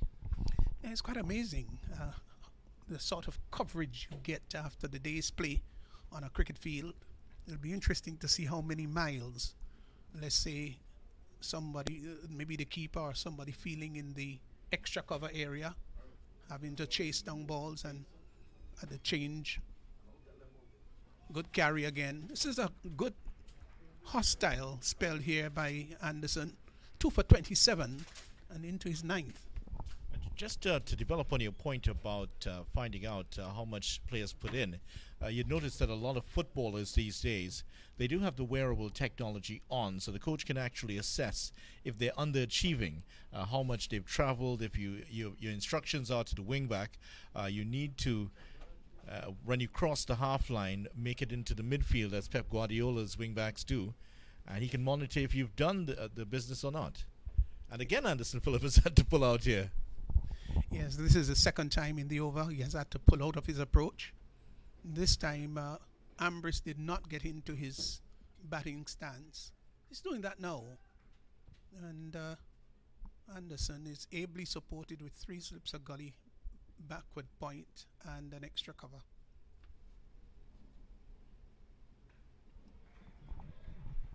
Well bowled. Well played too, because that one did not come up. It didn't rear at him, but rather it was keeping more on the low side. I would think maybe just on the knee high, and push up to mid on. Certainly does add to the uncertainty to the batsman just outside the off stump. One's rearing up and the other one's keeping low, almost hitting your ankles.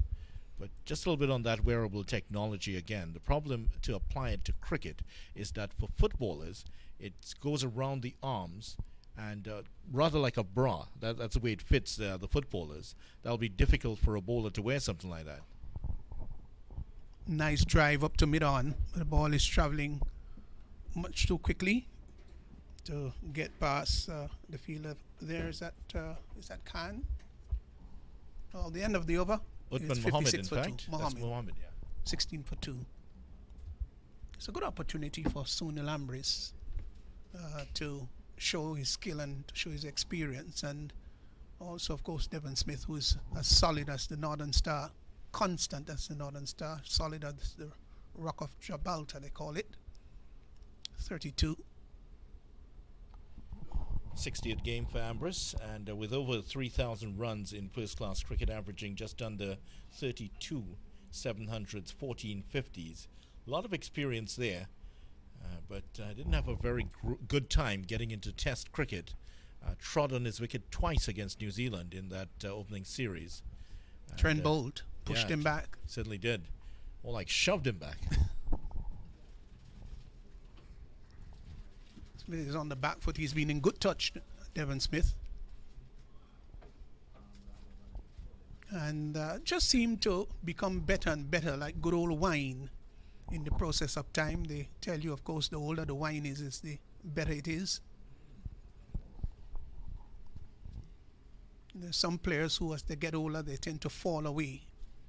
Not Devon Smith. He's really has been prolific over the years.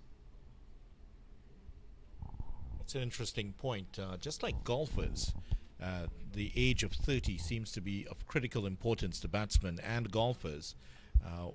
The majority of Brian Lara's centuries, 21 of his 34, came before the age of 30. It was after that the rest of them came. But for different batsmen, it's been the opposite. Like, for instance, Graham Gooch, 4 before his 30th birthday, 16 after. Yes. Smith gets one outside the off stump that he let go by.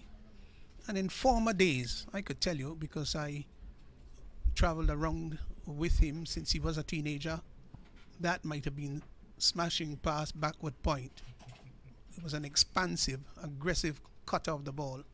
These days he pulls quite a lot, but back then his cutting was incredible. Hit it hard and hit it in front at times and behind square. I think the older ones on the Trinidad and Tobago team, like Imran Khan, remember that because they put a deep point out there for him, so they know his power square of the wicket. So they've had some protection here for the bowler. In fact, it's Darren Bravo is out there. Yeah. These days he tends to relish the drive. He plays especially straight in the early part of his innings. And if you're short, I can tell you, he's going to pull. Just loved to pull the ball, and his driving has been superb. Just a correction, it's Imran Khan out there. He wore the cap similar to the way Bravo would have, but they obviously know what he's capable of, square of the wicket. But he has changed his tactics. There was an interesting tactical move earlier. Trinidad and Tobago actually started with Jed Goolie, the off-spinner, at the southern end for 2 overs to try to get at the perceived weakness of Devon Smith, the off-spinners. That has changed quite a lot over the years. I believe there was a time when he was especially and quite extraordinarily vulnerable to spin. I think in the process of time and as the years have gone, 56 for 2, he has become a much better player of spin. You can see him at times using the feet, sometimes playing from the crease. So by and large, he's a much better all-rounded player. You would remember that 2009 series against Pakistan when he was out 6 times, I believe, to Mohammad Hafiz. Hafiz, who was called up later on for bowling the Dusra, incorrect action, or an illegal action, to use the correct phrase. He got him a lot of times with that combination of the off-spin and the Dusra, and poor Smith seemed to have no idea how to play him. That was 11 years ago. So he's had a lot of time to rebuild his career and correct that perceived weakness to off-spin. And in fact, one of those times, as Terence Hines is brought into the attack, one of those times, Hafiz, in fact, did open the bowling or spin, and he got him. It's not something like a nemesis, I would think, back then. Yeah. One of his problems, as McGrath did point out many years ago, that he really did not know where his off stump was. Terence Hines is coming into the attack here, and while he scored a lot of runs, hasn't exactly distinguished himself with the ball. 1 wicket against Jamaica, 1 against the Leewards, 1 against Guyana, none in the match against the Windwards. Took 3 for 51. That's his best figures so far in his career. No wickets either against the Leeward Islands. Here's a fine opportunity for him to redeem himself and to put some wicket in the wicket column. And this is wrapped in the path. There is an appeal for leg before. Got him. Gone. Leg before. Well, he came forward a little tentatively. The ball cannon into the pad. The appeal went up. The umpire said that's out. So the Volcanoes, they're in serious trouble now. They've lost another wicket. Ambrose has just been dismissed. Leg before. And he's gone for 4. And the Winwood Volcanoes, they're now 56 for 3. Well, just at the time we're cataloguing his failures in terms of bowling, he turns up with a wicket off his first ball here. His last wicket, just to remind you, was against Barbados at Kensington Oval. That was last month. He played against the Leeward Islands, did not take a wicket, dropped. He was out of the team against Barbados because of injury, and here he is. First delivery is bowled. He's taken a wicket here. So what a return here for Terence Hines. Didn't do too much with the bat earlier. He looked terribly out of sorts in getting caught and bowled to Denver for 7, but a wicket with his first ball. Not too bad indeed. Yeah, there was a little bit of swing attached to it. And he came forward, Ambrose. He did look tentative, never looked at all as if he was going to play that with any great deal of confidence. He certainly didn't. And was a judge leg before. So Ambrose has gone for 4, while Devon Smith looks on. The new batsman, Emmanuel Stewart. Big challenge here for Stewart. And another one of these Windward Islands players still building his career, averaging just under 19. 350s, though, in his time. 246 runs in those 8 matches. Another one of the young men from Grenada. And it's a point I wanted to ask you about when you came on. We have seen the rise in the fortunes of the Windward Islands over the years. Yes, they're in trouble here, but at one time, you would remember about 10 years ago, TNT would turn up and beat the Windward Islands with ease, but that has changed. But I'm noticing that a lot more players from Grenada in the team. Is it that Grenada's leading the way in the Windward Islands in terms of cricket development? Well, it's hard to really say yes or no. What I do know, though, that you've got other countries like St. Vincent and the Grenadines, they've been producing some good players, and also St. Lucia and Dominica. But Grenada has this year, I think, filed about 6 or 7 of the players who were featured in the tournament. Delivery that is turned just behind square on the leg side. They've hustled for one. They would come back for the second as he gets off the mark, just slanting down the leg side, and Stewart came forward and turned it just behind square, and he picked up 2. But so yes, there are several young cricketers who have done pretty well in recent times, but there's still a lot of work to be done among the 4 sub-regional countries, the Windward Islands, to really enhance and develop the cricket. This is one of the youngsters, of course, who has come by leaps and bounds, and coming out from Carriacou, in fact, the very first-class cricketer coming out from Carriacou. Very early in his age, you saw that there was cricketability in him, and he really hasn't let down his parents, and hasn't let down his family, and hasn't let down the country. Good learner, he's apt to learn, and one of his admirable qualities is the fact that he's a good listener. Very interesting here. That's a very, very short point. I'm wondering why that field has been brought in there without a helmet, because he's just about 10 feet, I make that maybe about 12 feet away from the batsman, square of the wicket. I think that would have to do with the short rising delivery, something like what Andrew Fletcher got out with. That's the reason maybe for that short point. So just playing on the minds of the batsman. Sharp single, quick single, well judged by Emmanuel Stewart. I think the calling was good because he played the ball and he played it on the run. Call Smith for the single. Smith responded very quickly, and in the end it was well judged single. Good positive cricket by Stewart.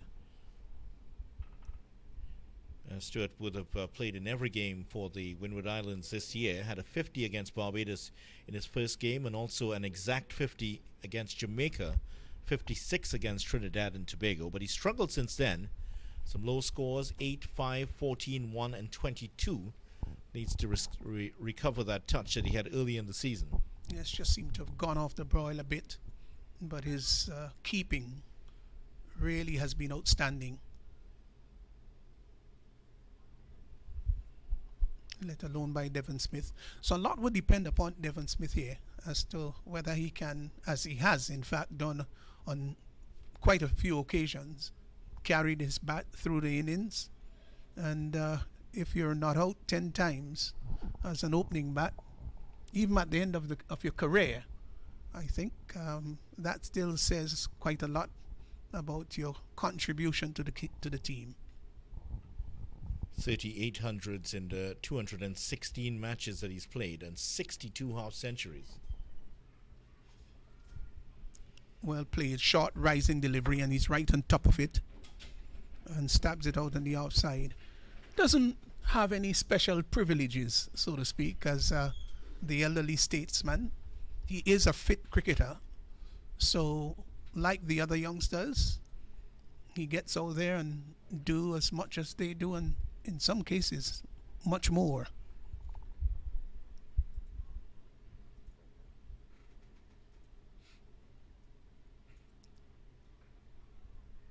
He's also a fine footballer from what I've heard. I've actually seen him play in a Weeper game, and despite the presence of Bravo and company, he's the only one that actually looked like a footballer out there.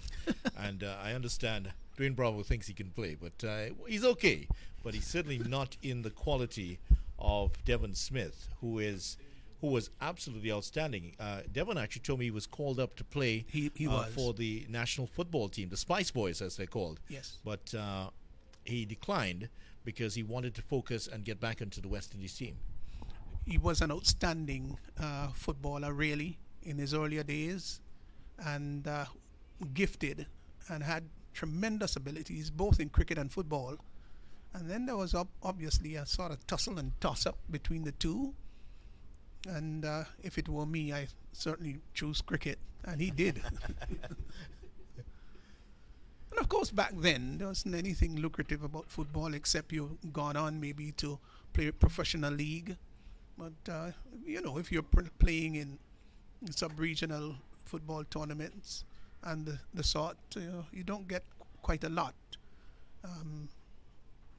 Financially, I'm talking. Yeah, the options really are limited. I think the most famous footballer would have been Shalry Joseph, if I remember correctly. Shalry Joseph. Yeah, he would have played in the MLS. Yes. I saw him play. He was an outstanding player. And, of course, my old colleague Jason Roberts. Jason Roberts. Very good footballers.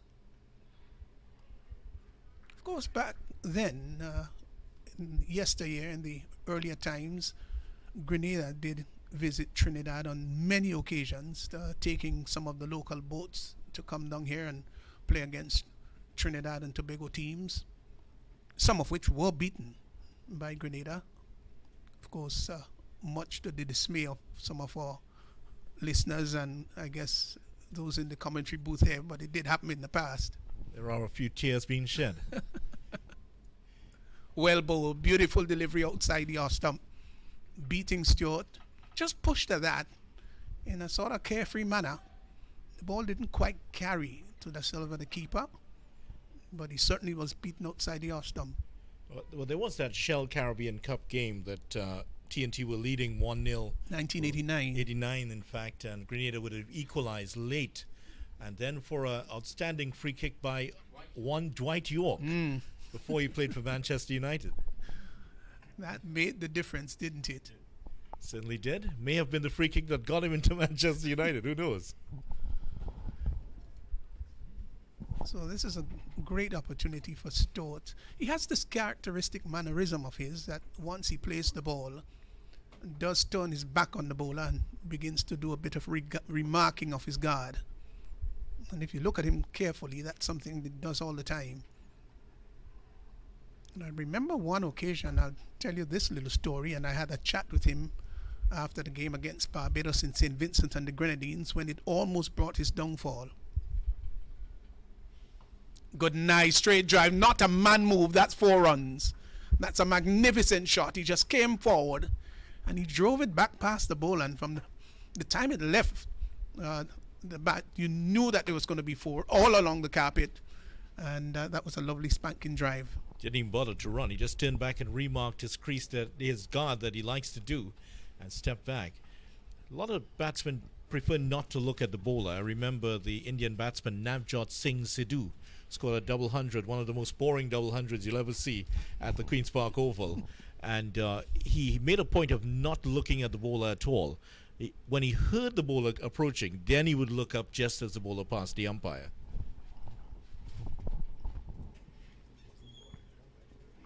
Short rising deliveries and right on top of it, and again he turns his back on to the bowler and begins to do his remarking. In St. Vincent and the Grenadines, in fact, he turned his back so very quickly there was an opportunity for the single. The non-striker called him down and he was busy remarking when there was a single and almost got run out. And I did mention to him that he's got to keep his eyes on the game and not to remark his guard prematurely. That's the end of the over, and after 20, he's 63 for 3. It is one of those idiosyncrasies that you see in batsmen. They all have a different way of concentrating, or that sort of ritual they have before every ball. Shivnarayan Chandapal famously would touch everything, every part of his protective gear before he would play. On the tennis scene, Rafael Nadal also has specific rituals. He would drink, he has 2 bottles of water. He would drink exact amounts from each and make sure that it's at the same level. When he walks onto the court, he will not step on any of the lines. And then, of course, we won't talk about the rituals with pulling his pants. I just think that's so many. But again, after some time, I think they just become quite natural, don't they? Yeah, they do. I don't think he might even realize he's doing it.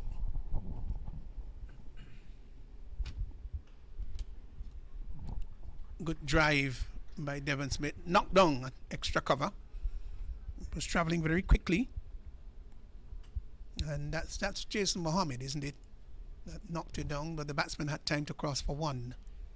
Yeah, he pulled off an outstanding piece of fielding in the last game last week against Barbados when Kyle Mayers, who was looking absolutely dangerous, hit a very powerful drive, and Jason Mohammed was that short extra cover position, knocked it down and ran him out, and that proved to be a turning point in the game.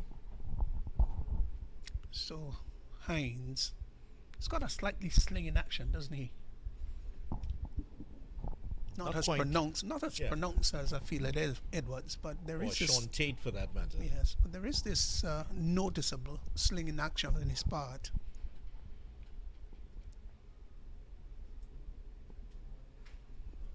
Turned up to mid wicket, and we'll get a comfortable single as Philip having to run across to his right, just covered about 20 yards to his right, and the batsman had time to cross for one more.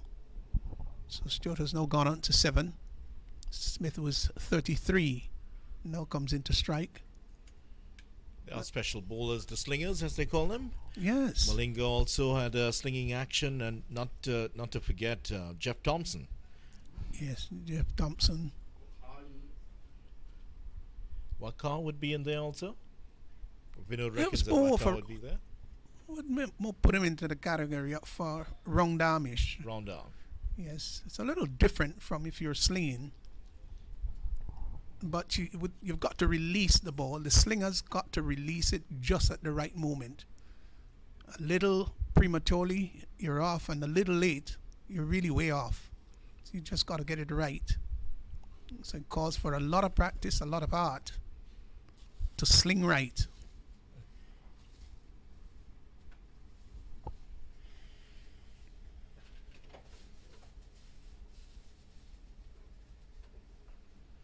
Of course, Smith. Pastor, of course, javelin throwing. Find a few of these slingers would have been involved in javelin. On the women's game, 2 former javelin throwers ended up on the West Indies women's team. Hayley Matthews That's correct. and Deandra Dottin, who would have won her silver medal 2005 in Tobago at the Dwight York Stadium. That's a year after Grenada, in fact, was supposed to host those Carifta games.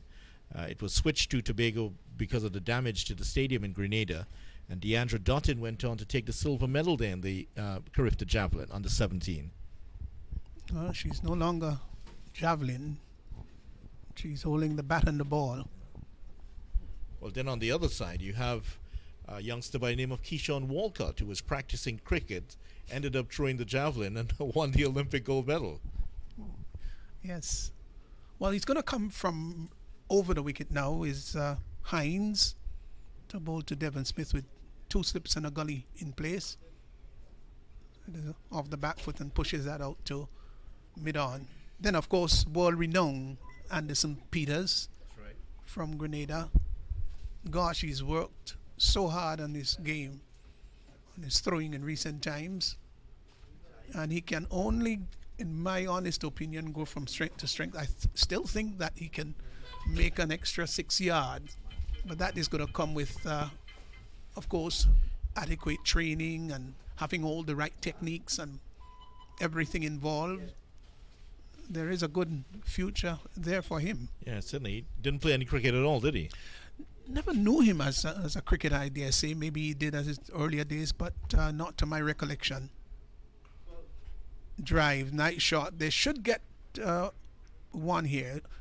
The fielder coming off the boundary very quickly prevented the batsman from going back for the second run. So Was hit so powerfully to Uthman Mohammed that there was little opportunity for that second run as the over comes to an end, 65 for 3. there's so many cricketers who started off with no intention of really turning out to be international cricketers, and in the end turned out to be that. Just to remind you, though, that Milius caught Joshua Da Silva of the bowling of Anderson Phillip. He went for 20. Devon Smith still there, battling along. 66 deliveries for 34. Fletcher was caught. Cephas Cooper of the bowling of Anderson Phillip. He went without scoring. And Ambrose, the last wicket to fall, was leg before to Terry Hines, and he went for 4. It's now 66 66 for 3.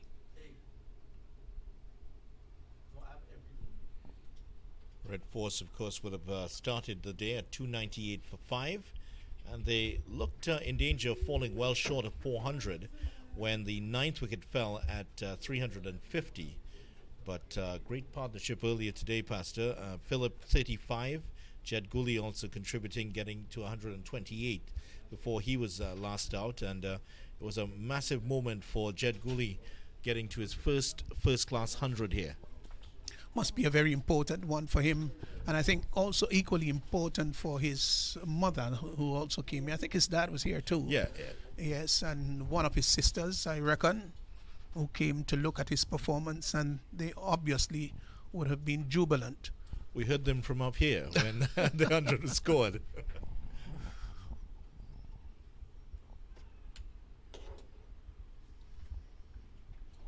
Well, there was an old martial arts movie called The Man with the Golden Arm.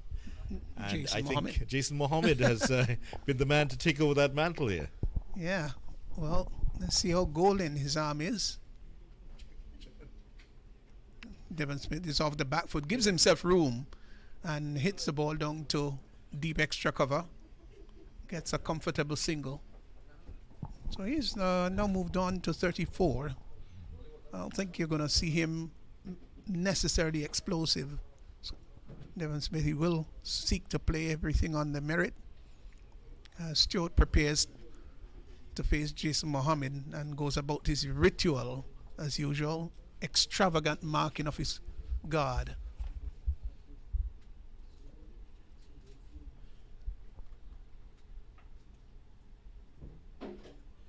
He hasn't really bowled very much for this series. In fact, he has been called upon to bowl on 3 occasions against the Leeward Islands, Guyana, and against the Winwood Islands. He hasn't taken a wicket for the season, Jason Mohammed. Yeah, driven up to long on, will get a comfortable single. He's a rather orthodox player.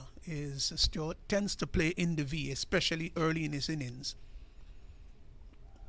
And as his innings progresses, then he will begin to look for angles. And when you've got a young player, fledgling player, I think it's always advisable that he plays as straight as possible, learn the dynamics and the fundamentals, and as he grows and develops, then he begins to do like what the great Brian Lara would have done, and the great Sachin Tendulkar and others, looking for angles, picking up singles. Nice delayed cut shot there by Devon Smith. Didn't look to hit it too hard, just waited for the ball and then cut it in front to square. Got a single. Majority of these great players, they would have had a 360 game. They could hit the ball anywhere on the field. But the majority of test players and players at the higher level seem to rely on only a small number of shots. In fact, the Sir Alistair Cook, who's recently retired, would have said that he had only about 3 shots that he would have gotten the majority of his runs from. The rest were more or less deflections to get singles. Over comes to an end. This 69 for 3. 5 runs coming off that over from Jason Mohammed. Well, that's where the big guns are, aren't they? Several officials from the West Indies board are up there, as well as from TNT Cricket. It's the box that where all the power is. Might be just a matter of time before you get there.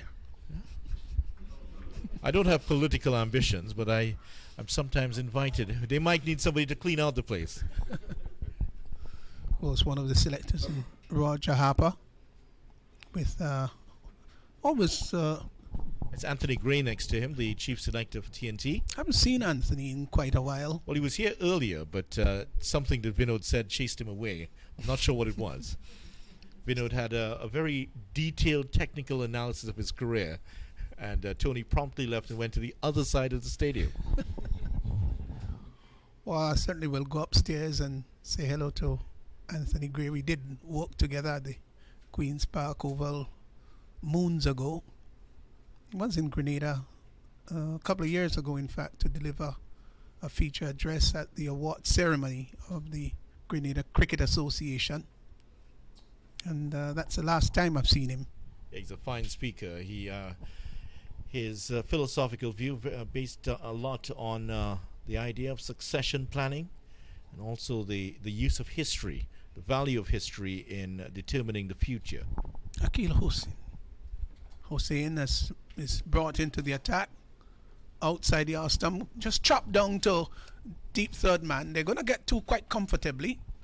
That was short, and just eased onto the back for this Devon Smith and opened the face of the bat and glided it down to third man, got a comfortable two. Well, he's the most successful bowler for Trinidad and Tobago this season. Akil Hussain, 33 wickets at 20.78. That's pretty impressive, and very economical also at 2.29.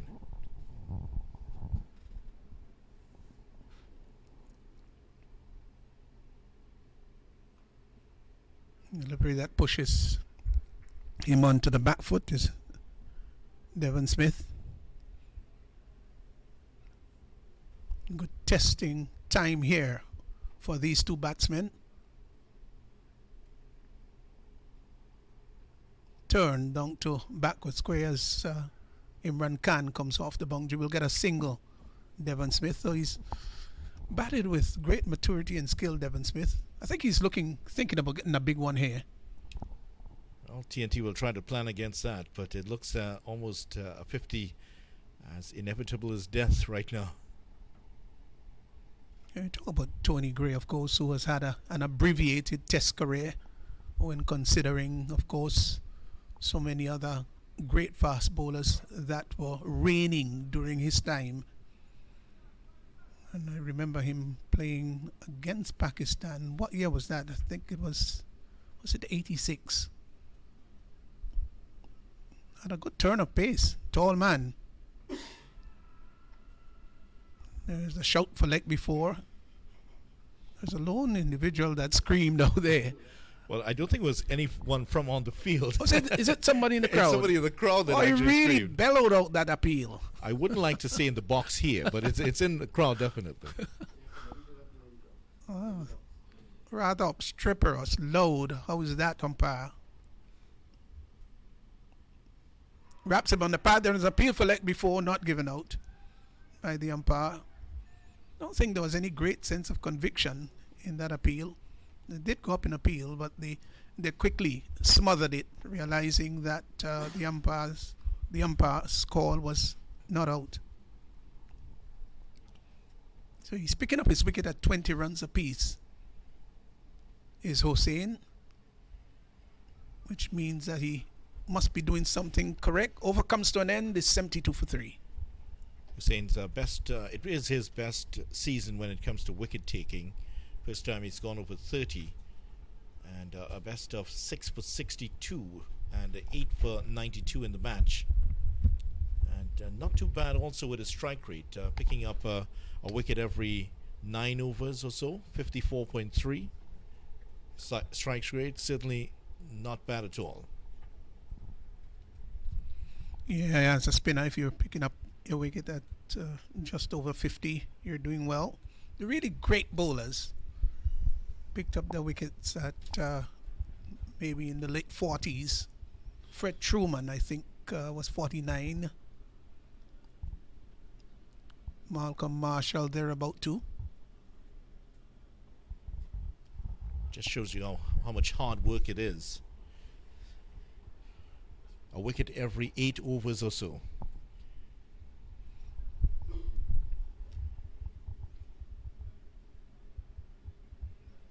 Smith is off the back foot and turns that in front of square. Gets a comfortable single. And it just shows you the skill, of course, of Devon Smith. Just onto the back foot and squeezed it to the right of forward square and got a single. And that's of course generalship. When you're batting after many years of playing, you know what it is about, rather than playing just straight to a fielder. Just a little angle, or maybe playing with softer hands, as the case may be, would allow you to be productive. It's a craft, obviously, he's learned over the years.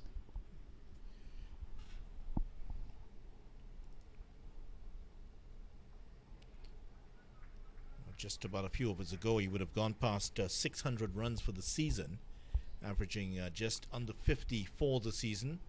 Another exemplary season here from Devon Smith. 103 50s to go with that.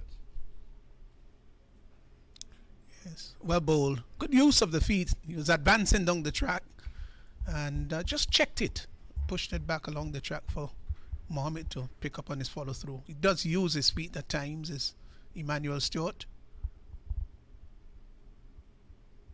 Nice little deflection, just a square leg and gets a single. It's an easy pace wicket, I dare say. The runs are there except for the deliveries at the far end that would just jump at you at times or keep a little bit low, but by and large the pitch has played truly. Yeah, last week, in contrast to last week when there were some areas in the pitch that the ball would do some uncomfortable things to stay along the track. It would jump uncomfortably at batsmen. A lot of wickets fell that way. Pushed up to long on by Devon Smith, a comfortable single. They canter it. So he's inching to that important landmark, another landmark, of course, getting up to the 50 mark. He's 40, 74 for 3. Right, so in fact it is tea time now, as the Winwood Islands would come and maybe go and have a little bit of refreshment. We're going to give you a little bit of the score card just in a while. So the Winwood 75 for 3. Stewart is just gone into double figures. He's on 10. Smith is 41. So just in case you've just joined us, we'll let you quickly know that Melius was caught Joshua De Silva, of course, of the bowling for Anderson Phillip. He went for 39 balls.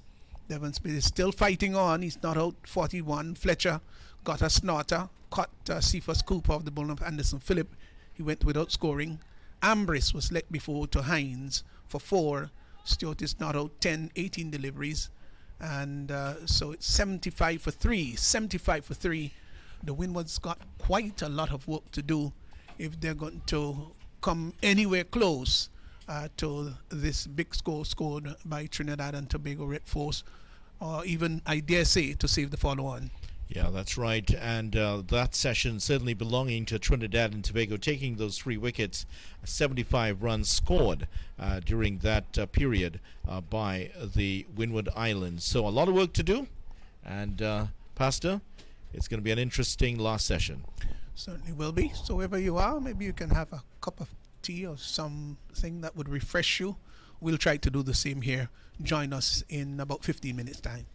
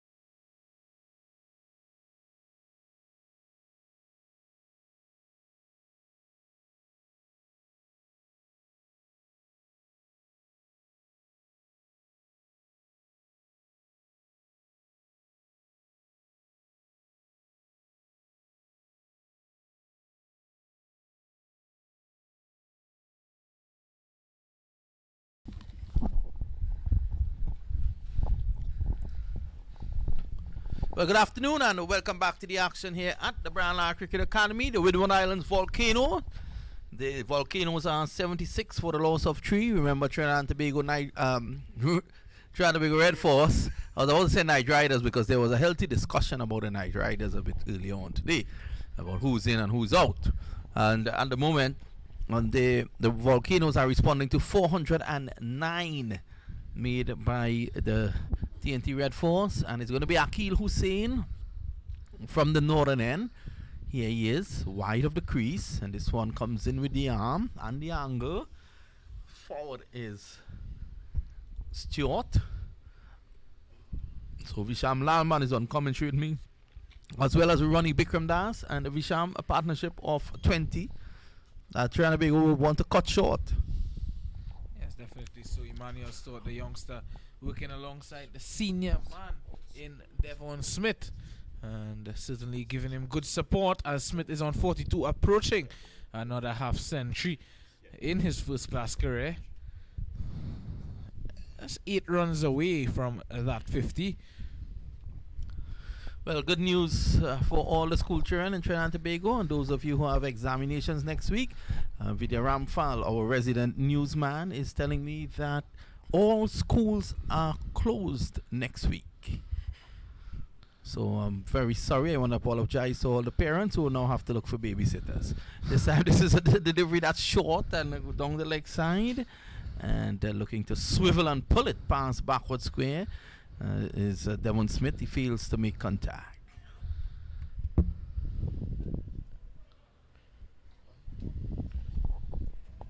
So yes, Devon Smith 42, Emmanuel Stewart 11.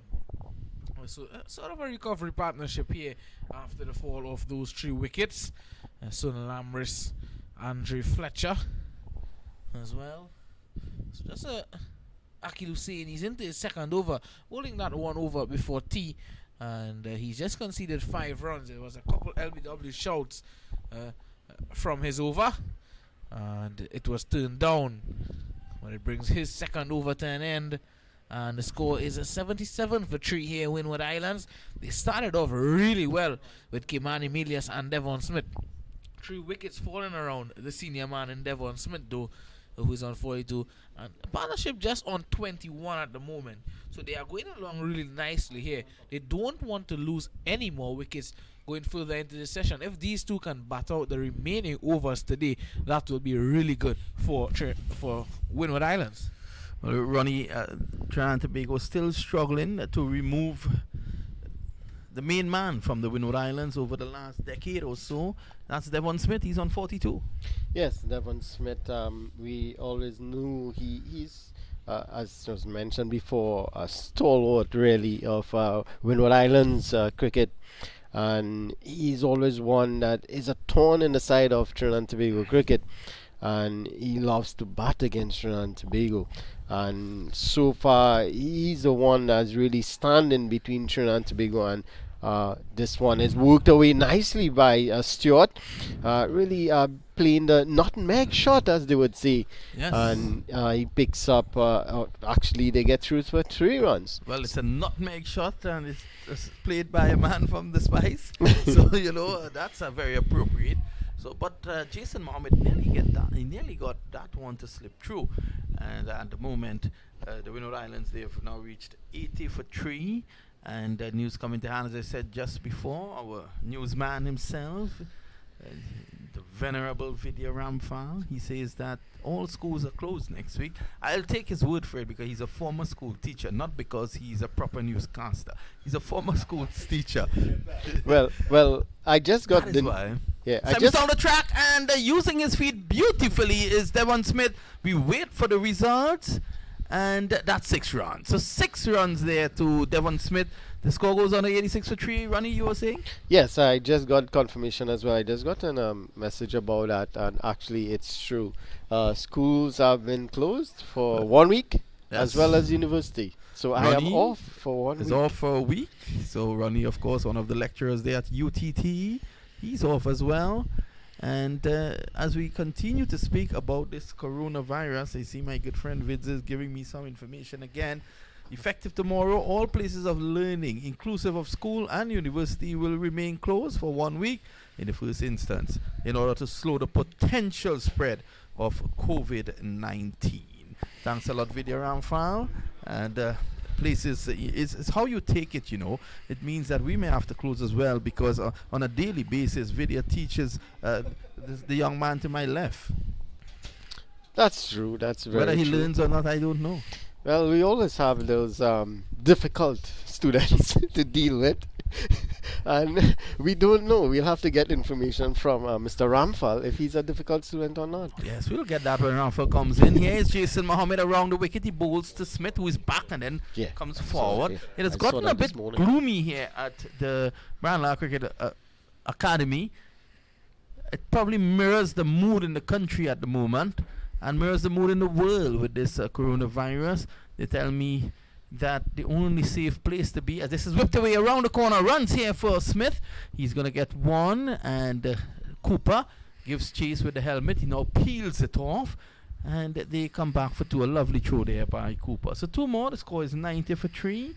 And at the moment, they say the only place that is safe enough to be in terms of this coronavirus is in the slip cordon of the George Village team. They catch nothing. Well, I heard the keeper. He's very good. He took one catch, and he said he had a very good game. There's Smith driving through the offside, fielded by Bravo. Not really getting hold of that. And it's the end of the over. It's 90 for 3, 14 to Stewart. And 52 is it now to Smith.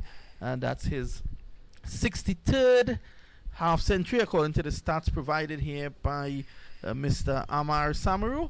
And at the moment, it's a good fight back, you think, Mr. Lalman? Yes, definitely so. After the last wicket fell when the score was 56. So 34 runs added since that. A good little partnership here building a young man, Emmanuel Stewart and Devon Smith. So it's going to be Akil Hussain, the man who hails from Laventy in the North Trinidad. I think these days they call it East Moorings. I'll get back to that. I'll have to ask Vidya Ramphal his thoughts on that. Here he is now. He's in bowls. It's a bit short, and on the back foot is Stewart, the pugnacious Stewart. Punches it away to cover, and there is no run. Yeah, well, just we got confirmation from our program leader that most likely we'll have online classes. That's probably the way to go. I'll tell you something about that just now. Here is a delivery on the leg side, whipped away by Stewart. He's already down the wicket, and he's going to go back. He's one of those plucky little wicket keepers, Stewart, and he goes back for 2.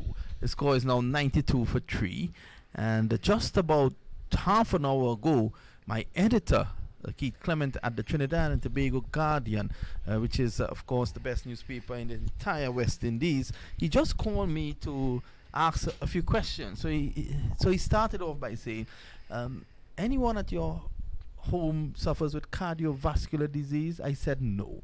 He said, anyone at your home has hypertension? I said no, except for the fact that my blood pressure raises at times sometime when I'm in the office, but that's okay, it could be controlled. And he asked how many kids you have? I said I have 2. What are their ages? I said 15 and 12. What's the gender? I said boys. He said, Mr. Mamchan, thank you for your information. It means that you cannot be working from home. You'll have to report to the office. I said, Mr. Clement, I called back. Mr. Clement, all what I told you are all lies. Everyone is sick at home, even my dogs. So I'd like to stay home next week. But, you know, it's good to see that the authorities are taking note of what is happening. And we at Cricket 360 as well, we have taken precautions. We have cleaned down the entire area here. We continue to be very vigilant in terms of the cleanliness. And, of course, what we're going to do to protect one of our guys, Pastor Worm, we are going to send him to Grenada later on in the week just to take him away from the situation in Trinidad. So we're taking care of our guys as well. And he nods with approval. I see my friend Amar is back with us. Amar probably is very happy that he has retired as the comptroller of customs in Trinidad and Tobago. It's a very big portfolio, you know. I remember the last time I saw him in operation, someone opened the back door of a very black Prado, ushered him in, and sped off. And he left the common man like me, but not before, greeting me and saying good afternoon, Mr. Mamchan. As I said before, it's very gloomy here, as you can see, in the Trinidad. It probably mirrors the mood of the country at the moment here, young Lalman. Yes, definitely so. Everyone, they're a bit destroyed in terms of the way. After hearing the news of that first case of the COVID-19, and I'm sure there's a lot more out there, I would hope that Trinidad and Tobago will be safe and take all the precautions needed in order to be safe and to go through this phase.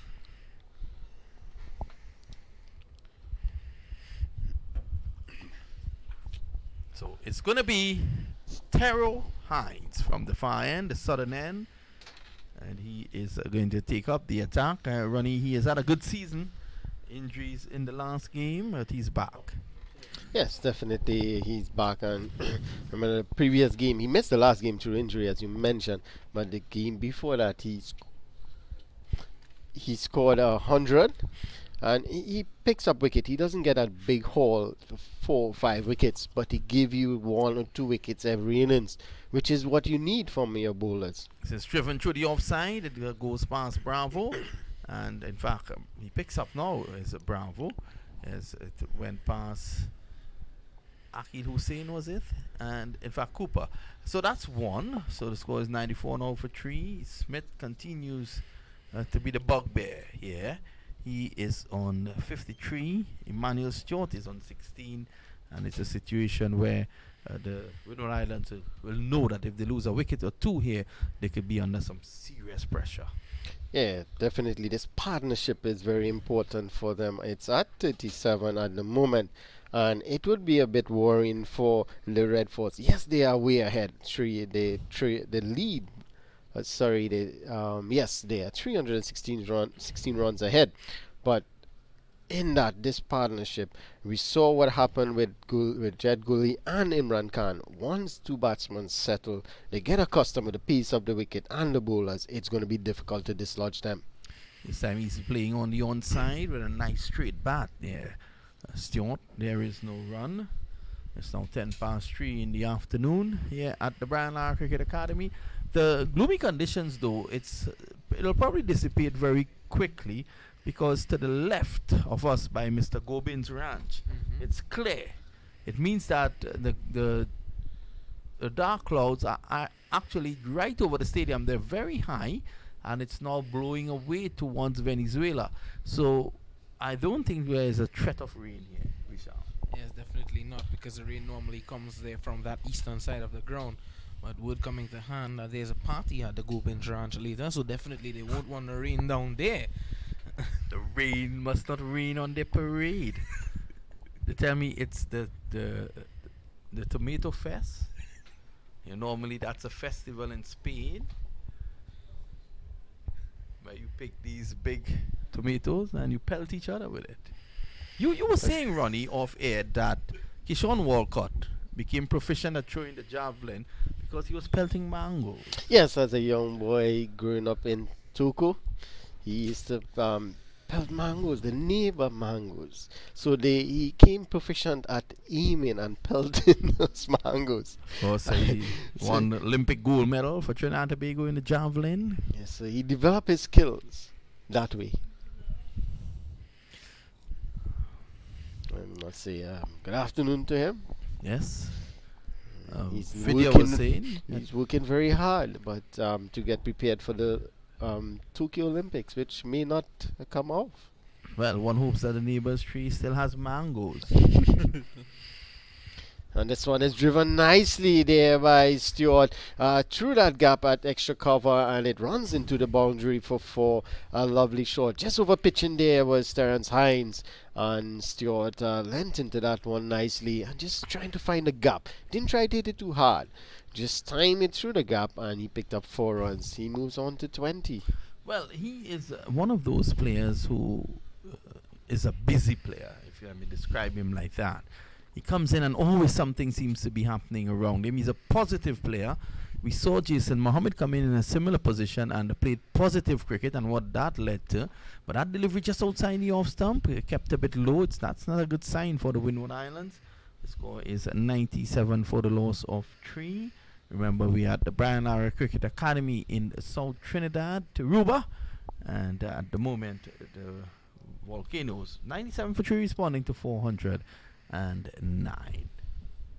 The Winwood Island Volcanoes definitely have some work to do to get up to that, to save themselves from that follow-on, as you mentioned, that 210 runs.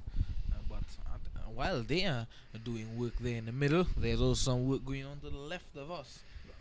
By Mr. Gobin's ranch? Yes, I'm not too sure how the persons who are going into the party this evening will get into the ranch, because they saw a backhoe doing some digging there in front of the ranch, Mr. Mamchan. Yes, so should we go to the ranch? I heard Barrel has a couple of VIP tickets for that party this evening. Yes, here is Hussein. He's in and bowls at this time. Smith is forward and then back and realizes that there should be 2. He's not going to take 2. Darren Bravo didn't realize that they would have struggled to take 2 had he hustled on to that. So a bit of poor cricket on the part of Bravo and also on the part of Devon Smith. And this has been something that our regional players have been criticized for, running between the sticks, awareness. Well, we mentioned that in the Trinidad and Tobago Red Force innings, that the running between the wickets was very good, actually, especially in that partnership between Jet Goolie and Imran Khan. They picked up 2-3 runs where it wasn't possible, actually. Put pressure on the field, a slight misfield, and you get through for that extra run. And it's always good when you coach and you tell the youngsters, run hard between the wicket, run the first one hard. If there's any chance of a misfield, you can get that. This time he's down the track and he hits this lovely shot by Devon Smith for 4. That had class written all over it. He was down the track. He had a very narrow angle to work with in hitting it straight, and he did just that into the boundary at long on for 4. The 100 is now up. It's 103 for 3, and Mr. Smith has scored 59 of those. What made that a good shot as well is that Akil Hussein saw him coming, he angled that one into the pads a bit quicker through the air as well, but yet still Devon Smith was able to get it straight past the umpire and into the boundary for 4. So a lot of advice coming from a lone fan to the left of us. See, Mr. Samaru is here, so he's going to come back pretty soon and give us an update as to, in terms of people coming to the cricket, whether the virus is keeping them away. Not that they have the virus, but the potential dangers of contracting it. So it's going to be Hussein continuing from the northern end, the Gasparilla end.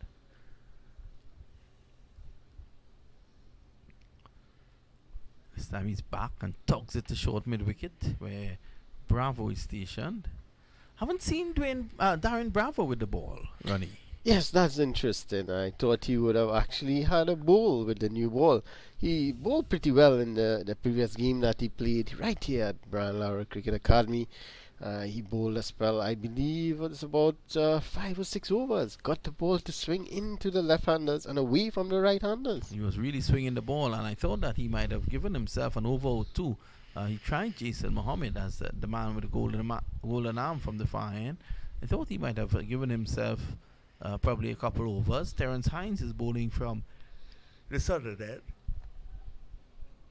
And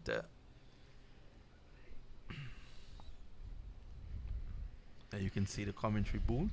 Mr. Ronnie Bikram Das, Mr. Rupwa, yours truly, and Mr. Lalman, as we bring you the coverage here at the Brian Lara Cricket Academy. Terence Hines is going to continue.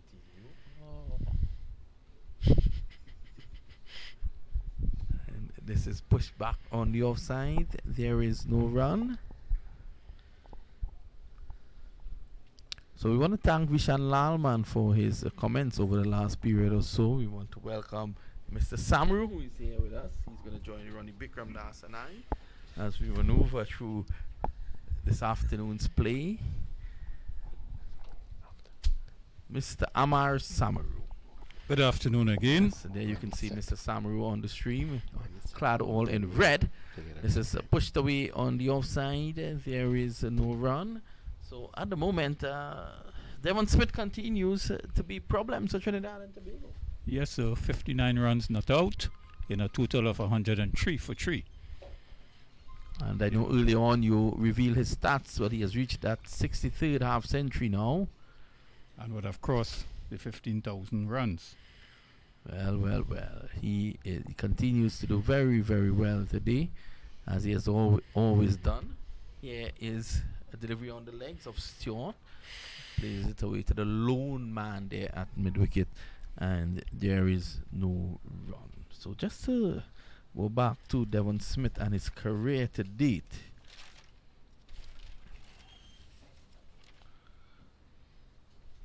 Well, he's a way off from that 15,000 there, Mr. Amar. 14,599. So he would have now reached 14,658. If he gets a 400, he will bring your wishes. Which is true. That's a wonderful shot outside the off stump. That was all timing and placement. And that's 4 more to Stewart. And Ronnie Stewart continues to do his part in a partnership of 51. He brings up the half-century partnership now with Smith. Yes, definitely. And the two have batted really well together. Smith, as you know, always the more aggressive player of the pair. And as Pastor said earlier, he's always an aggressive player at the top of the order. And Stewart complements him well. Stewart is very quick between the wicket. He looks to get the single. He looks to keep rotating the strike. And that helps Devon Smith in building this partnership. Yes, Hines, he comes in again and bowls him. That's a better delivery. Pushed away on the offside. No sign of Imran Khan just yet. Well, that's interesting. But we saw in the match against Barbados as well, he hesitated to bring himself on. He came on a bit late, and he didn't have the best of full spell, but he came on in the second spell, and that is where, from the southern end, and that is where he got the wickets. And Akil Hussain bowled from the northern end, and they actually wrecked the Barbados Pride in the second innings. One way to see them in tandem today, as it's the Hines bowls, and this beats the prod of Stewart through to wicketkeeper De Silva. It's the end of the over, 107 for 3. But I'm sure that they'll be mindful here that a wicket or two will tilt the balance heavily in favor of Trinidad and Tobago. Agreed. And I think the innings of Smith is causing some concern in the Red Force camp right now. You know, given his track record of the number of centuries he has scored. Well, it's gotten 3,800. Yep. You know. Any news, Amar? We've gotten the latest here coming from our media man in the box that the Ministry of Education has closed all schools next week. Yes, sir, for 1 week. Yes. And they will reconsider what is happening for the coming weeks. But, you know, on the 2nd of April 2020 is an important day for school children in this country. Yes. That is the day on which the SCA would be held. It's carded to be held, you know. So will there now be a pushback in terms of that date? For my information, the government is monitoring the situation in Trinidad and Tobago, and a decision would be made. But well, so far, it's on for that day. I feel it for those kids. I mean, they say if at this period, I've had 2 kids who went through the process, and they say if at this period you don't you're not prepared, well then you would not do well in exams. But as an educator, Ronnie, still these last few weeks leading up to the SEA, it's critical for these kids in terms of the past papers and stuff.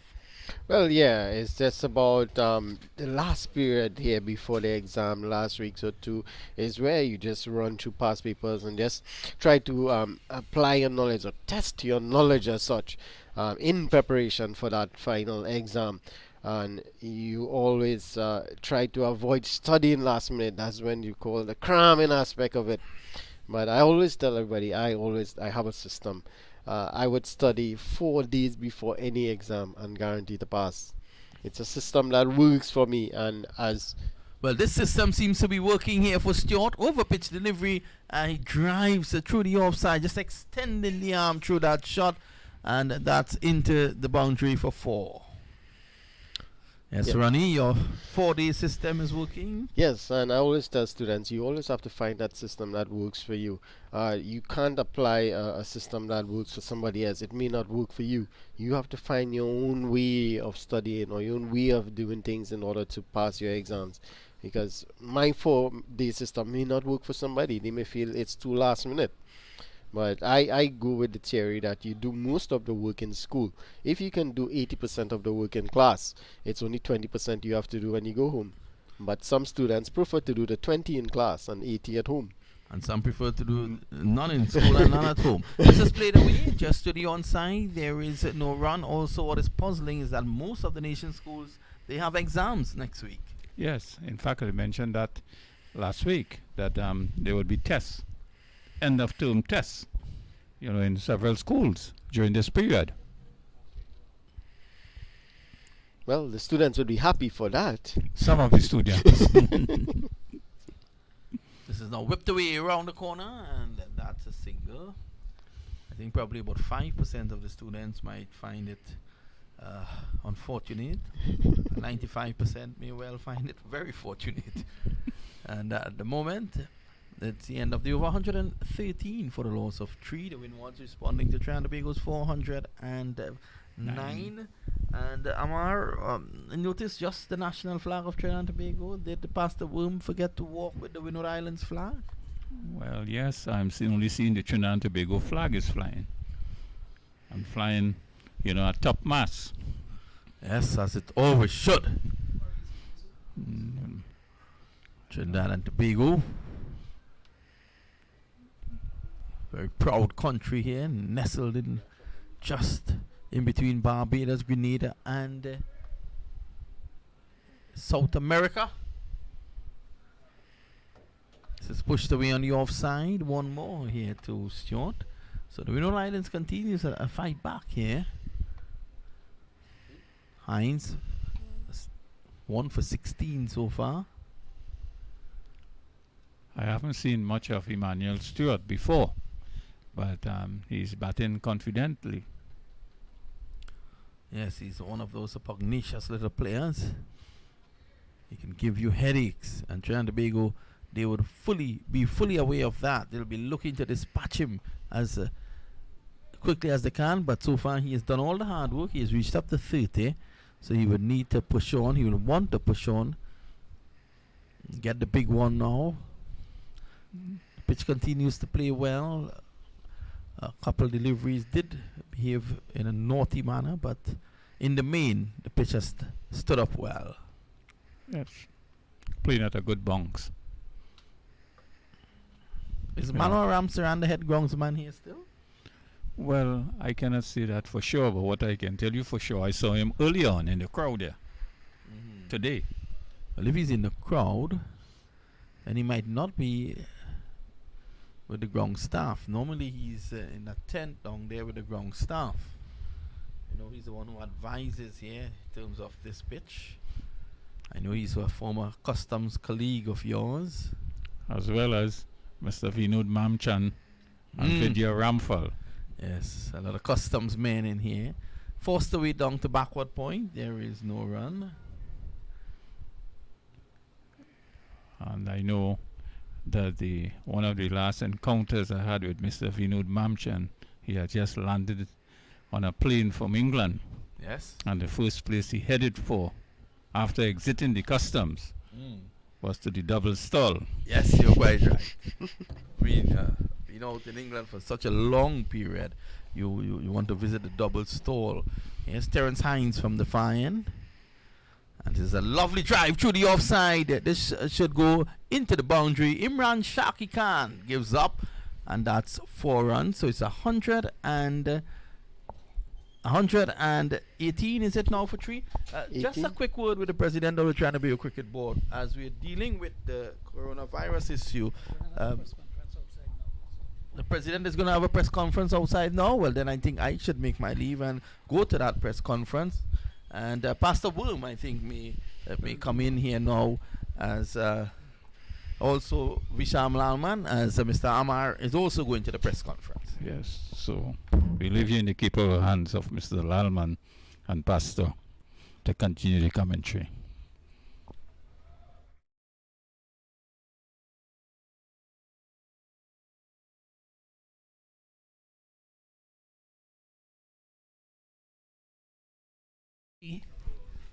So Emmanuel Stewart and Devon Smith, they've brought some measure of respectability to the Trinidad and Tobago Red Force. 30 and 64 respectively. Stewart has played a good hand here, hasn't he? Yes, definitely so. He supported the senior man in Devon Smith, who is taking along the scoring really nicely and quickly as well, and gotten off Winwood Islands to a brilliant start. Struck 4 fours in his innings so far, and so he's been pretty busy. Nice dapper cricketer, one who loves the sport and is working assiduously on his game day after day. That's good for the youngster. Fine opportunity for him to get a good score here. First landmark would be a 50, I would think. Had a couple of nice drives. Yes, definitely, and it's proved to be a really good batting pitch as well. So I think Emmanuel thought he has a great opportunity here. After losing those 3 wickets, Winwood Islands, definitely Stewart, he has to stand up here for his team. And after getting a start as well, he's on 30, of course. He needs to carry on to bigger things here. Yes, when you get a good start like this, you want to capitalize on it. You don't want to throw it away at all. Got everything going for you. Beautiful conditions. Good pitch to bat on.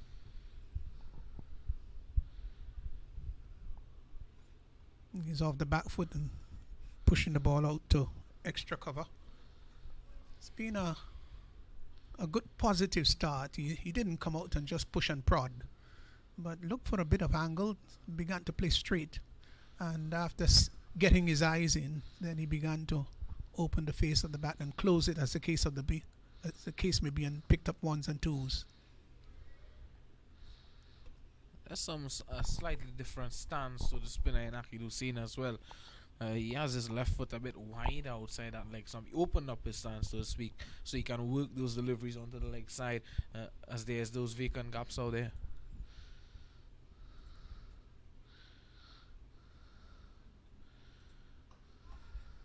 Oh, he's caught him. He's gone. Caught at mid-wicket. Gone. While he was looking to heave that over mid-wicket, playing against the tide. And it was a good sharp catch there at mid-wicket. It was an ill-advised shot. He really should not have gone for that at all. He was playing very well and just came forward and trying to hit that over the mid-wicket area. So Stewart has gone. So he's caught there by Mohammed at mid-wicket. And just when we were talking about how well he is batted, just was dismissed. So he goes back disconsolately, gone for 30, 118 for 4. Yes, and that'll be a disappointing end there to that start from Emmanuel Stewart. And we're also seeing Jason Mohammed. He's walking off the pitch with the batsman and his physio. It seems as though he has done some damage to his finger. But it was a good catch too, good sharp catch. And I think it was ill-advised. He didn't necessarily have to go down the track, and don't forget he was playing against the tide. Yes, the ball was turning away from him, of course. Looking to work it onto the leg side. It was hit really hard though, but straight to the man. Either side of the fielder, it would have been a certain boundary. So, out goes Emmanuel Stewart. Well played 30, but he had a fine opportunity to go on. And in comes Kieran Kotoy. Kotoy, who has already gotten 100 this season, got 100 against Barbados, was a stroke fill, boundary studded innings. That's not necessary now. It's important for the Windwards to regroup here at 118 for 4 and he would need to hang around here with Devon Smith. Yes, definitely. Kieran Couture has a really healthy average there in first class cricket, 37.81 and 416 first class runs in 10 matches. So he needs to stand up here for Winwood Islands Volcanoes, partner with his senior man again in Devon Smith, who's on 64. But he's a positive player. He's not going to just stay there and push and poke and prod. He has this ability to score quickly. If he's there to be punished, he's going to do that. Here's his first delivery. Just reaching forward. He's a tall man and able to smother whatever spin and movement attached. So there's a bit of spring in the step of the Red Force players as the over comes to an end 118 for 4. Yes, they are moving with a sense of purpose now. It's Trinidad and Tobago Red Force. Despite getting those 3 wickets at the start and then having a partnership building with Emmanuel Stewart and Devon Smith, they never stop keeping that positive energy around their players. Always supported their bowlers, and that proved to be beneficial for them. Akil Hussain kept prodding along those tight line and lengths, and it proved to bear fruits for him.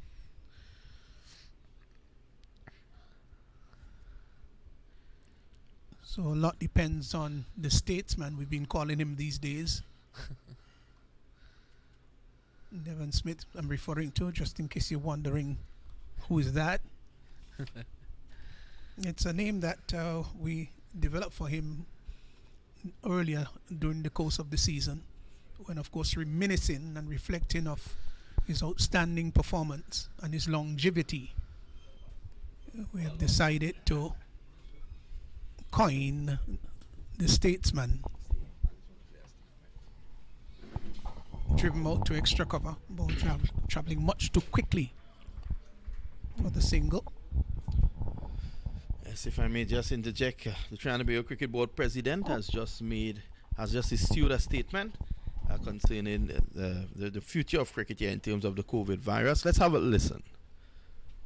Mr. Bassarat, the country has been gripped in fear, the world, as a matter of fact, with this COVID virus, the coronavirus, COVID-19, and at the moment a number of sporting activities are being affected. I know that you're at the Grand Island Cricket Academy now. What's the situation? Has this been something that has, prompted discussions in the corporate box there today? But we at the Trinidad and Tobago Cricket Board is very concerned about what is presently taking place in the country. We know that there have been one reported case of the virus in Trinidad and Tobago, and the Cricket Board is considering and looking at what is presently taking place across the Caribbean. We are going to monitor what is taking place over the weekend. We have regional cricket here, so a lot of clubs have been calling and people have been calling around to inquire about what is the situation with local cricket over this weekend. We are going to continue with local cricket because we have the regional cricket, as I said before, is presently playing here. It will not be a good sign that we should postpone our local cricket while the regional cricket is taking place. So we feel that we should allow the local cricket to continue. We want to appeal to people that still let the clubs and the cricket play in empty stands, empty stadiums. We're not encouraging any large set of people to turn out to look at the games. Let the games be played according to what is recommended by other sporting organizations across the world.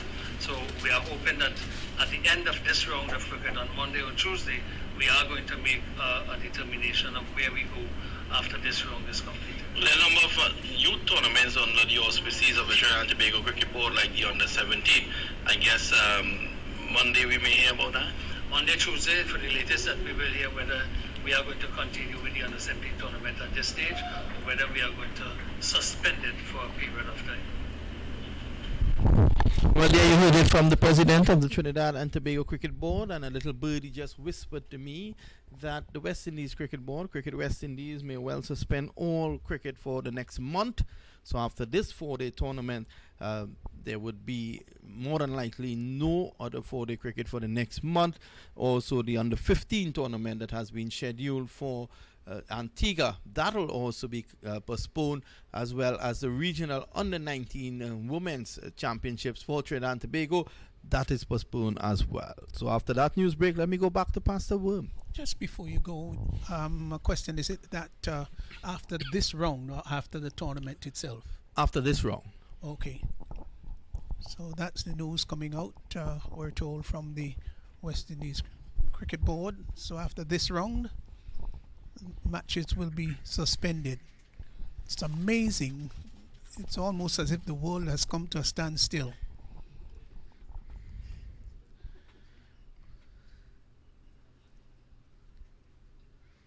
Delivery that is pushed up to mid-on, and Kotoy gets off the mark as he pushed the ball up to Anderson Phillip. So he's off the mark. He's gone to 1, and Devon Smith now comes in to strike. Smith, who has been batting so very well, is 64. But it just tells you the precarious atmosphere that dwells in the world at this moment. It is quite an extraordinarily dangerous place to nice shot out to mid-wicket. Devon Smith gets it not past the fielder. And it's the times in which we live. Very critical and very crucial times. And you've got to have a lot of heart in the era and the time in which we live. All of these, of course, not strange per se. End time, latter days events all around the world. And so I think it's safe to say that the scriptures are right. Well, just some information that Isaiah Raja, he's on for Jason Mohammed. He had that bit of injury after taking that catch, so we'll get more information on that as it comes to hand. But Isaiah Raja is on for him. Delivery just turned behind square on the leg side. They're going to go for a single. Played it with soft hands too. Just waited until the ball got close to him and then turned the wrist on it. A lot of skill Devon Smith using. Yes, he's looked really comfortable today after coming off of that goal on dock day against Jamaica in that second innings of that round 7 clash. He's coming off of that duck, of course, but he's making runs here today. Also, not forgetting he made 72 in the first innings. End of the over, 120 for 4. I think, too, that last innings against Jamaica, where he was bowled the first ball, was looking to play an aggressive shot, which was a little uncharacteristic of him, of course, facing his very first delivery, one that he might have just turned down to a backward square, got inside the line and was trying to help it on its way in a rather aggressive manner, went for a duck. It was a very crazy affair, if you want to put it that way, because Guyana got 371, I think it is, the first innings, and the Winwood Islands Volcanoes replied with 217 all out. And then Jamaica went back in, quite controversially. We'll get back to that. Pushed out to mid-wicket, out to extra cover by Devon Smith. They were then dismissed for 60 in the second innings. It was a procession of batsmen coming in and going out, nobody staying there at all. And except for Merchant, who did a little bit of rear guard action, nobody really stood out. And the Winwood Islands set a victory target of 225. They got there, but not without a great deal of hiccups. Well bowled, just outside the awesome, that teasing line and length. Maybe on another occasion, Devon Smith might have just sought to drive, but let it go by. The silver collecting behind the stumps. We've lost the sunshine, though. It was a bright and glorious, ethereal day a little early on, but now it's become rather dark. Not suggesting that there's rain around, but it's contrasting to what we had, let's say, 2 hours ago. Yes, well, with those news that came from the West Indies Cricket Board as well, came dark clouds. So are those some signs, Master Woom? Yeah, well, there's the old proverbial saying that prevention is better than cure. I strongly believe that you must be cautious. He who fights and run away lives to fight another day. Doesn't always apply to everything, but I think in this case it's rather applicable.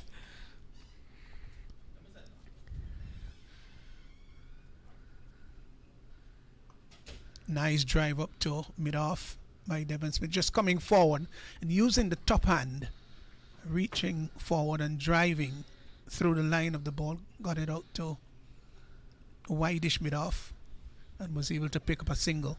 Now he's got to 65 and Kotoy now comes into strike.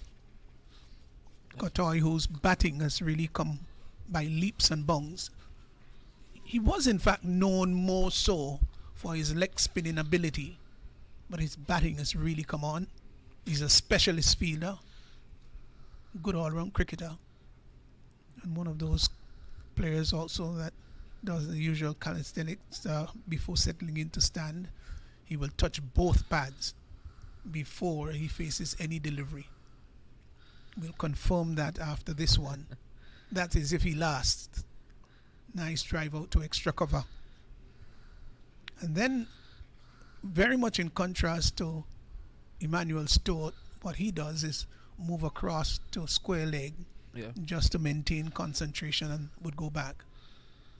And notice that's his mannerism. Will touch the pad, touch the left pad first, then the right, and sometimes goes back to the left and the right.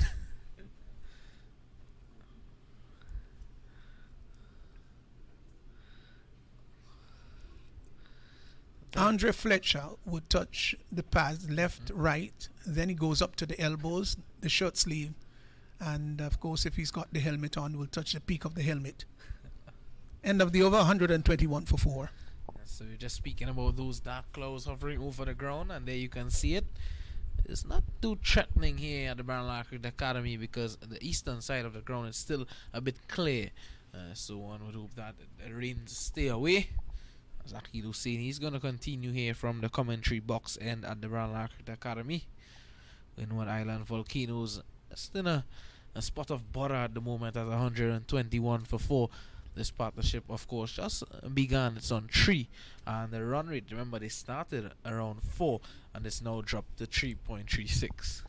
On the trail by 288. That's a long way from Haven. Smith is off the back foot and just pushes the ball back along the track for the bowler to pick up. It's been a fine knock here by Devon Smith for 66. It's played just about everything on its merit.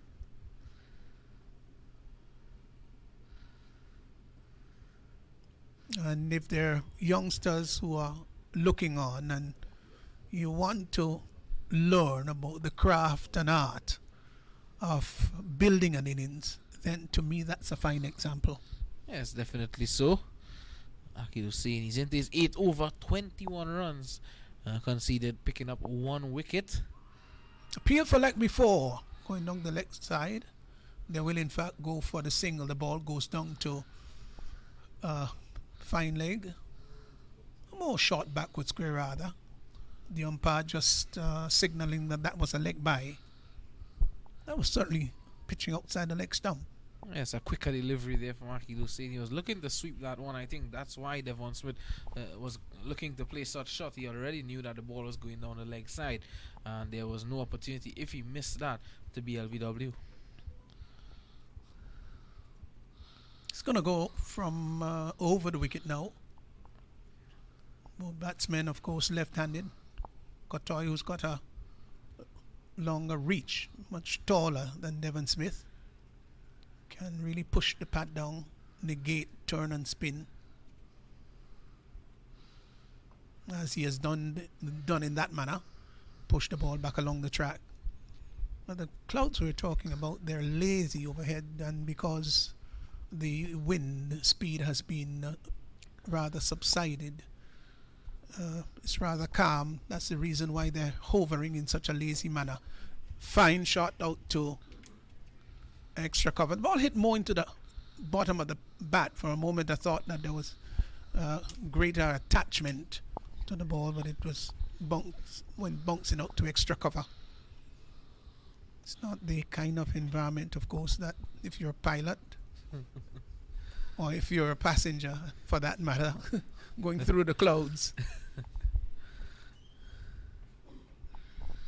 So drawn forward, pushes the ball back and down the track. The over comes to an end. It's 122 for 4. Qatar is not out 1 and Devon Smith is 66. So Akil Hussein, he continues to show good variation here for Trinidad and Tobago. Remember, he is number 3 on that highest wicket taking list. Of course, Virasamy Pomol, he is number 1 there at 49 wickets. Shema Holder, he has 34. Akil Hussein, he has 33. And Raheem Cornwall, I think he's now been overtaken by Preston McSween, who has 31, coming into this game with 26 and having 5 wickets in that first innings, now cupping that 4th spot. Well, it's going to be interesting as to what would happen in regards to a player like Versamy Permal, who has taken over 500 wickets in first-class cricket, which, in my opinion, is outstanding. What do you do with players like these? Now, you've got other players whose bowling performance have not been as impressive as his has been, and they just seem to have catapulted and gone ahead of him. And I think the selectors will be hard pressed if you're thinking about the spinner now to play the longer version for West Indies cricket. That is a name, Versamy Pomol, that must come up very high on the list. Yes, very much so. But it's been a similar case to Devon Smith, to be fair, Pastor Worm. When they are given the opportunity at that international level for West Indies, they haven't been as successful as they were in the first class at the regional level for West Indies. That might be true. I think more so with Devon Smith rather than Versamy Pomol. And Devon Smith got quite a bit of opportunities. I think he himself will admit that he didn't make the best out of it. But I think that Permal has been a little bit unfortunate. Turned nicely down behind square. Now they've hustled for 1, thought for a fleeting moment for the second, and decided against it. The return comes into the keeper. Good services there. Good all-round cricket. Devon Smith just turning it behind square on the left side. Took off for the first run quickly, but then quickly assessed the situation and realized that the second run was not there. 123 is the total now, and the Winwood Islands, they're not out of the woods, are they? Definitely not. They have some good batting to come in the lineup as well. I think Ryan John, he's handy with a bat. Preston McSween, I saw him bat in that last game. He hadn't done much of a big score, but he looks capable in the way he goes about his trade.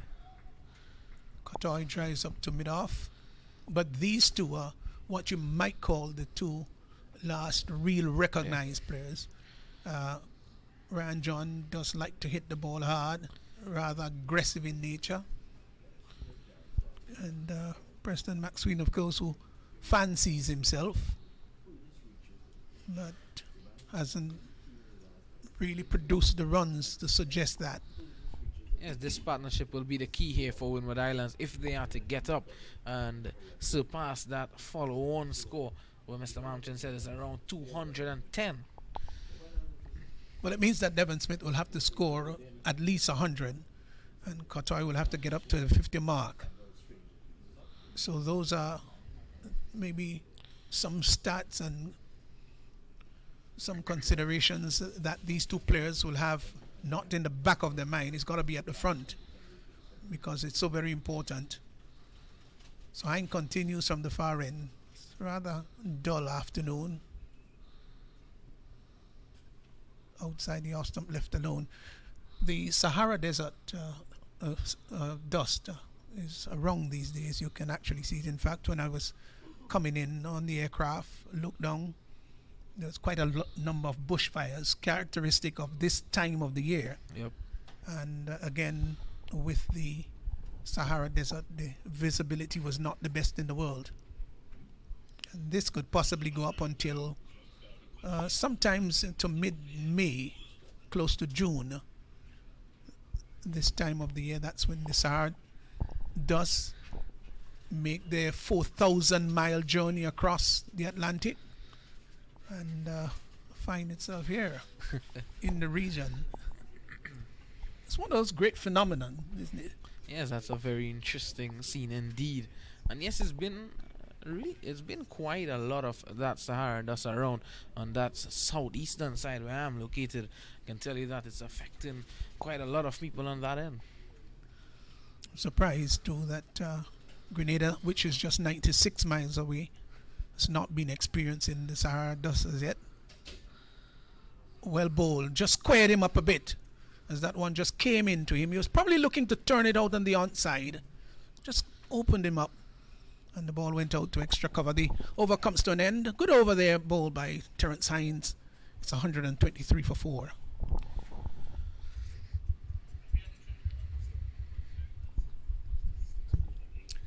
Okay, so we've got some details.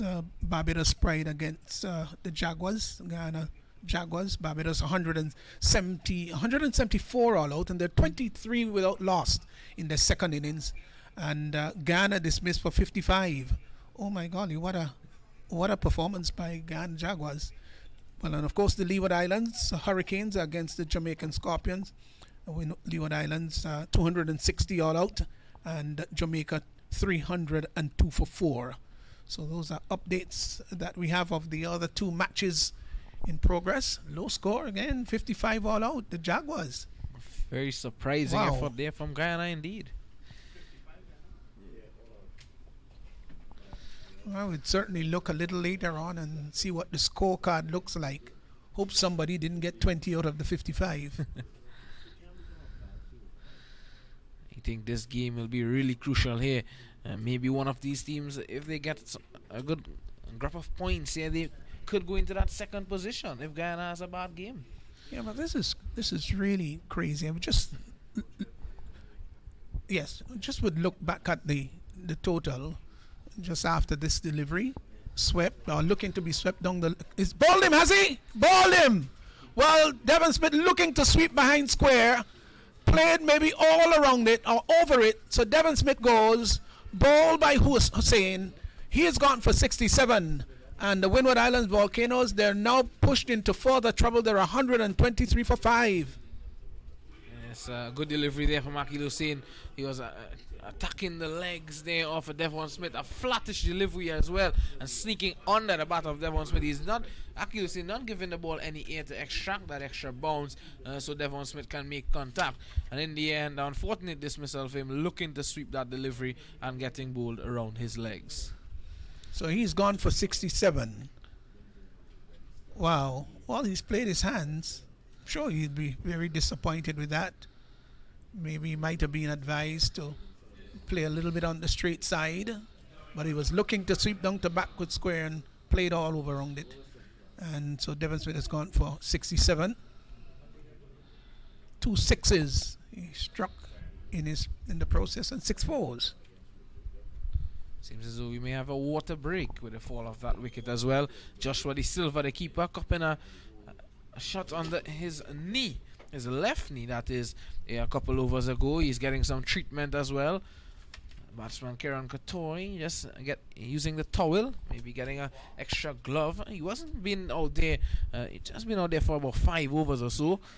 So he's not, I'm sure he won't be as tired. He didn't do much with the ball for Winwood Islands Volcanoes, and as you can see as well, Prakash, he's out there in the middle, hands in pockets, and supervising what's going on the pitch. Yes, so the water cart is out. It's kind of old-fashioned, really.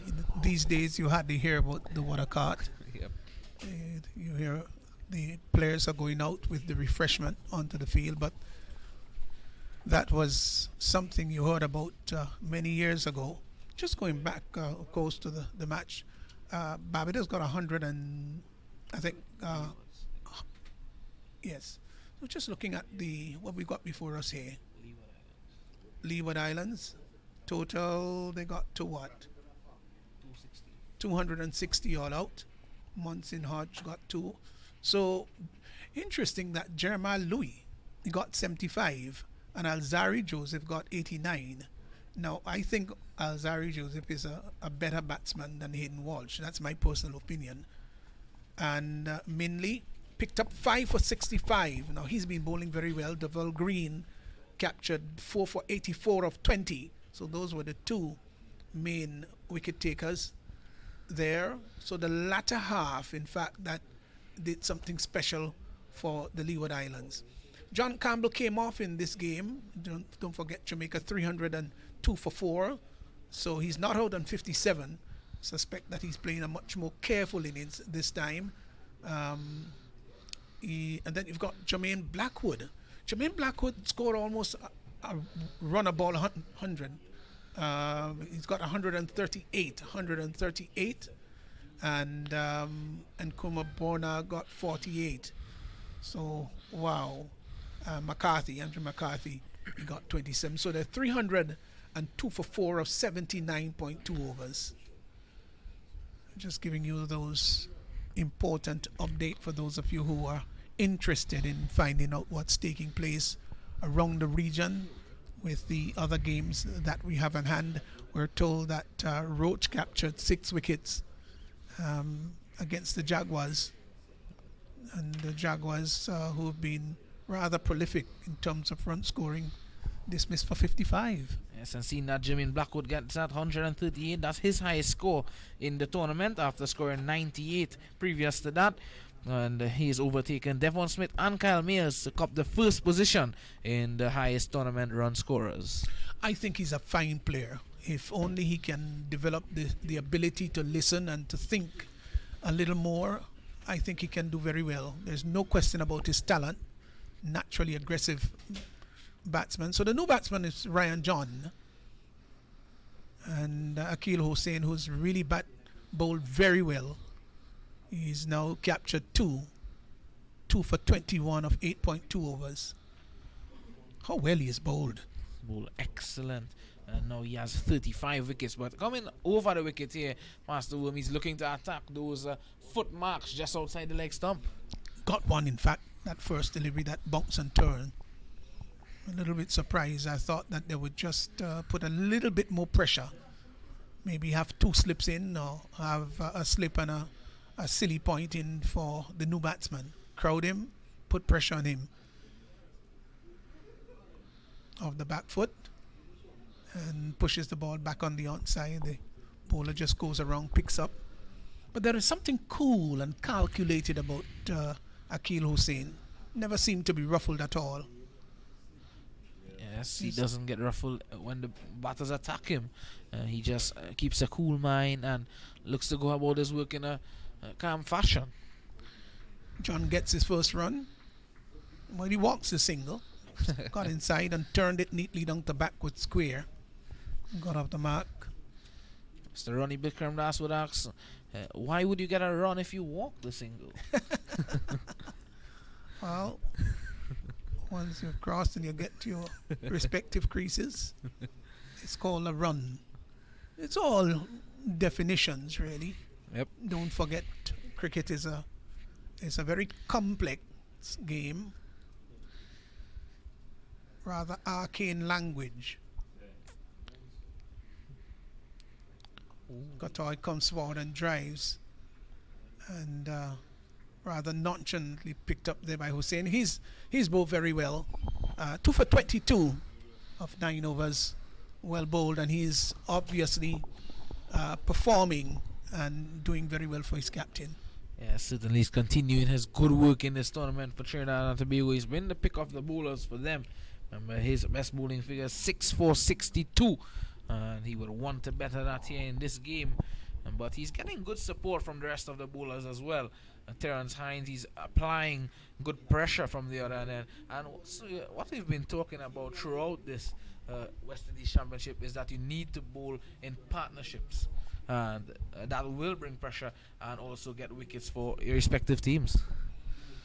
But the Trinidad and Tobago Red Force, they've done very well. They have not sprayed it all over the place, although Devon Smith and Milius came out with gun blazing. But by and large, they have settled down very nicely now, and they have bowled a relatively good line and length. Good opportunity for John here. Batting at number 7 to show his true worth. Off the back foot, cuts well, 4 runs. Beautiful shot.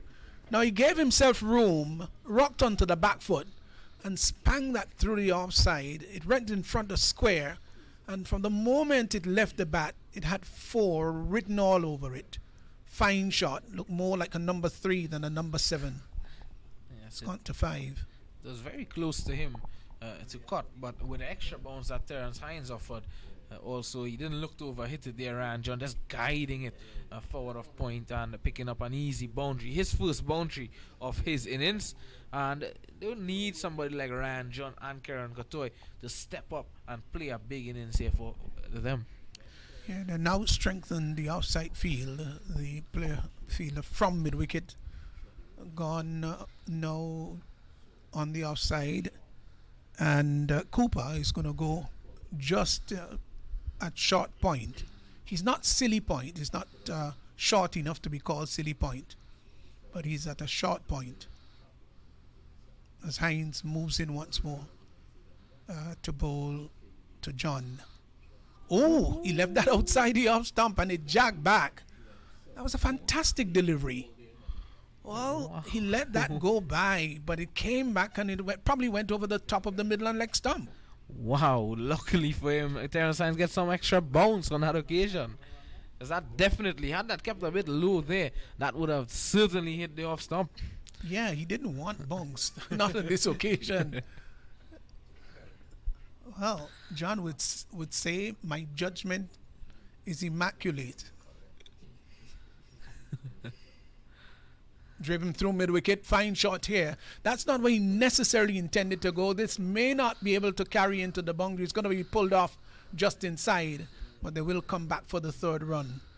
I know that he was looking to hit that a little straighter, but there was a little bit of inward movement, and it went down to the wideish long on boundary. So he's gone on to, what is it going on to? Is it going on to 7? Or 8. Yes, he's gone to 8. The total of 100 and has now got to 131. 131 for 5. The field just changing over to accommodate the left-handed Kotoy, who does his usual rituals, touching the pad and then settling into his stance. Taps away at the crease.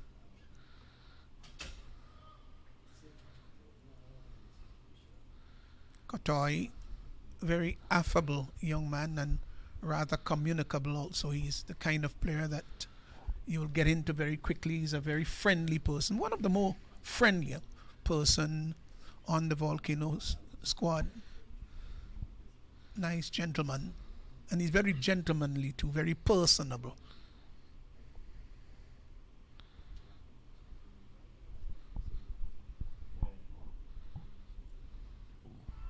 Hines is wrapped on the pad. There's an appeal for leg before. I think that was on the high side. And then he's trying to slat the ball into the left-handed batsman. Just looking at the keeper, though, he didn't go down the leg side to suggest that the ball was slanting down the leg side, but it may well have been on the higher side.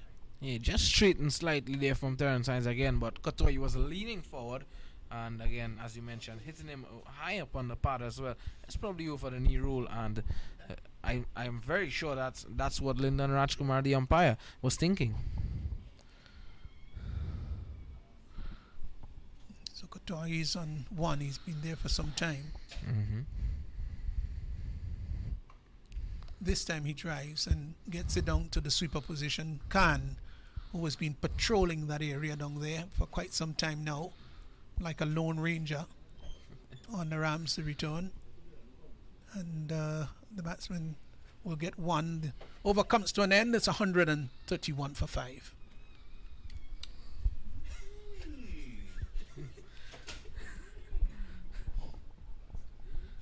Very interesting scenes in the commentary box.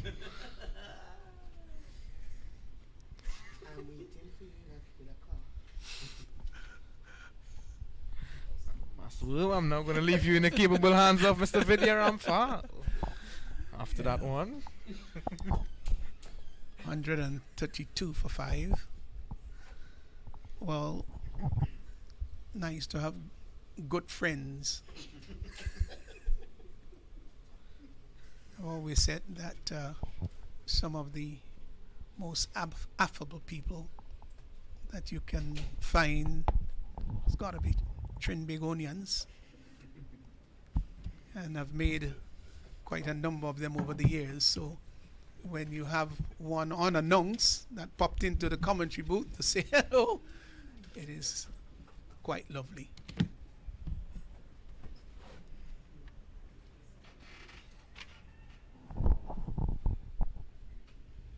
Quick single as Katoy and John just trying to restore things here for the Winwood Islands, but they've got an uphill task. Hi there, Pastor. It's been quite an eventful afternoon, and I'm just not talking about the last few minutes.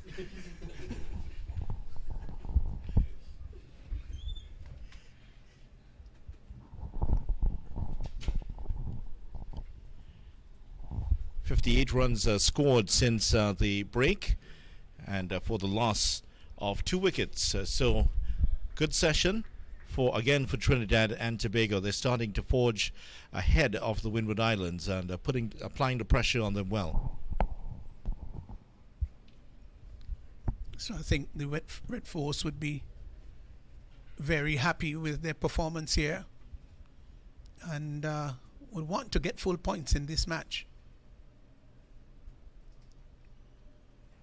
John gets a faster delivery. He's now coming from round the wicket to the right-handed John, so not necessarily trying to exploit much of the rough, which is outside the right-hander's leg stump.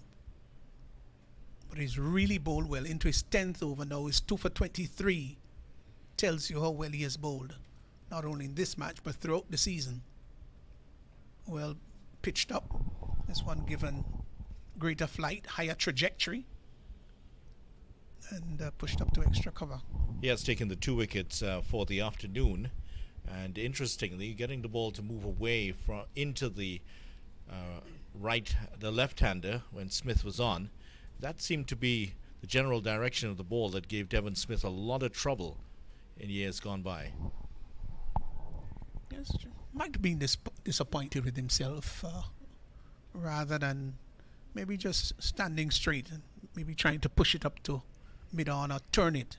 Was looking to sweep. When you're sweeping, you've got to be in full control. It's a sort of high-risk shot. Could take the back of the bat, you can miss. You've got to make sure it's sweepable. Late cut down to third man. That's the latest of cut. So Frank Worrell will be very proud about that. He's now come back for the second run. John just onto the back foot, and at the very last moment just cut the ball down to third man and got 2. That completes the over. 135 for 5.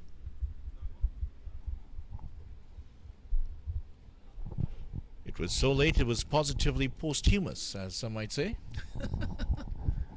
Yes, some of the very good late cutters. Lawrence Rowe was very dexterous and rather skillful with late cutting, and the late Sir Frank Worrell, of course, was the master of the art with late cuts. And so many of these players, of course, were known for certain things. If you're thinking about the square cut, then Gordon Greenwich has to come to your mind immediately. Or a Barry Richards, if you want that. Barry Richards. The pet shot of some players.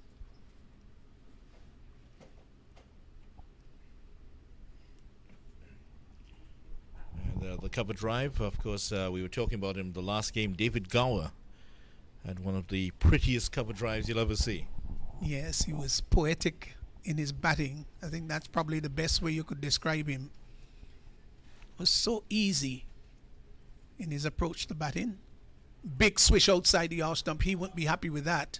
Neither would Ryan John. Just looking to see whether Ryan John would say something to him. Didn't walk down. Just would do as usual. That's Katoy. Would walk away to square leg whenever he has done something naughty. That's what he does. It's one of those tells, isn't it? What did you do when you did something naughty while batting? Well, I was usually put in the corner, so I think that's his version of being sent to the corner. This one was played with greater respect. Just played it back along the turf for the bowler to pick up on his follow through. Well, there was one punishment I remember in particular, which was being told to kneel down in the corner. It's a variation of standing in the corner. Kneel down in the corner and raise your hands, which is always very difficult. Yes, but it would have been good for physical exercising anyway. In my days, it was much more gruesome than that, I can tell you. Driven up to mid-off by Kotoy. Doesn't seem to be timing the ball all that well. You could just see him just going across the square leg as usual. Just trying to concentrate and would go back.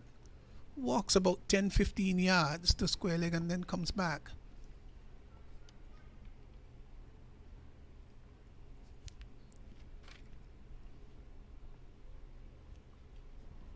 And this time he's reaching out and driving out to, just pushing the ball out to extra cover. But remember the old days, of course, when parents wanting to discipline children, and they would put them kneel down on some various objects which really were not very accommodating or friendly to the knees. You hardly do that to children these days. The coconut grater, they call it. How things have changed. Driven up to mid-on, inside edge. That's not where he intended it to go. Maybe it wouldn't be a bad idea to have a fielder in close on the leg side, perhaps to stand up exactly in the pathway that Kotoy is walking. Those little things sort of mess up your rhythm. There have been players who, whenever Rafael Nadal orders his water bottles before walking onto the, some of them have actually gone and messed with the water to sort of break his concentration. So it does have a little bit of an effect. It's just rituals or superstition. We'll come back to that. Driven nicely through mid-wicket, runs here. This may go all the way to the boundary. I think it's got sufficient attached to it. No, will be pulled back just inside. And the batsmen have time to cross for 3. But he just sort of loosed the shackles a bit. Turned that through mid-wicket and got 3. Over comes to an end. It's 138 for 5. Well, if I were Terence Hines, I'd be very encouraged bowling to Kotoy, because he doesn't seem to be getting to he doesn't have the pace of the wicket quite yet, and he is going to give some chances here, because he's not the kind of guy who wants to be contained in any way, and almost would have presented a catch there to mid-wicket. He got the timing just right. But one thing I'm noticing which is interesting here, since Bravo has come back in as captain, we've had the former captain Imran Khan, who led TNT against Barbados to victory. He has fielded in every position as furthest away from the center of the action that I can think of. He's been put so far away, he's almost like a man... Banished. He's almost like he's been banished to a different corner of the kingdom. Or as one would put it, a man on the 5th day of a 4-day perfume. Yeah, that's interesting though, and I wonder if he minds it at all. Probably doesn't. So here's a new over as Hossein moves in to bowl to Kotoy. He's looking to turn it on the onside. The ball takes the top part of the right pad and bobbled out on the offside, but no harm done. Well, the other interesting aspect of that, in the last game against Barbados and in the game previously to that against Leeward Islands, Khan and Hussein bowled very well in tandem. They took 7 wickets against the Leeward Islands, where TNT almost forced a victory against a run of play there 2 weeks ago. And then against Barbados, they contributed to take 5 wickets in that victory. In the second innings, and in the first innings also bowled well together. Khan hasn't bowled at all, and perhaps Bravo missing a little bit of a trick here. I'm not sure if he picked up on that in the last 2 games.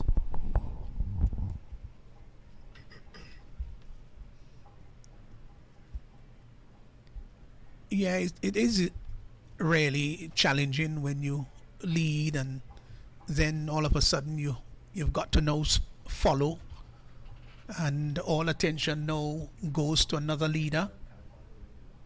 It's not always easy to adjust. It's like a prime minister who was leading for many years and then all of a sudden he's no longer leading the country. It takes a long time for him to come to grips with the fact that he's no longer the leader, or she is no longer the leader. It's a funny story that David Cameron, the former Prime Minister of Britain, once asked Sir Alex Ferguson how would he deal with a difficult member of cabinet. And Sir Alex Ferguson, in typical fashion, told him, well, I just get rid of him, just as he would have done so many players, David Beckham, Dwight York, and so. The problem that David Cameron says, well, you know, Mr. Brown is in the cabinet. I just can't get rid of him. Eventually, he did, in fact, succeed Cameron as Prime Minister. That's irony, isn't it? It certainly is. That last delivery had bounce and turn attached to it. This is a very good spell here by Akil Hussain. He's kept a tidy line and length. Bowling in full control. I like what I see about him. And there is an ease about his approach to the wicket. He doesn't seem to be ruffled at all. Over comes to an end, 139 for 5. Let me just correct that quickly. It was Tony Blair was the Prime Minister, and he was succeeded by Brown. Of course, Cameron would have come in after that. Sorry, I should have picked that up. Yeah, we know our Prime Ministers, don't we? So Ryan John, a little bit busier than Kiran Kotoy. John is 10, Kotoy is 7. That would have been in our 4 time a bit different, because Kotoy is the more aggressive and the better batsman of the two. But those things happen in cricket, of course. Sometimes the players you expect to really lead from the front and to perform prodigiously, they don't. And the so-called lesser players step up to the plate. Yeah. So, say in 11 overs, picked up 2 for 26. Good bowling. It's on par with what he's done throughout the season. A breakout season for him with the ball. And the 55 in the last innings against Barbados. Didn't do too well with the bat again today. Down the leg side, a screaming take there by De Silva. Good diving take to his right. But what about his prospects, though, in terms of going on and maybe having a good full-fledged international career? Does he have the sort of composure, skill, and the sort of discipline to go there? Yeah, that would be a question, interesting question indeed. When you rate him as an all-rounder, certainly he has a test first-class 100, but his record still doesn't really deserve to be on the West Indies team just as yet. Good shot over extra cover. That's going to run away to the boundary for 4. That was pitched up. Had to reach for it a bit, I must say. And Kotoy just launched into a heavy drive, had it airborne, and went over the fielder there at extra cover and into the boundary for 4. Cooper feeling that extra cover but didn't have a chance at all. And Imran Khan, who's feeling down the sweeper position but a bit square, neither had a chance to cut that off. Fine shot. So go back to your question. Hussain averages 18.60 with the bat. So as a bowling all-rounder, yes, this is his first breakout season with the ball. So a lot more consistency needed. He hasn't quite ironed down a place in the Trinidad and Tobago team. Came back in this year and has done well. We would hope to see him with the TNT team next year. But in terms of addressing the West Indies selectors, he has to be more consistent, take more wickets and score more runs. But he's more like a bowling all-rounder, isn't he? Yeah, he certainly is. Yeah, and that's the more important thing. You've got to pick up wickets. And if he's picking up wickets at 20, I think by and large he's done pretty well this season. Down the leg side, I think Kotoy will be a bit upset with himself. Might have just thought about tickling that to find leg, but he went more for an expansive, aggressive shot rather than maybe just coming inside the line and tickling it. Just wondering whether he's not beginning to just shift into another gear. Scottoy by nature, he loves to hit the ball, and he's not afraid to go airborne too.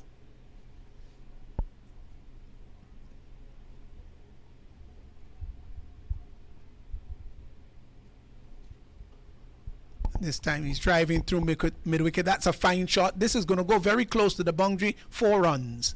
Nice shot. Pitched up on the legs. And he came forward and turned the wrist over it very well. And it went down to forward square for 4. He continues to push on, continues to battle here. He's 15.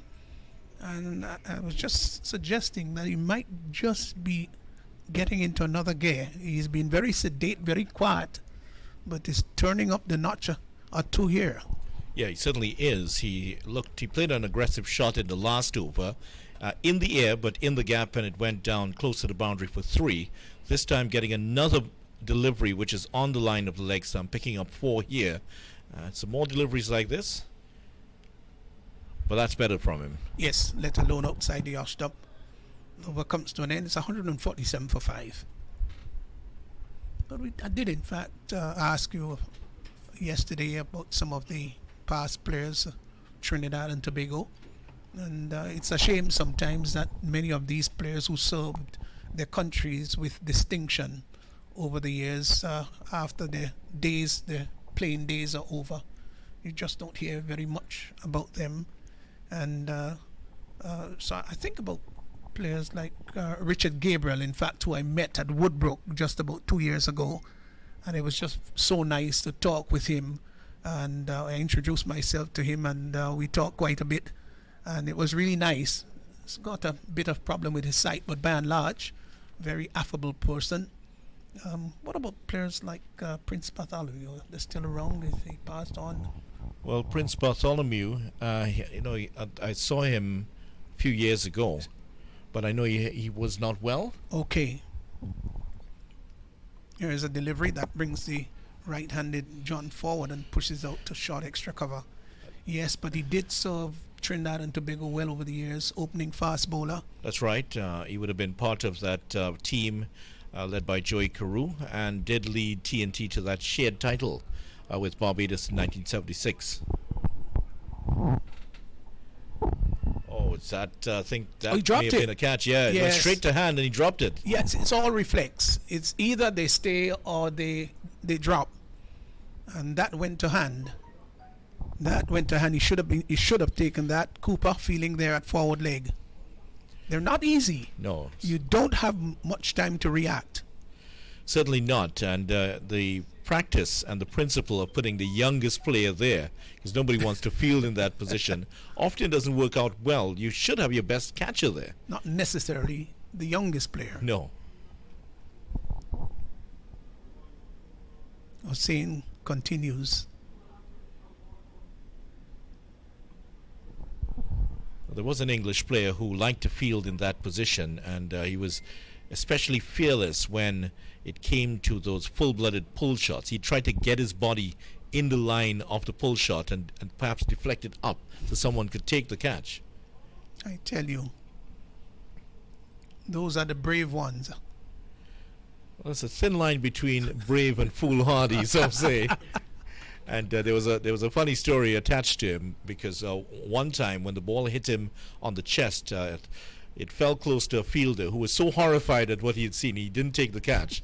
He said, "But why would you do something like that?" He said, "What if it had hit you on the head?" He said, "Well, I guess you would have been caught at cover." Interesting that. Here is John hitting that down to the deep backward square, and they get a single. Certainly looking to go to the boundary there. Didn't really cue it as well as he liked. Remember the name of that person, the player? I'll remember in a moment. It's gonna come. I know that your memory is so good. Wish I had as keen a memory as you do. So the left-handed Kotoy now into strike. Hussein continues to bowl very well here.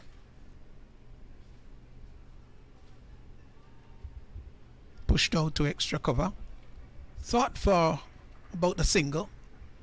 So as to whether they're going to continue with Hussein, he's so far has bowled 12 overs, 2 for 27, and doesn't look tiring at all, so they might just continue with him a bit. And there's still no sign of Imran Khan, who is still been living in what appears to be his banishment in one of the Fourth Kingdoms for Game of Thrones. And he's out there somewhere with the Mother of Dragons, it seems. I guess that reference doesn't register with you. You're not a Game of Thrones watcher, are you? Absolutely not. To be honest, I've never seen it myself. But, oh, you haven't? But I remember it because in this year's Carnival celebration, what I did cover, there were a lot of costumes made of dragons. So several of them were inspired by Game of Thrones. Okay. I'll probably go and do a little bit of research here and there. The language, I'm not commensurate with it. In fact, one of the costumes, they had rigged something of some pyrotechnics in the costume to breathe out fire, and the costume was set alight. It really was. Actually, yeah, something went wrong, and the costume set on fire in the middle. Must have been a very scary thing, wasn't it? Yeah, it was. Well, I was commentating at the time on that, wow. And the costume started to burn on the stage. Luckily, the fire service here in TNT, very efficient, got on. They got the masquerader free, and they were able to put out the fire within seconds. No injury was. No injury at all. Fine. Outside the all-stump, cut down to on the edge between the first and second slip, and that gone to the boundary for 4. Well, Jet Goolie is there, Hamza Kimbu, and it went between himself and Kyle Hope down to the third man boundary for 4. That's not where he intended. Certainly wanted to hit that backward point and got it down to third man. Well, Anderson Phillip is holding a very angry inquiry as to why that wasn't caught. But I think that was pitching in front of Kyle Hope, who is at that second slip position. It was in front of him and to his left. Jed Goolie would have had to come forward at least 2 meters to his right to take that. So it's a tricky one. But they're both trying to figure out who could have taken it. And now Cephas Cooper is telling Hope that he should go move a few paces to his left. Yeah, these fast bowlers think you're supposed to catch everything. Everything, yeah. Well, who could blame them? Because they work so very hard. So they want you to take their catches. Outside the off-stump. That came back a long way. It's bowled him, yeah. Oh, it's bowled him. Oh, what a magnificent delivery. In fact, one bail has remained and the off bail has been plucked off. What a wonderful delivery. Well, that's not the first time we saw that ball jagging back. It came back a long way, let it go by a few overs before it happened, and it went just over the top of the off bails. This time, it was clipped off. It went bail clipping, and so John has gone. He's bowled by Phillip for 15. It's 152 for 6. And I think that wicket was born from the frustration of that drop catch to ball before, because looking at Phillip running in, you could have seen that he was coming in with a lot more energy. He really raced in. He sort of ambles in with his normal delivery stride, but that one, he really raced in, and you got the feeling that he was seething with anger. He sent that ball down, and John didn't know too much about that. Well. What a spectacular dismissal that. Again, just to repeat that it was pitched outside the off stump. It came back and John shouldered arms, allowing it to go by. It went by, but not before kissing the off bail, and he was bowled. That was some serious pace there from John, and but from the bowler Phillip. And it just sort of touched the bail and knocked it off. The bail did not fall very far from the stumps. I tell you, with that pace, if you had hit the off stump, it would have been cartwheeling out of the ground. Yes, well, that was leather kissing wood. And the new batsman has now made his way out. Kenneth Demba has come out to replace John. And the Windwards are reeling. They trail by 257 runs. They're 152 for 5. Not trying to get ahead of the situation here, but if the Windwards were bowled out this afternoon, it would present a very interesting situation if TNT would decide to bat on here. And Pastor is going to make his way from us now, and it's going to bring Ronnie Bikram Das back on. And Ronnie, as we watch the next delivery here from Phillip, it's a good on drive, can't beat the fielder. But what a dismissal that was. It really came in sharply from outside the off stump and just flicked the bail off, as neat as you could get. Yeah, that's a perfect delivery fast bowler would want. Bowling that one, just clipping the bail, as they would say. And as you mentioned, that delivery was born out of frustration of the previous delivery that the catch was dropped at first slip. Or second, between first and missed. second Let's slip. say missed, because it didn't go to hand. All right, missed. At first. Don't be first and miffed, second. please. Yeah, so it's very good bowling by Anderson Phillips and Phillip, and he came back. Well, it's an appeal for LBW. Yeah, it did clip the pad that time, yes. but it wasn't. It didn't go on to hit the stump, so that's one of the reasons why the umpire turned it down. It was coming back in, but not enough to hit the stumps. Well, Jason Mohammed wouldn't appreciate that. He got one similar, and he was a judge LBW, so he would not like that one too much. Yeah, as he come back onto the field, though, I'm not seeing him out there right now. Jason Mohammed went off with an injury after taking that catch, injury to his hands. Yeah, I don't think he's back on just yet, but sure he will come back on. Imran Khan, meanwhile, has gone to gully. This is the closest he's been to the action since the game has started. Should get some more runs here. But with 6 down here, the Winwood Islands are in a lot of trouble. But not to try to get too far ahead, Ronnie. If TNT were to bowl out the Windwards, perhaps with a lead of 200 or so, should they bat again? Or would they... teams are very reluctant these days to enforce the follow-on. Yeah, definitely. They are hesitant to enforce the follow-on, and well, we're in the second day, and I don't think the Red Force would be wanting to bat on this final day. We saw what happened with the Barbados Pride on that final day, so I think they would want to repeat a similar situation. So they may go back to bat and then try to bowl Winwood Islands out on the final day. They would want a lead plus over 300 before they will think that, okay, it's enough for the Winwood Islands, enough for them to bowl the Winwood Islands out. Because remember, you have the likes of Devon Smith. These guys can really tune it on at any point in time. And your request for Imran Khan has been heard by the captain. I almost sent in a transfer request too, but my request to develop dog ears while he was on his way to Darren Bravo. Now he's on. Let's see what the man with number 10 on his back can do. And Khan, what a servant of Trinidad and Tobago cricket, over 400 wickets in his career, 3,000 runs. What a career. You look at those figures and you wonder, why did he only get to a West Indies A team and not the West Indies team? He's produced so many wonderful performances. That's a question only the selectors can answer. Yeah.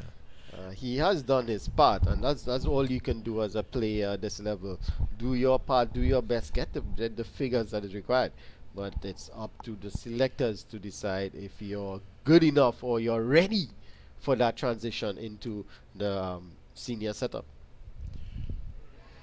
Chance of their stumping here. There hasn't been one for the season for TNT, and there won't be one here. Umpire Lyndon Rajkumar turning down the appeal. And Khan just drawing the batsman forward. Didn't quite get the stumping that time. And one of the reasons why I'm sure is that those who would defend the selectors would say is that, yes, he's taken wickets, but Veerasamy Permaul has had more wickets ahead of him. There's also been the case of the other Guyanese leg spinner, Bishu, Devendra Bishu, is also taken wickets, and not to mention the Jamaican left-arm orthodox spinner. That's another delivery here from Khan. who hardly ever got a look in at the West Indies team, and he took even more wickets than either of those. Yes, Miller. Nikita Miller, yeah, that's right. Nikita Miller, and not with the Jamaican team now, but Nikita Miller was at the top of the tree for so many seasons. Never got a look in really to the West Indies team, and it's frustrating. I'm sure it was hugely frustrating for him. It's similar for Imran Khan here. This one down the leg side worked away nicely by its Demba, and he gets 2 more.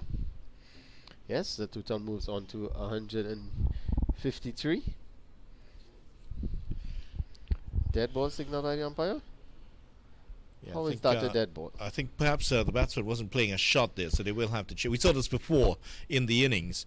The batsman wasn't playing a shot, and that's why they've been told to go back to their respective ends. It looked like he played a shot. Yeah. To me, it looked like he tried to work it down the leg side. Yeah, there was one earlier where the batsman played no shot. It came off the pads. I think it was during the Trinidad and Tobago innings. And Anderson Phillip pulled the bat away, had it high over his head, struck his pad, and he ran down for a single. There's a laugh and a giggle about it, but he was sent back by the umpires, who, to be honest, haven't missed too much in this match. There was one contentious LBW decision against Jason Mohammed. Aside from that, is that caught?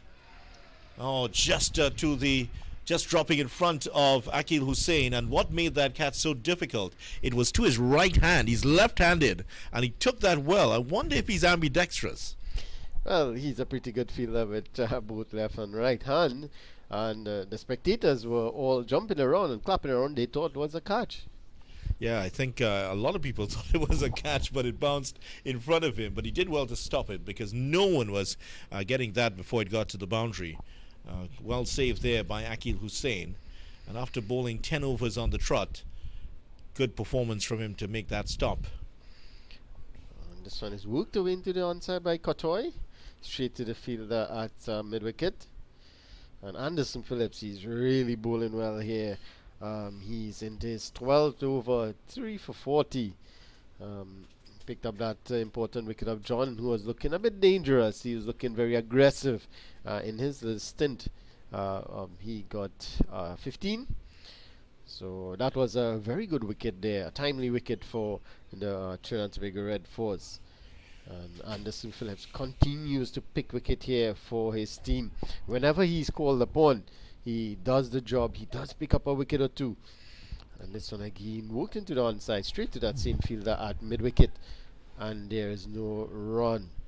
Well, Philip, just to go back to what he's done, since he didn't miss the 5 games, of his 5 games, because of injury. And he did get 2 for 54 and 2 for 31 against the Leewards. 6 wickets in the first innings against Barbados, 1 in the second. So he is picking up wickets. 11 wickets for the season so far, and then another 3 here. So that brings his tally to 14. And what I've noticed here is that in this match, in contrast to what we saw against Barbados, he's really working up some pace here. I think he was using the first 2 matches to sort of test out his body. You're coming back from injury, there's always going to be that fear that something might go wrong again. It's part of the psychological hurdles that you have to get over. But I think he's over that now because he's really pushing his body a little bit more, and you're seeing some faster deliveries coming from him. Yeah, definitely. You can see the effort he's putting into the deliveries from his run-up all the way to his delivery stride. He's really putting the effort in, and he's getting the reward. You know, we talked about batsmen not looking at the bowlers earlier. And that's not really a good tactic, because you can get some cues as to what the bowler is going to do from watching them run in. In fact, you can spot that, like bowlers like Tony Gray in the past, if they were going to bowl a short delivery, were just running that a little bit faster, because you know there was a malicious and malevolent intent on their mind. Well, I thought you were going to say that you really can't miss him at the moment with the red shirt he has on. And the head of selectors for the TNT team, Tony Gray is in the studio with us, just having a listen to the commentary. And he always just drops in some nice pointers at what we should do. That's a nice shot there. Straight back over the head of the bowler. Pitched up by Anderson Phillip. And tell you what, he hit that very confidently indeed.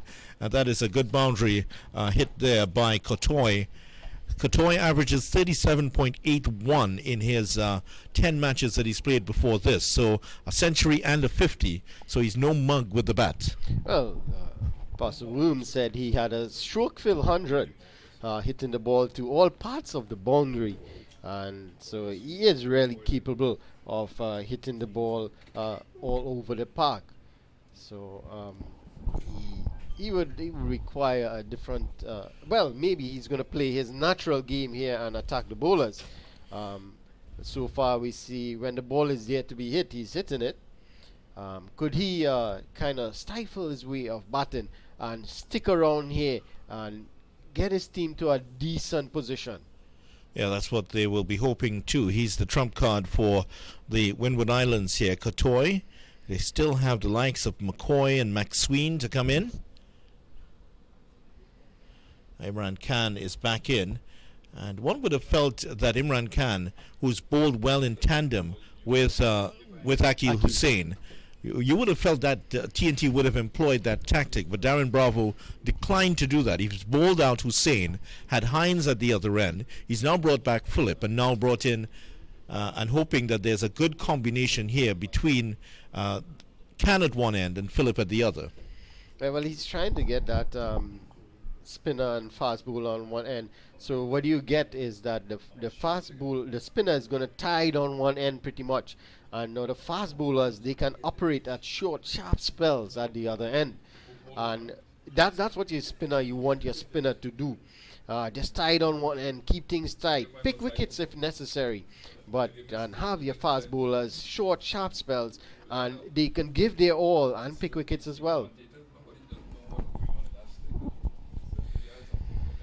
Darren Bravo does the fielding here. And some might say he missed a trick in having his two best spinners together, because not only could they get the overs, there's still 16 overs to go in the game, and that's a lot of overs in a short period of time. Appeal for an LBW, but very optimistic going down the leg side. Joshua De Silva was standing maybe another set of stumps behind. Yeah, definitely that wasn't hit any of those three stumps standing there. Imran Khan has done a good job thus far. Oh, that's a good delivery. Oh, there's appeal for LBW here and an attempt at a run out, but neither come to fruition, and the end of the over here. Another quick over from Imran Khan, and at the end he has two maidens. A run hasn't been scored off him so far. Kotoy 19, as you see there. Demba 1. 15 overs still remaining in the day's play. And play was due to be called at 5 o'clock. It's now just about 12 minutes to 5, so that's not going to happen. Well, I believe it's 5:30 they call play. Well, usually it's 5 o'clock, so it would go to 5:30 because of the time lost yesterday. Well, the last couple of games, they normally call time at 5:30. 5:30, okay. Yeah, so maybe they just take the extra time to complete the overs, but they normally call time around 5:30. 16 overs in 45 minutes. Can it be done? Well, stranger things have happened. So it's Phillips. He's going to continue. That's a lovely Yorker. Very aggressive Anderson Phillip. That's nice to see here. Too many times we've seen benign approaches to the game here, but this is nice fiery stuff here from Anderson Phillip, who's steaming in, not afraid to show the batsman some aggro here. Yeah, well, you saw Kotoy there holding his chest. He probably was afraid when he saw that one from Anderson Phillip. I wouldn't like to see His heart Phillip. started to race.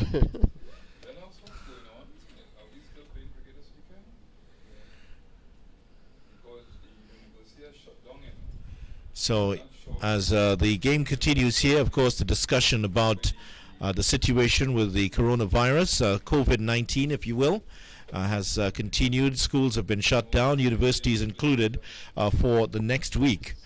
And just to address that situation, Ronnie, there's been a lot of misinformation spread. And one of the ones I saw online some people are suggesting there's some kind of a 100-year conspiracy.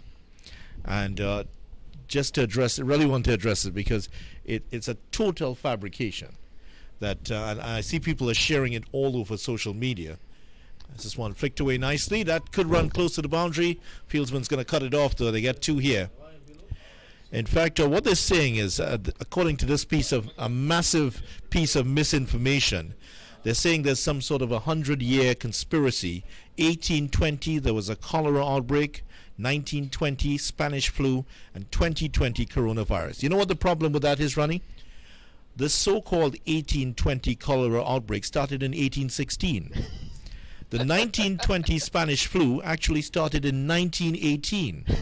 And the 2020 coronavirus started in 2019. That's why it's called COVID-19. Yes. So this is the kind of misinformation that people spread on social media. And I just wanted to correct that because I saw that, and it's very, very dangerous to put out there that there's some sort of conspiracy going on in the spread on the outbreak of this virus. Yeah, that's very good information there, Vidya. And that's the kind of thing we need. The information we need to get there out there. The misconception that has really a lot of people has had in terms of this virus, and we saw there was an interview actually on radio as well as TV where I can't remember the name of the doctor. Oh, this one is hit high and hard straight over the fielder at long on. It goes into the stands. It's 6 more from Kotoy. As the trap was set there, they knew that if they pitched one up, he might go over that long on position there. But Uthman Muhammad wasn't quite on the boundary rope. He had sort of strayed in. There may have been a question mark over which if he could have actually caught it if he were on the boundary. But with his height, wouldn't rule it out. But certainly the trap has been set here for Kotoy, and he escapes at this time. Yes, definitely. Even if the fielder was on the boundary line, he wouldn't have a chance. It went way over his head into the stands for 6. So let's see what Philip gonna do. Sorry, and this one is short down the leg side, pulled away nicely by Kotoy all along the ground, and it goes to that fielder Hines at that fine leg boundary. They get through for single. It's 166 for 6. Well, the sun is back with us all of a sudden. A nice and quiet and cool afternoon. Jed Goolie just tossing the ball to Imran Khan and heading to the outfield. And Khan will be back on. 2 overs, 2 maidens already. And he just sort of gets into a good stride immediately. That's the one thing about Imran Khan.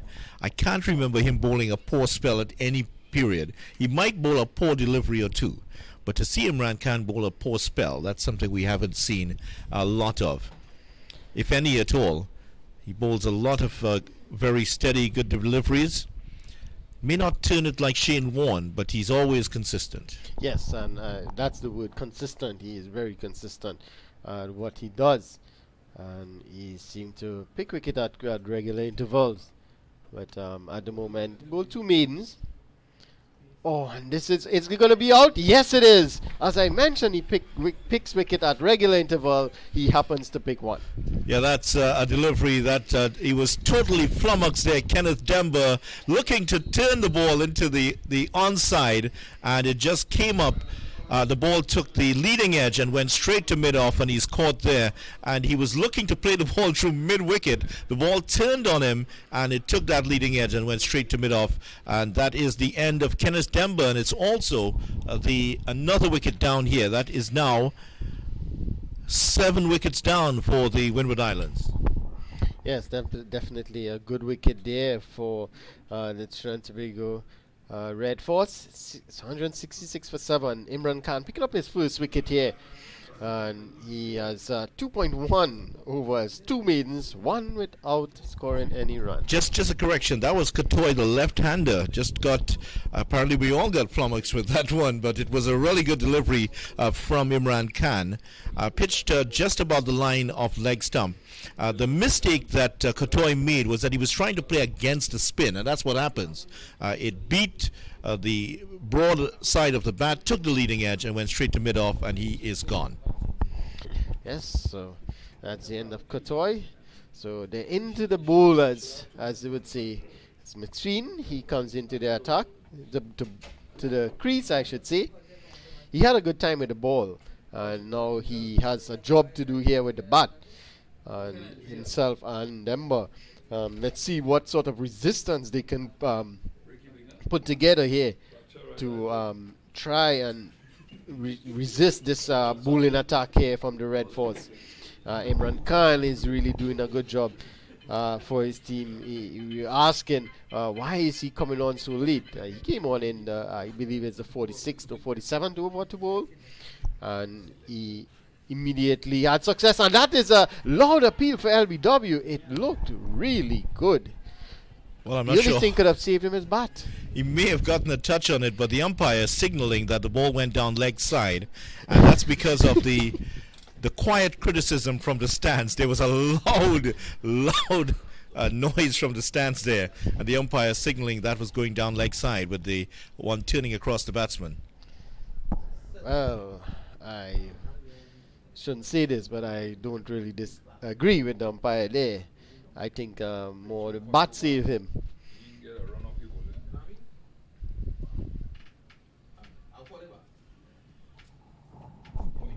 Imran Khan still yet to concede a run here. Should be a leg by for the first run scored off his bowling. Well, just taking a look at the replay there, Mr. Ramphal. That I really don't agree with the decision of the umpire. But the umpire is in the best position. He has the final say. At the moment, Imran Khan is really doing it. And this is an almighty hoik here from, is it Demba? Yes? And it goes into the, no, it goes over the ropes for 6. What a lovely slug sweep there from Demba. He really got a lot of bat onto that one, and he deposited that one over the mid-wicket boundary for 6. That's a big hit there by Demba and Imran Khan. As we saw with the Trinidad and Tobago players, they employed the sweep shot well against the spinners for the Winwood Islands. But here they are getting a taste of their own medicine as the sweep shot brought out once again. And this time he is given a lot of appeal for LBW. That one spinning across the right hander beat the bat and Cannon onto the back, on the back foot, hitting the pad on the back foot. And the umpire this time had no hesitation. He raises his finger, and a double strike here for Imran Khan in this over. And Winwood Islands Volcanoes now 173 for 8. Dejected Demba walks out. Well, Imran Khan, that's why he's brought on here, and that's why I felt that Bravo missed a trick in not having Khan on while Hussein was bowling. But that's what he does. Imran Khan, 3 overs. Yes, there was that 6 runs off him, but 2 wickets already, and Khan is sweeping up the Winwood Islands Volcanoes here. And there's a very real possibility now that Trinidad and Tobago could come in to bat some uncomfortable overs here at the end. Well, yeah, 13 more overs remain until the end of the day's play. 2 wickets to be had. And remember, they have 2 overs for the changeover. So if they get these 2 wickets in the next 2 or 3 overs, they're going to have 2 overs for the changeover. So they're going to have to face at least 6 or 7 overs before the end of the day's play. Now, the interesting thing is, this could very well be the last wicket here for the Leeward Islands. Now, remember, Hodge was injured earlier in the Trinidad and Tobago innings. He would normally bat in the middle. He would actually come in at number 3. We haven't seen Hodge for the day yet, and I don't think he's going to bat at all. There hasn't been any official announcement here, but I don't think we're going to see Hodge. This may very well be the last wicket for the Leeward Islands. You're right, Mr. Rampel. Vidya Rampel, you're right. For once, you are right. Yes, that's a very good point. We haven't seen Hodge yet. Well, we're now being told that he has a fractured finger, so he may not play any further part in this game. He may only come on if the Winwood Islands need 1 run to win on the last day with 1 wicket remaining. But that's the only situation I can see him coming back in. Oh, and it's another loud appeal for LBW. Well, not really by the bowler, but the slip fielder and the slip fielders, I should say, and the keeper. But not out, says the umpire. And we see McCoy just having a little chat with McSween. So the number 11 batsman is having a chat with the number 10 batsman. Sorry, the number 10 batsman is having a chat with the number 9 batsman. Yeah, they're having an interesting discussion, I'm sure, there. And it's been a sorry batting card for the Winwood Islands. And the wickets falling after that first wicket went at 48. They really skittled over very quickly. And he's bowled him. The leg stump has been knocked out of the ground. And that seems to be the end of the Winwood Islands Volcanoes innings. Anderson Phillips finishes with 4 wickets. Yes, he finishes with 4 wickets. That's the end of... is it McCoy? No, McSween, sorry. That's the end of McSween. Well, that appears to it because McCoy is also leaving because I don't think that Hodge is going to come out to bat here. So that is the end of the Winwood Islands Volcanoes innings here, and it's really a sorry batting card outside of the 67 from Devon Smith and 30 from Stewart, 28 also from Kotoy, but no one has really shown the guts here to stay with Trinidad and Tobago. And now, by being bowled out so cheaply, the Winwood Islands they've now presented Trinidad and Tobago the chance to get full points in this game. TNT will be keyed up here. Will they come into bat? I doubt they're going to enforce the follow-on. But they've bowled out the Winwood Islands Volcanoes in 51.2 overs. Yes, definitely. That's good work from the Trinidad and Tobago Red Force in wrapping up the last few wickets quite quickly. And as you saw, Kaveem Hodge, he's not going to be able to bat. And that's a big blow for the Winwood Islands. They would have depended on him, not just with the bat, but with the ball as well. But at the end of the day, he has succumbed to that injury in that shot that Jet Goolie played. And he was out with a fractured finger. So at the end of that's the end of the Winwood Islands Volcanoes innings, 173 for 9, and we shall just take a look at the batting card. The scorecard. My apologies, Mr. Chairman. Yes. So we saw it's.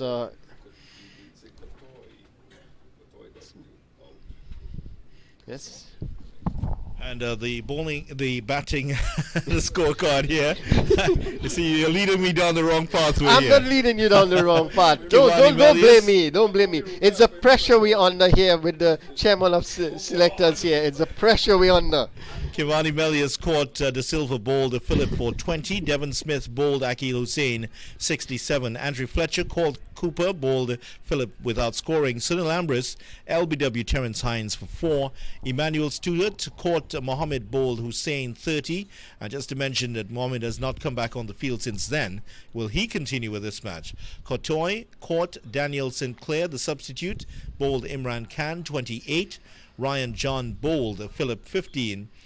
Kenneth Demba, LBW Imran Khan 7, and Preston McSween bowled Phillip 0. Kaveem Hodge did not bat. He is retired and out for this one. As for the bowling figures here, here's how it looks like. Another good outing for Anderson Phillip.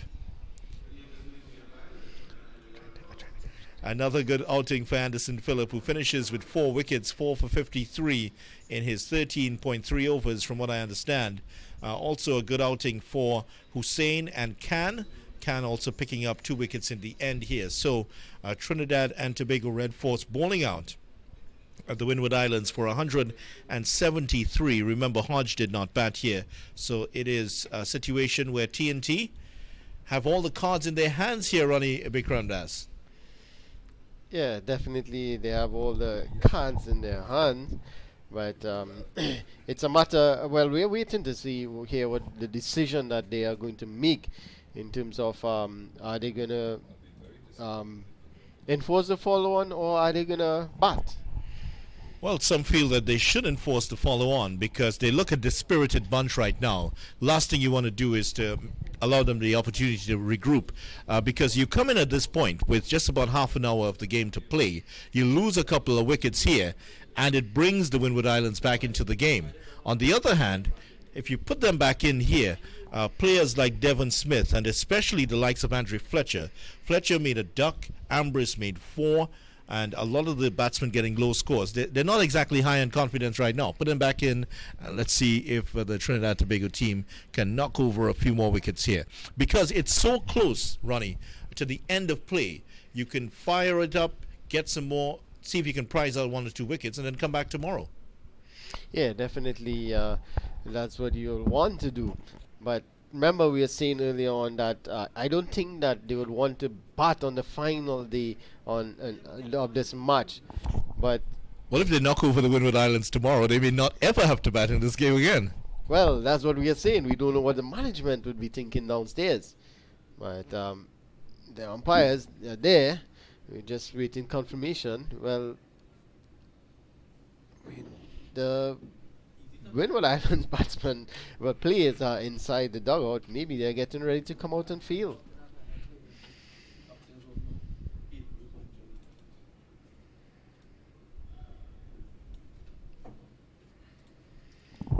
Trinidad and Tobago using 7 bowlers in the innings. Terence Hines 10 overs, Jason Mohammed 3, Akil Hussain bowled at 12 overs, 2 maidens at 27 for 2, and Imran Khan just bowling those 3 overs. Khan once again picking up the wickets, 2 overs.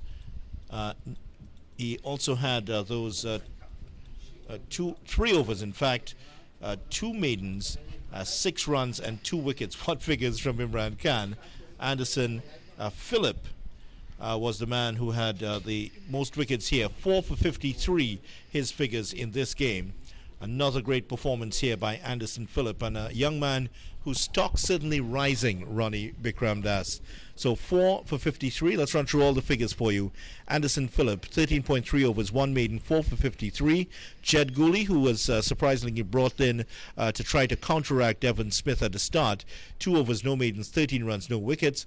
Uthman Mohammed, 8 overs, 3 maidens, 20 runs, no wickets. Hines, 10 overs, 1 maiden, 1 for 33.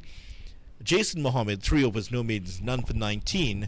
Akil Hussain, 12 overs, 2 maidens, 2 for, let me get that right, 2 for 27. 2 for 27. And finally, Imran Khan, 3 overs, 2 maidens, 6 runs, 2 wickets. So that is the tale of it, and we'll find out in a moment here, Ronnie, what's going to happen with the Trinidad and Tobago team. Yes, definitely. We're just waiting confirmation on whether they are going to bat or they are going to enforce the follow-on. At the moment, it's a good position for the Trinidad and Tobago Red Force. They lead by, is it 236 runs? 236, Trinidad and Tobago will have the lead by, so there's a possibility they can enforce the follow-on. What's going to happen here?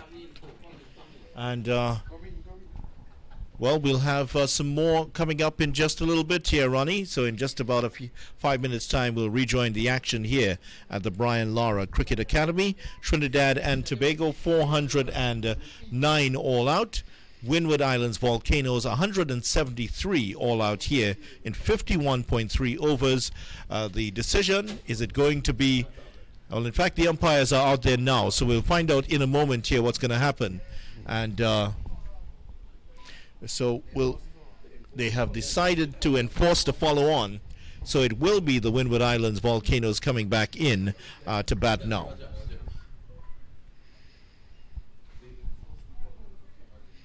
All right, I think there's going to be a double change, and the follow-on has been enforced here.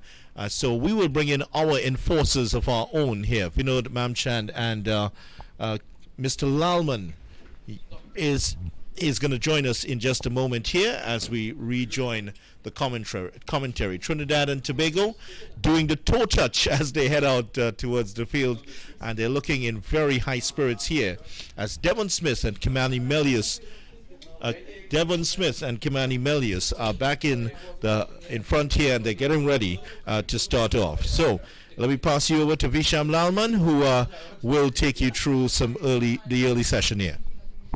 Yes, thank you, Vidya. Thank you, Ronnie, as well. And yes, I think it's a good decision here by Trinidad and Tobago and their captain, Darren Bravo, to enforce the follow-on. Devon Smith, he's coming back out there alongside Kamani Milias. This is going to be a really tricky situation here for the Winwood Islands Volcanoes. This last 5 to 10 overs or so with that new ball for Trinidad and Tobago Red Force is going to be really deadly. That's providing that the bowlers of Trinidad and Tobago Red Force does well this evening.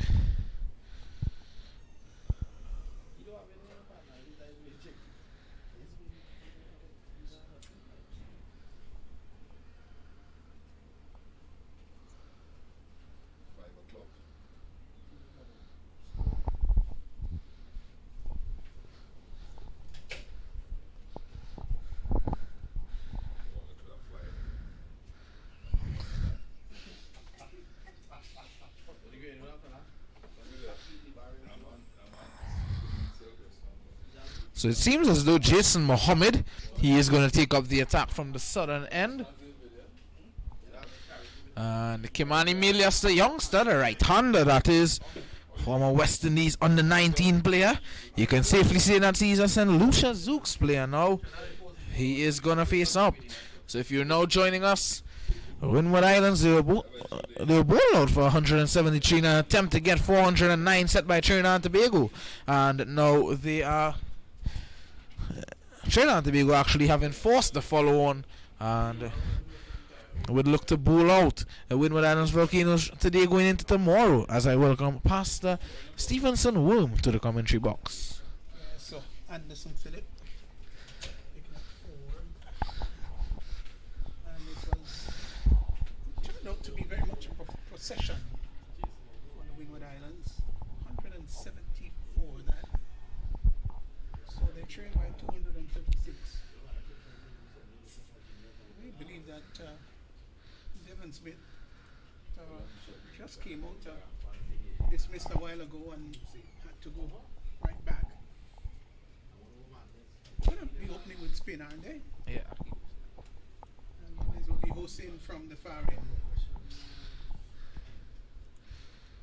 So here's the first ball in the Winwood second innings. Asked to follow on, pushed on to the back foot, and played back along the toe.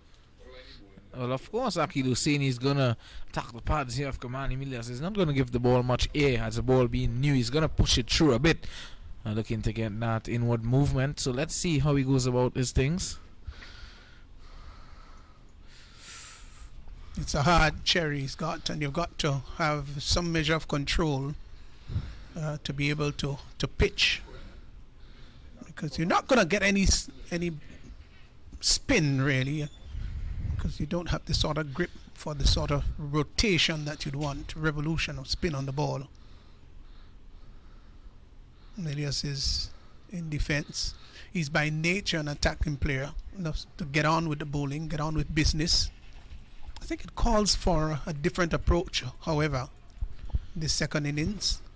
And his first target would be to play out the afternoon. That's the job of these two batsmen. Just to not be allowing Winwood Islands to lose any wickets this evening.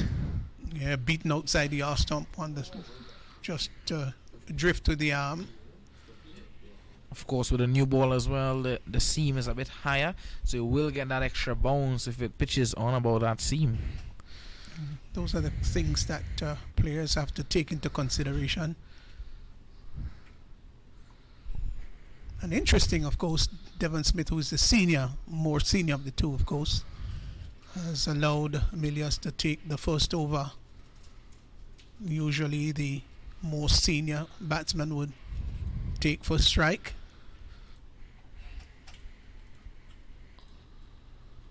Onto the back foot, there's an appeal for leg before, not given out.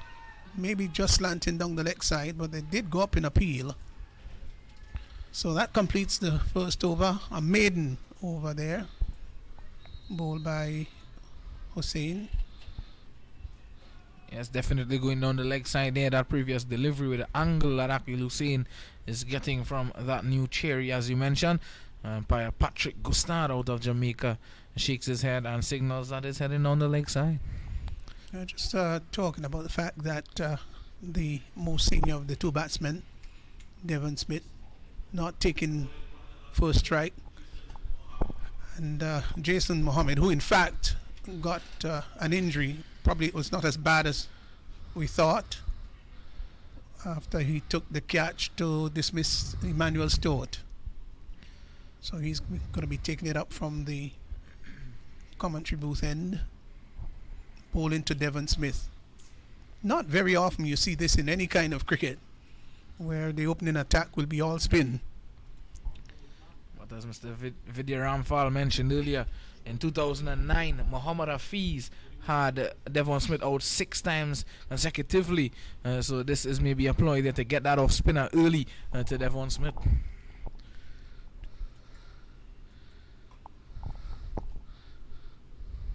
Driving out to short mid-off. He's been quite a prolific run getter for the Winwood Islands over the years. Short off the back foot and cuts. Doesn't really hit the middle of the bat, more the under portion on the edge of the bat, and went out to extra cover. I think he'll be disappointed with that. Should have been put away. This time he's reaching forward and pushes it out to extra cover. So it's going to be a very testing time here for these two. Opening pair for the Winwood Islands. And the first goal is to play out the rest of the afternoon.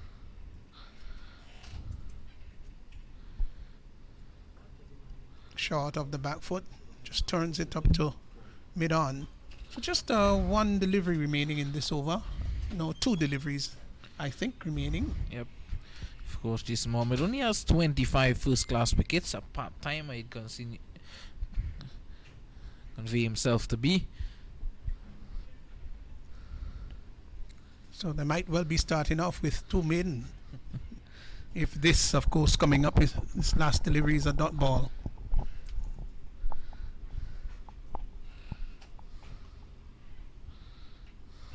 So they did in fact get a single. So just breaking the sequence of dot balls, 2 overs gone, 1 without loss. There was a slight hesitation there from Devon Smith. He took off, then he held up a bit. And Terence Hines, he hesitated as well in the outfield to attack that ball. I thought that if he did, that shouldn't have been a run.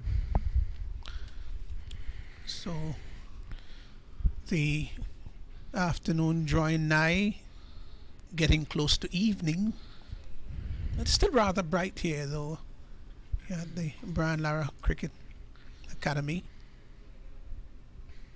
Just met 2 friends outside who were wondering the figures that were written up, 500, 400, 375, and they were asking what are those figures all about.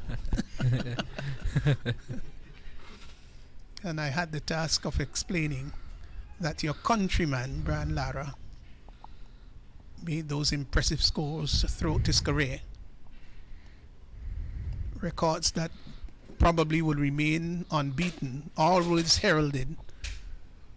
And it's going to be hard to see somebody getting past 500 runs in contemporary cricket, or 400 in Test cricket. Certainly not in my lifetime, I doubt that.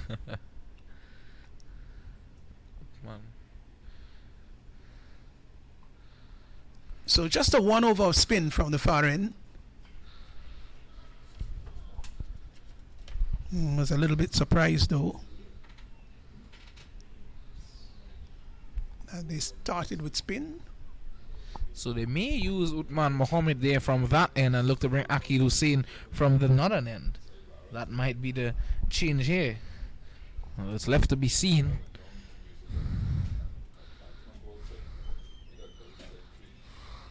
Delivery that is short and coming into the diminutive left-handed Devon Smith. Don't think we will see much of an aggression late here this afternoon by the Winwood's opening pair. They certainly will be having tomorrow God's willing in their minds, up their shirt sleeves, so to speak. Yes, Uthman Mohammed, his previous two deliveries, that's back of the length. You want to get it up there to Devon Smith. Use whatever swing he can get from that new ball. Well bowled. Just coming forward and opening the face of the bat. Glides the ball down to Hussain, feeling just behind square on the offside. So that's semi-defensive field, not quite attacking, just 2 slips, and there's a fair distance between the first and the second, almost verging onto a third slip. Much too far outside the off stump, and Devon Smith left that alone. We must also talk about the keeping of the Silver, of course, replacing someone who served Trinidad and Tobago, Danish Ramdin, for so many years, and with distinction too. So you have to be pretty good. Yes, definitely. To replace him. He is a good batsman as well, and he's very capable with the gloves. Of course, he worked on his fitness going into the season, and it's certainly proving to bear fruits to him. Of course, there was Stephen Katwaru as well, who hasn't had the best of seasons in the last couple of years, so hence his replacement as well. Yes, Katwaru. I would think he would want to keep his place on the Trinidad and Tobago team, with other players vying, and he has had a pretty decent season too. Devon Smith is brought forward and takes the outer portion of the bat, goes down to Goolie. Hussain is there fielding, and after 3 overs, Winwood Volcanoes batting a second time. They won without loss. Yes, a good tight over there from Uthman Mohammed. It wasn't as testing as you would like. It had a couple of deliveries wide outside at off stump. Of course, not tempting Devon Smith to play at it at all. As we know, this seniority that he has and the knowledge that he has, the wealth of experience as well, he's not going to play at such deliveries this late in the evening with the situation that Winwood Islands Volcanoes are in. I doubt we're going to see something like what happened just a weekend ago when Jamaica dismissed for 16 the second innings, not enforcing the follow-on. I don't think you're going to see something like that. Although this game of cricket, the great cliche, game of glorious uncertainties, you just can't tell. I thought that 60 would have been one of the worst batting performances this year in this championship, but then Guyana, they bowled out for 55. 55. We're told that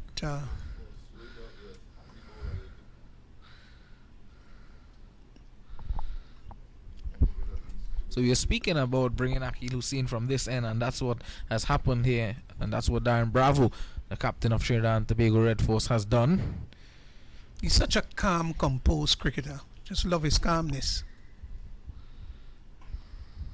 Yeah, don't mistake it with casual. There is, in fact, a difference. I think he would be described really as just calm and productive. Outside the off stump, looking to cut. I think his eyes lit up, saw it a little short, and was off the back foot in a flash. And might have played under the ball. Ball had a bit of bounce attached to it. So Hussain is round the wicket.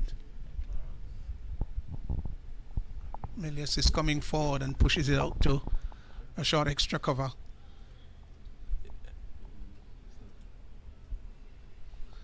So Darren Bravo has marshaled. He's there just at a short extra cover. He's really marshaled his forces very well today.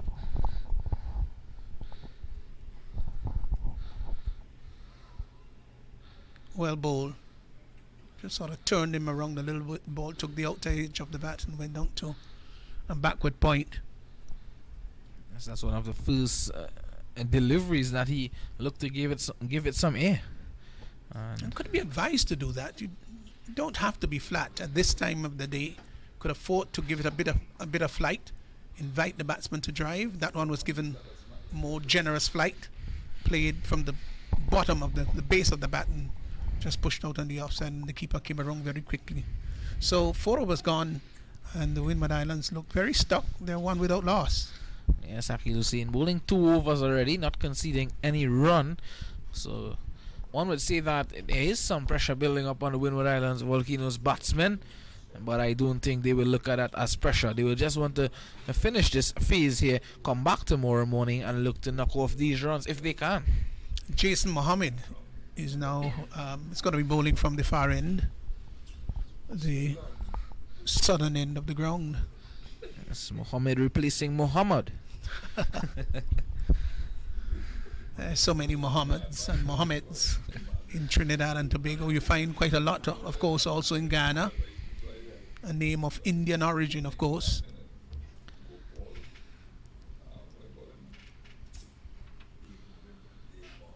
It's about 10 minutes or so in the day remaining. You can see the ground staff there now, like getting to the covers, getting themselves prepared for the end of the day. That was a full toss, a bowl by Mohammed, tugged down to long on, rather uncharacteristically. But I guess he's in such a defensive frame of mind. On another day, that might have been pulled through, maybe through mid-wicket, or maybe straight back past the bowler over his head. So Devon Smith, he has been the one to get the 2 runs thus far. Kimani Milias, he's yet to score, facing a couple of deliveries.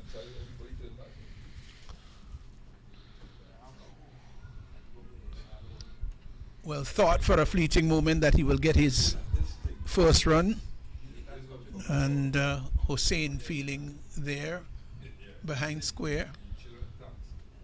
Short fine leg preferably. He will in fact get his first run now, possibly get 2. They've gone for 1, will come back for the second, as the return from Anderson Phillip, a good one, and so Milias is off the mark. He's now gone to 2, and the total is pushed on out to 4 without loss. Yes, I think past the room as well. The reason why Trinidad and Tobago, they are bowling the spinners here, is to get most balls bowled to the Winwood Islands Volcanoes this afternoon, because there's not much time left in the game. If you look to bowl the pacers, you may just get about 4 or 5 overs. Bowling the spinners, they will get through their overs a bit quickly, and definitely that will mean more opportunities for wickets. And yes, is pushing that back along the track to the bowler. Yes, I don't think the Trinidad and Tobago team has anything to lose. Of course, there is another school of thoughts that would say that another school of thought that should suggest that should at least start with a fast bowler, if not at both ends, but at least at one end, with the ball new and shining polish on it, and the seam is still pronounced. But again, like everything else, traditions these days are all capsized and turn all over the place. There aren't a whole lot of traditions again around. Yes, well, Trinidad and Tobago Red Force certainly making their intentions clear, looking to get these Windward Islands Volcanoes batsmen too familiar with the bowlers, bringing in Jid Goolie now from the northern end. So they're trying their spinners, slow bowlers, and there could be some kind of freakish dismissal here. No specialist batsman really likes this time. Not those kind of situation at all where you have to really jam out the rest of the day. Devon Smith comes forward and drives up to mid-off, but the ball is travelling much too quickly for a single. Goolie is going through and around the wicket here, looking to get Devon Smith in some problems. That first delivery was a bit over-pitched from him. And that's all right. He's giving the ball generous flight. Yep. And saying to Devon Smith, use your feet, look up at it, come at it. I see nothing wrong with that at all. This one is a flatter trajectory. Push through a little faster too. And Smith is equal to the task, just pushes the ball out in front of him on the offside. The bowler runs around quickly and picks up. So it's a very slow, sedate afternoon. Short off the back foot. For a moment, he might have thought about pulling, but realized that it was on the line of the off stump, and elected to ease onto the back foot, transferring the body weight onto the back foot, and pushed it out to Hussein, feeling there on the short extra cover. He's now coming around the wicket now, so a good variation being shown here by Jed Goolie in his first over of this innings. I'd be proud to bowl a maiden over, won't he? He's got just one legal delivery remaining in this over. So he's now bringing up that mid-on fielder a bit. Well, actually, he's moving him from that mid-on position. He's going to strengthen the offside. Mid-on fielder now goes into a straightish cover position. All right, so pitch it up, Goolie. Ask him to drive short, and Devon Smith is reaching forward, pushes it out to just square of the wicket on the offside. So that completes the over, and that looks like the end of the day's play. That's right. So the Winwood Islands facing some 6 overs in the second innings, asked to follow on. They trail by 232. 232. Devon Smith not out 2, and Milius not out on 2. So both batsmen are on 2. And obviously this pair would want to come back tomorrow, God's willing. And they would want to bat for a long time. I believe that the Winwood Island Volcanoes would want to bat for the entire day. So they make their way back. Both of them are pleased from the context that they were able to play out the 6 overs. And they're probably saying to each other, well done, well done. Tomorrow is another day. So the most junior member of the team coming off with the most senior member of the team, that's Devon Smith and Milius. And we'll try to give you a little bit of the scorecard during the course of the day to let you know. But Trinidad and Tobago Red Force, they would be very happy. As you can see, in fact, there is a smile on all the faces of the players as they make their way back into the pavilion at the end of the day's play. Yes, definitely so. Great performance today, throughout the day, and they must be proud. The coach as well, Mr. Mervyn Dillon, he'll be happy. They may have wanted to get a wicket here this evening, but it won't really matter because they can come back tomorrow. The new ball is only 6 overs old, so they can come back tomorrow, attack the batsmen of Winwood Islands Volcanoes. And I think it's also a good opportunity for a person like Kamani Milius, a youngster, to get runs tomorrow and look to bring home a victory for Winwood Island Volcanoes. So, of course, we'll be on hand tomorrow, God's willing, as the ground staff bring on the covers. But just to remind you that the Volcanoes, they trail by 232, and batting a second time, the Winwood Islands, they're 4 without loss. So we certainly will be on hand. It will be an uphill task tomorrow, God's willing, when they go outside there to bat. Yes, definitely so. With bowling that Trinidad and Tobago Red Force has and their tails up as well, it will prove to be a very tricky day tomorrow for the batsmen of Winwood Islands Volcanoes. A lot of bowling in the lineup, and also Anderson Phillip. He hasn't bowled this evening. They will save him for tomorrow. He has picked up 4 wickets in that first innings, and he will definitely look to get more umpires. They are in the middle at the moment. I think they call off the play a bit early here just because of the lighting. Because yesterday there was that said problem as well, but we as the commentators, we also felt that the lighting was good. So the Winwood Islands, of course, dismissed for 173 in the first innings. 173 in the first innings. They've been asked to follow on, and they therefore trail by 232.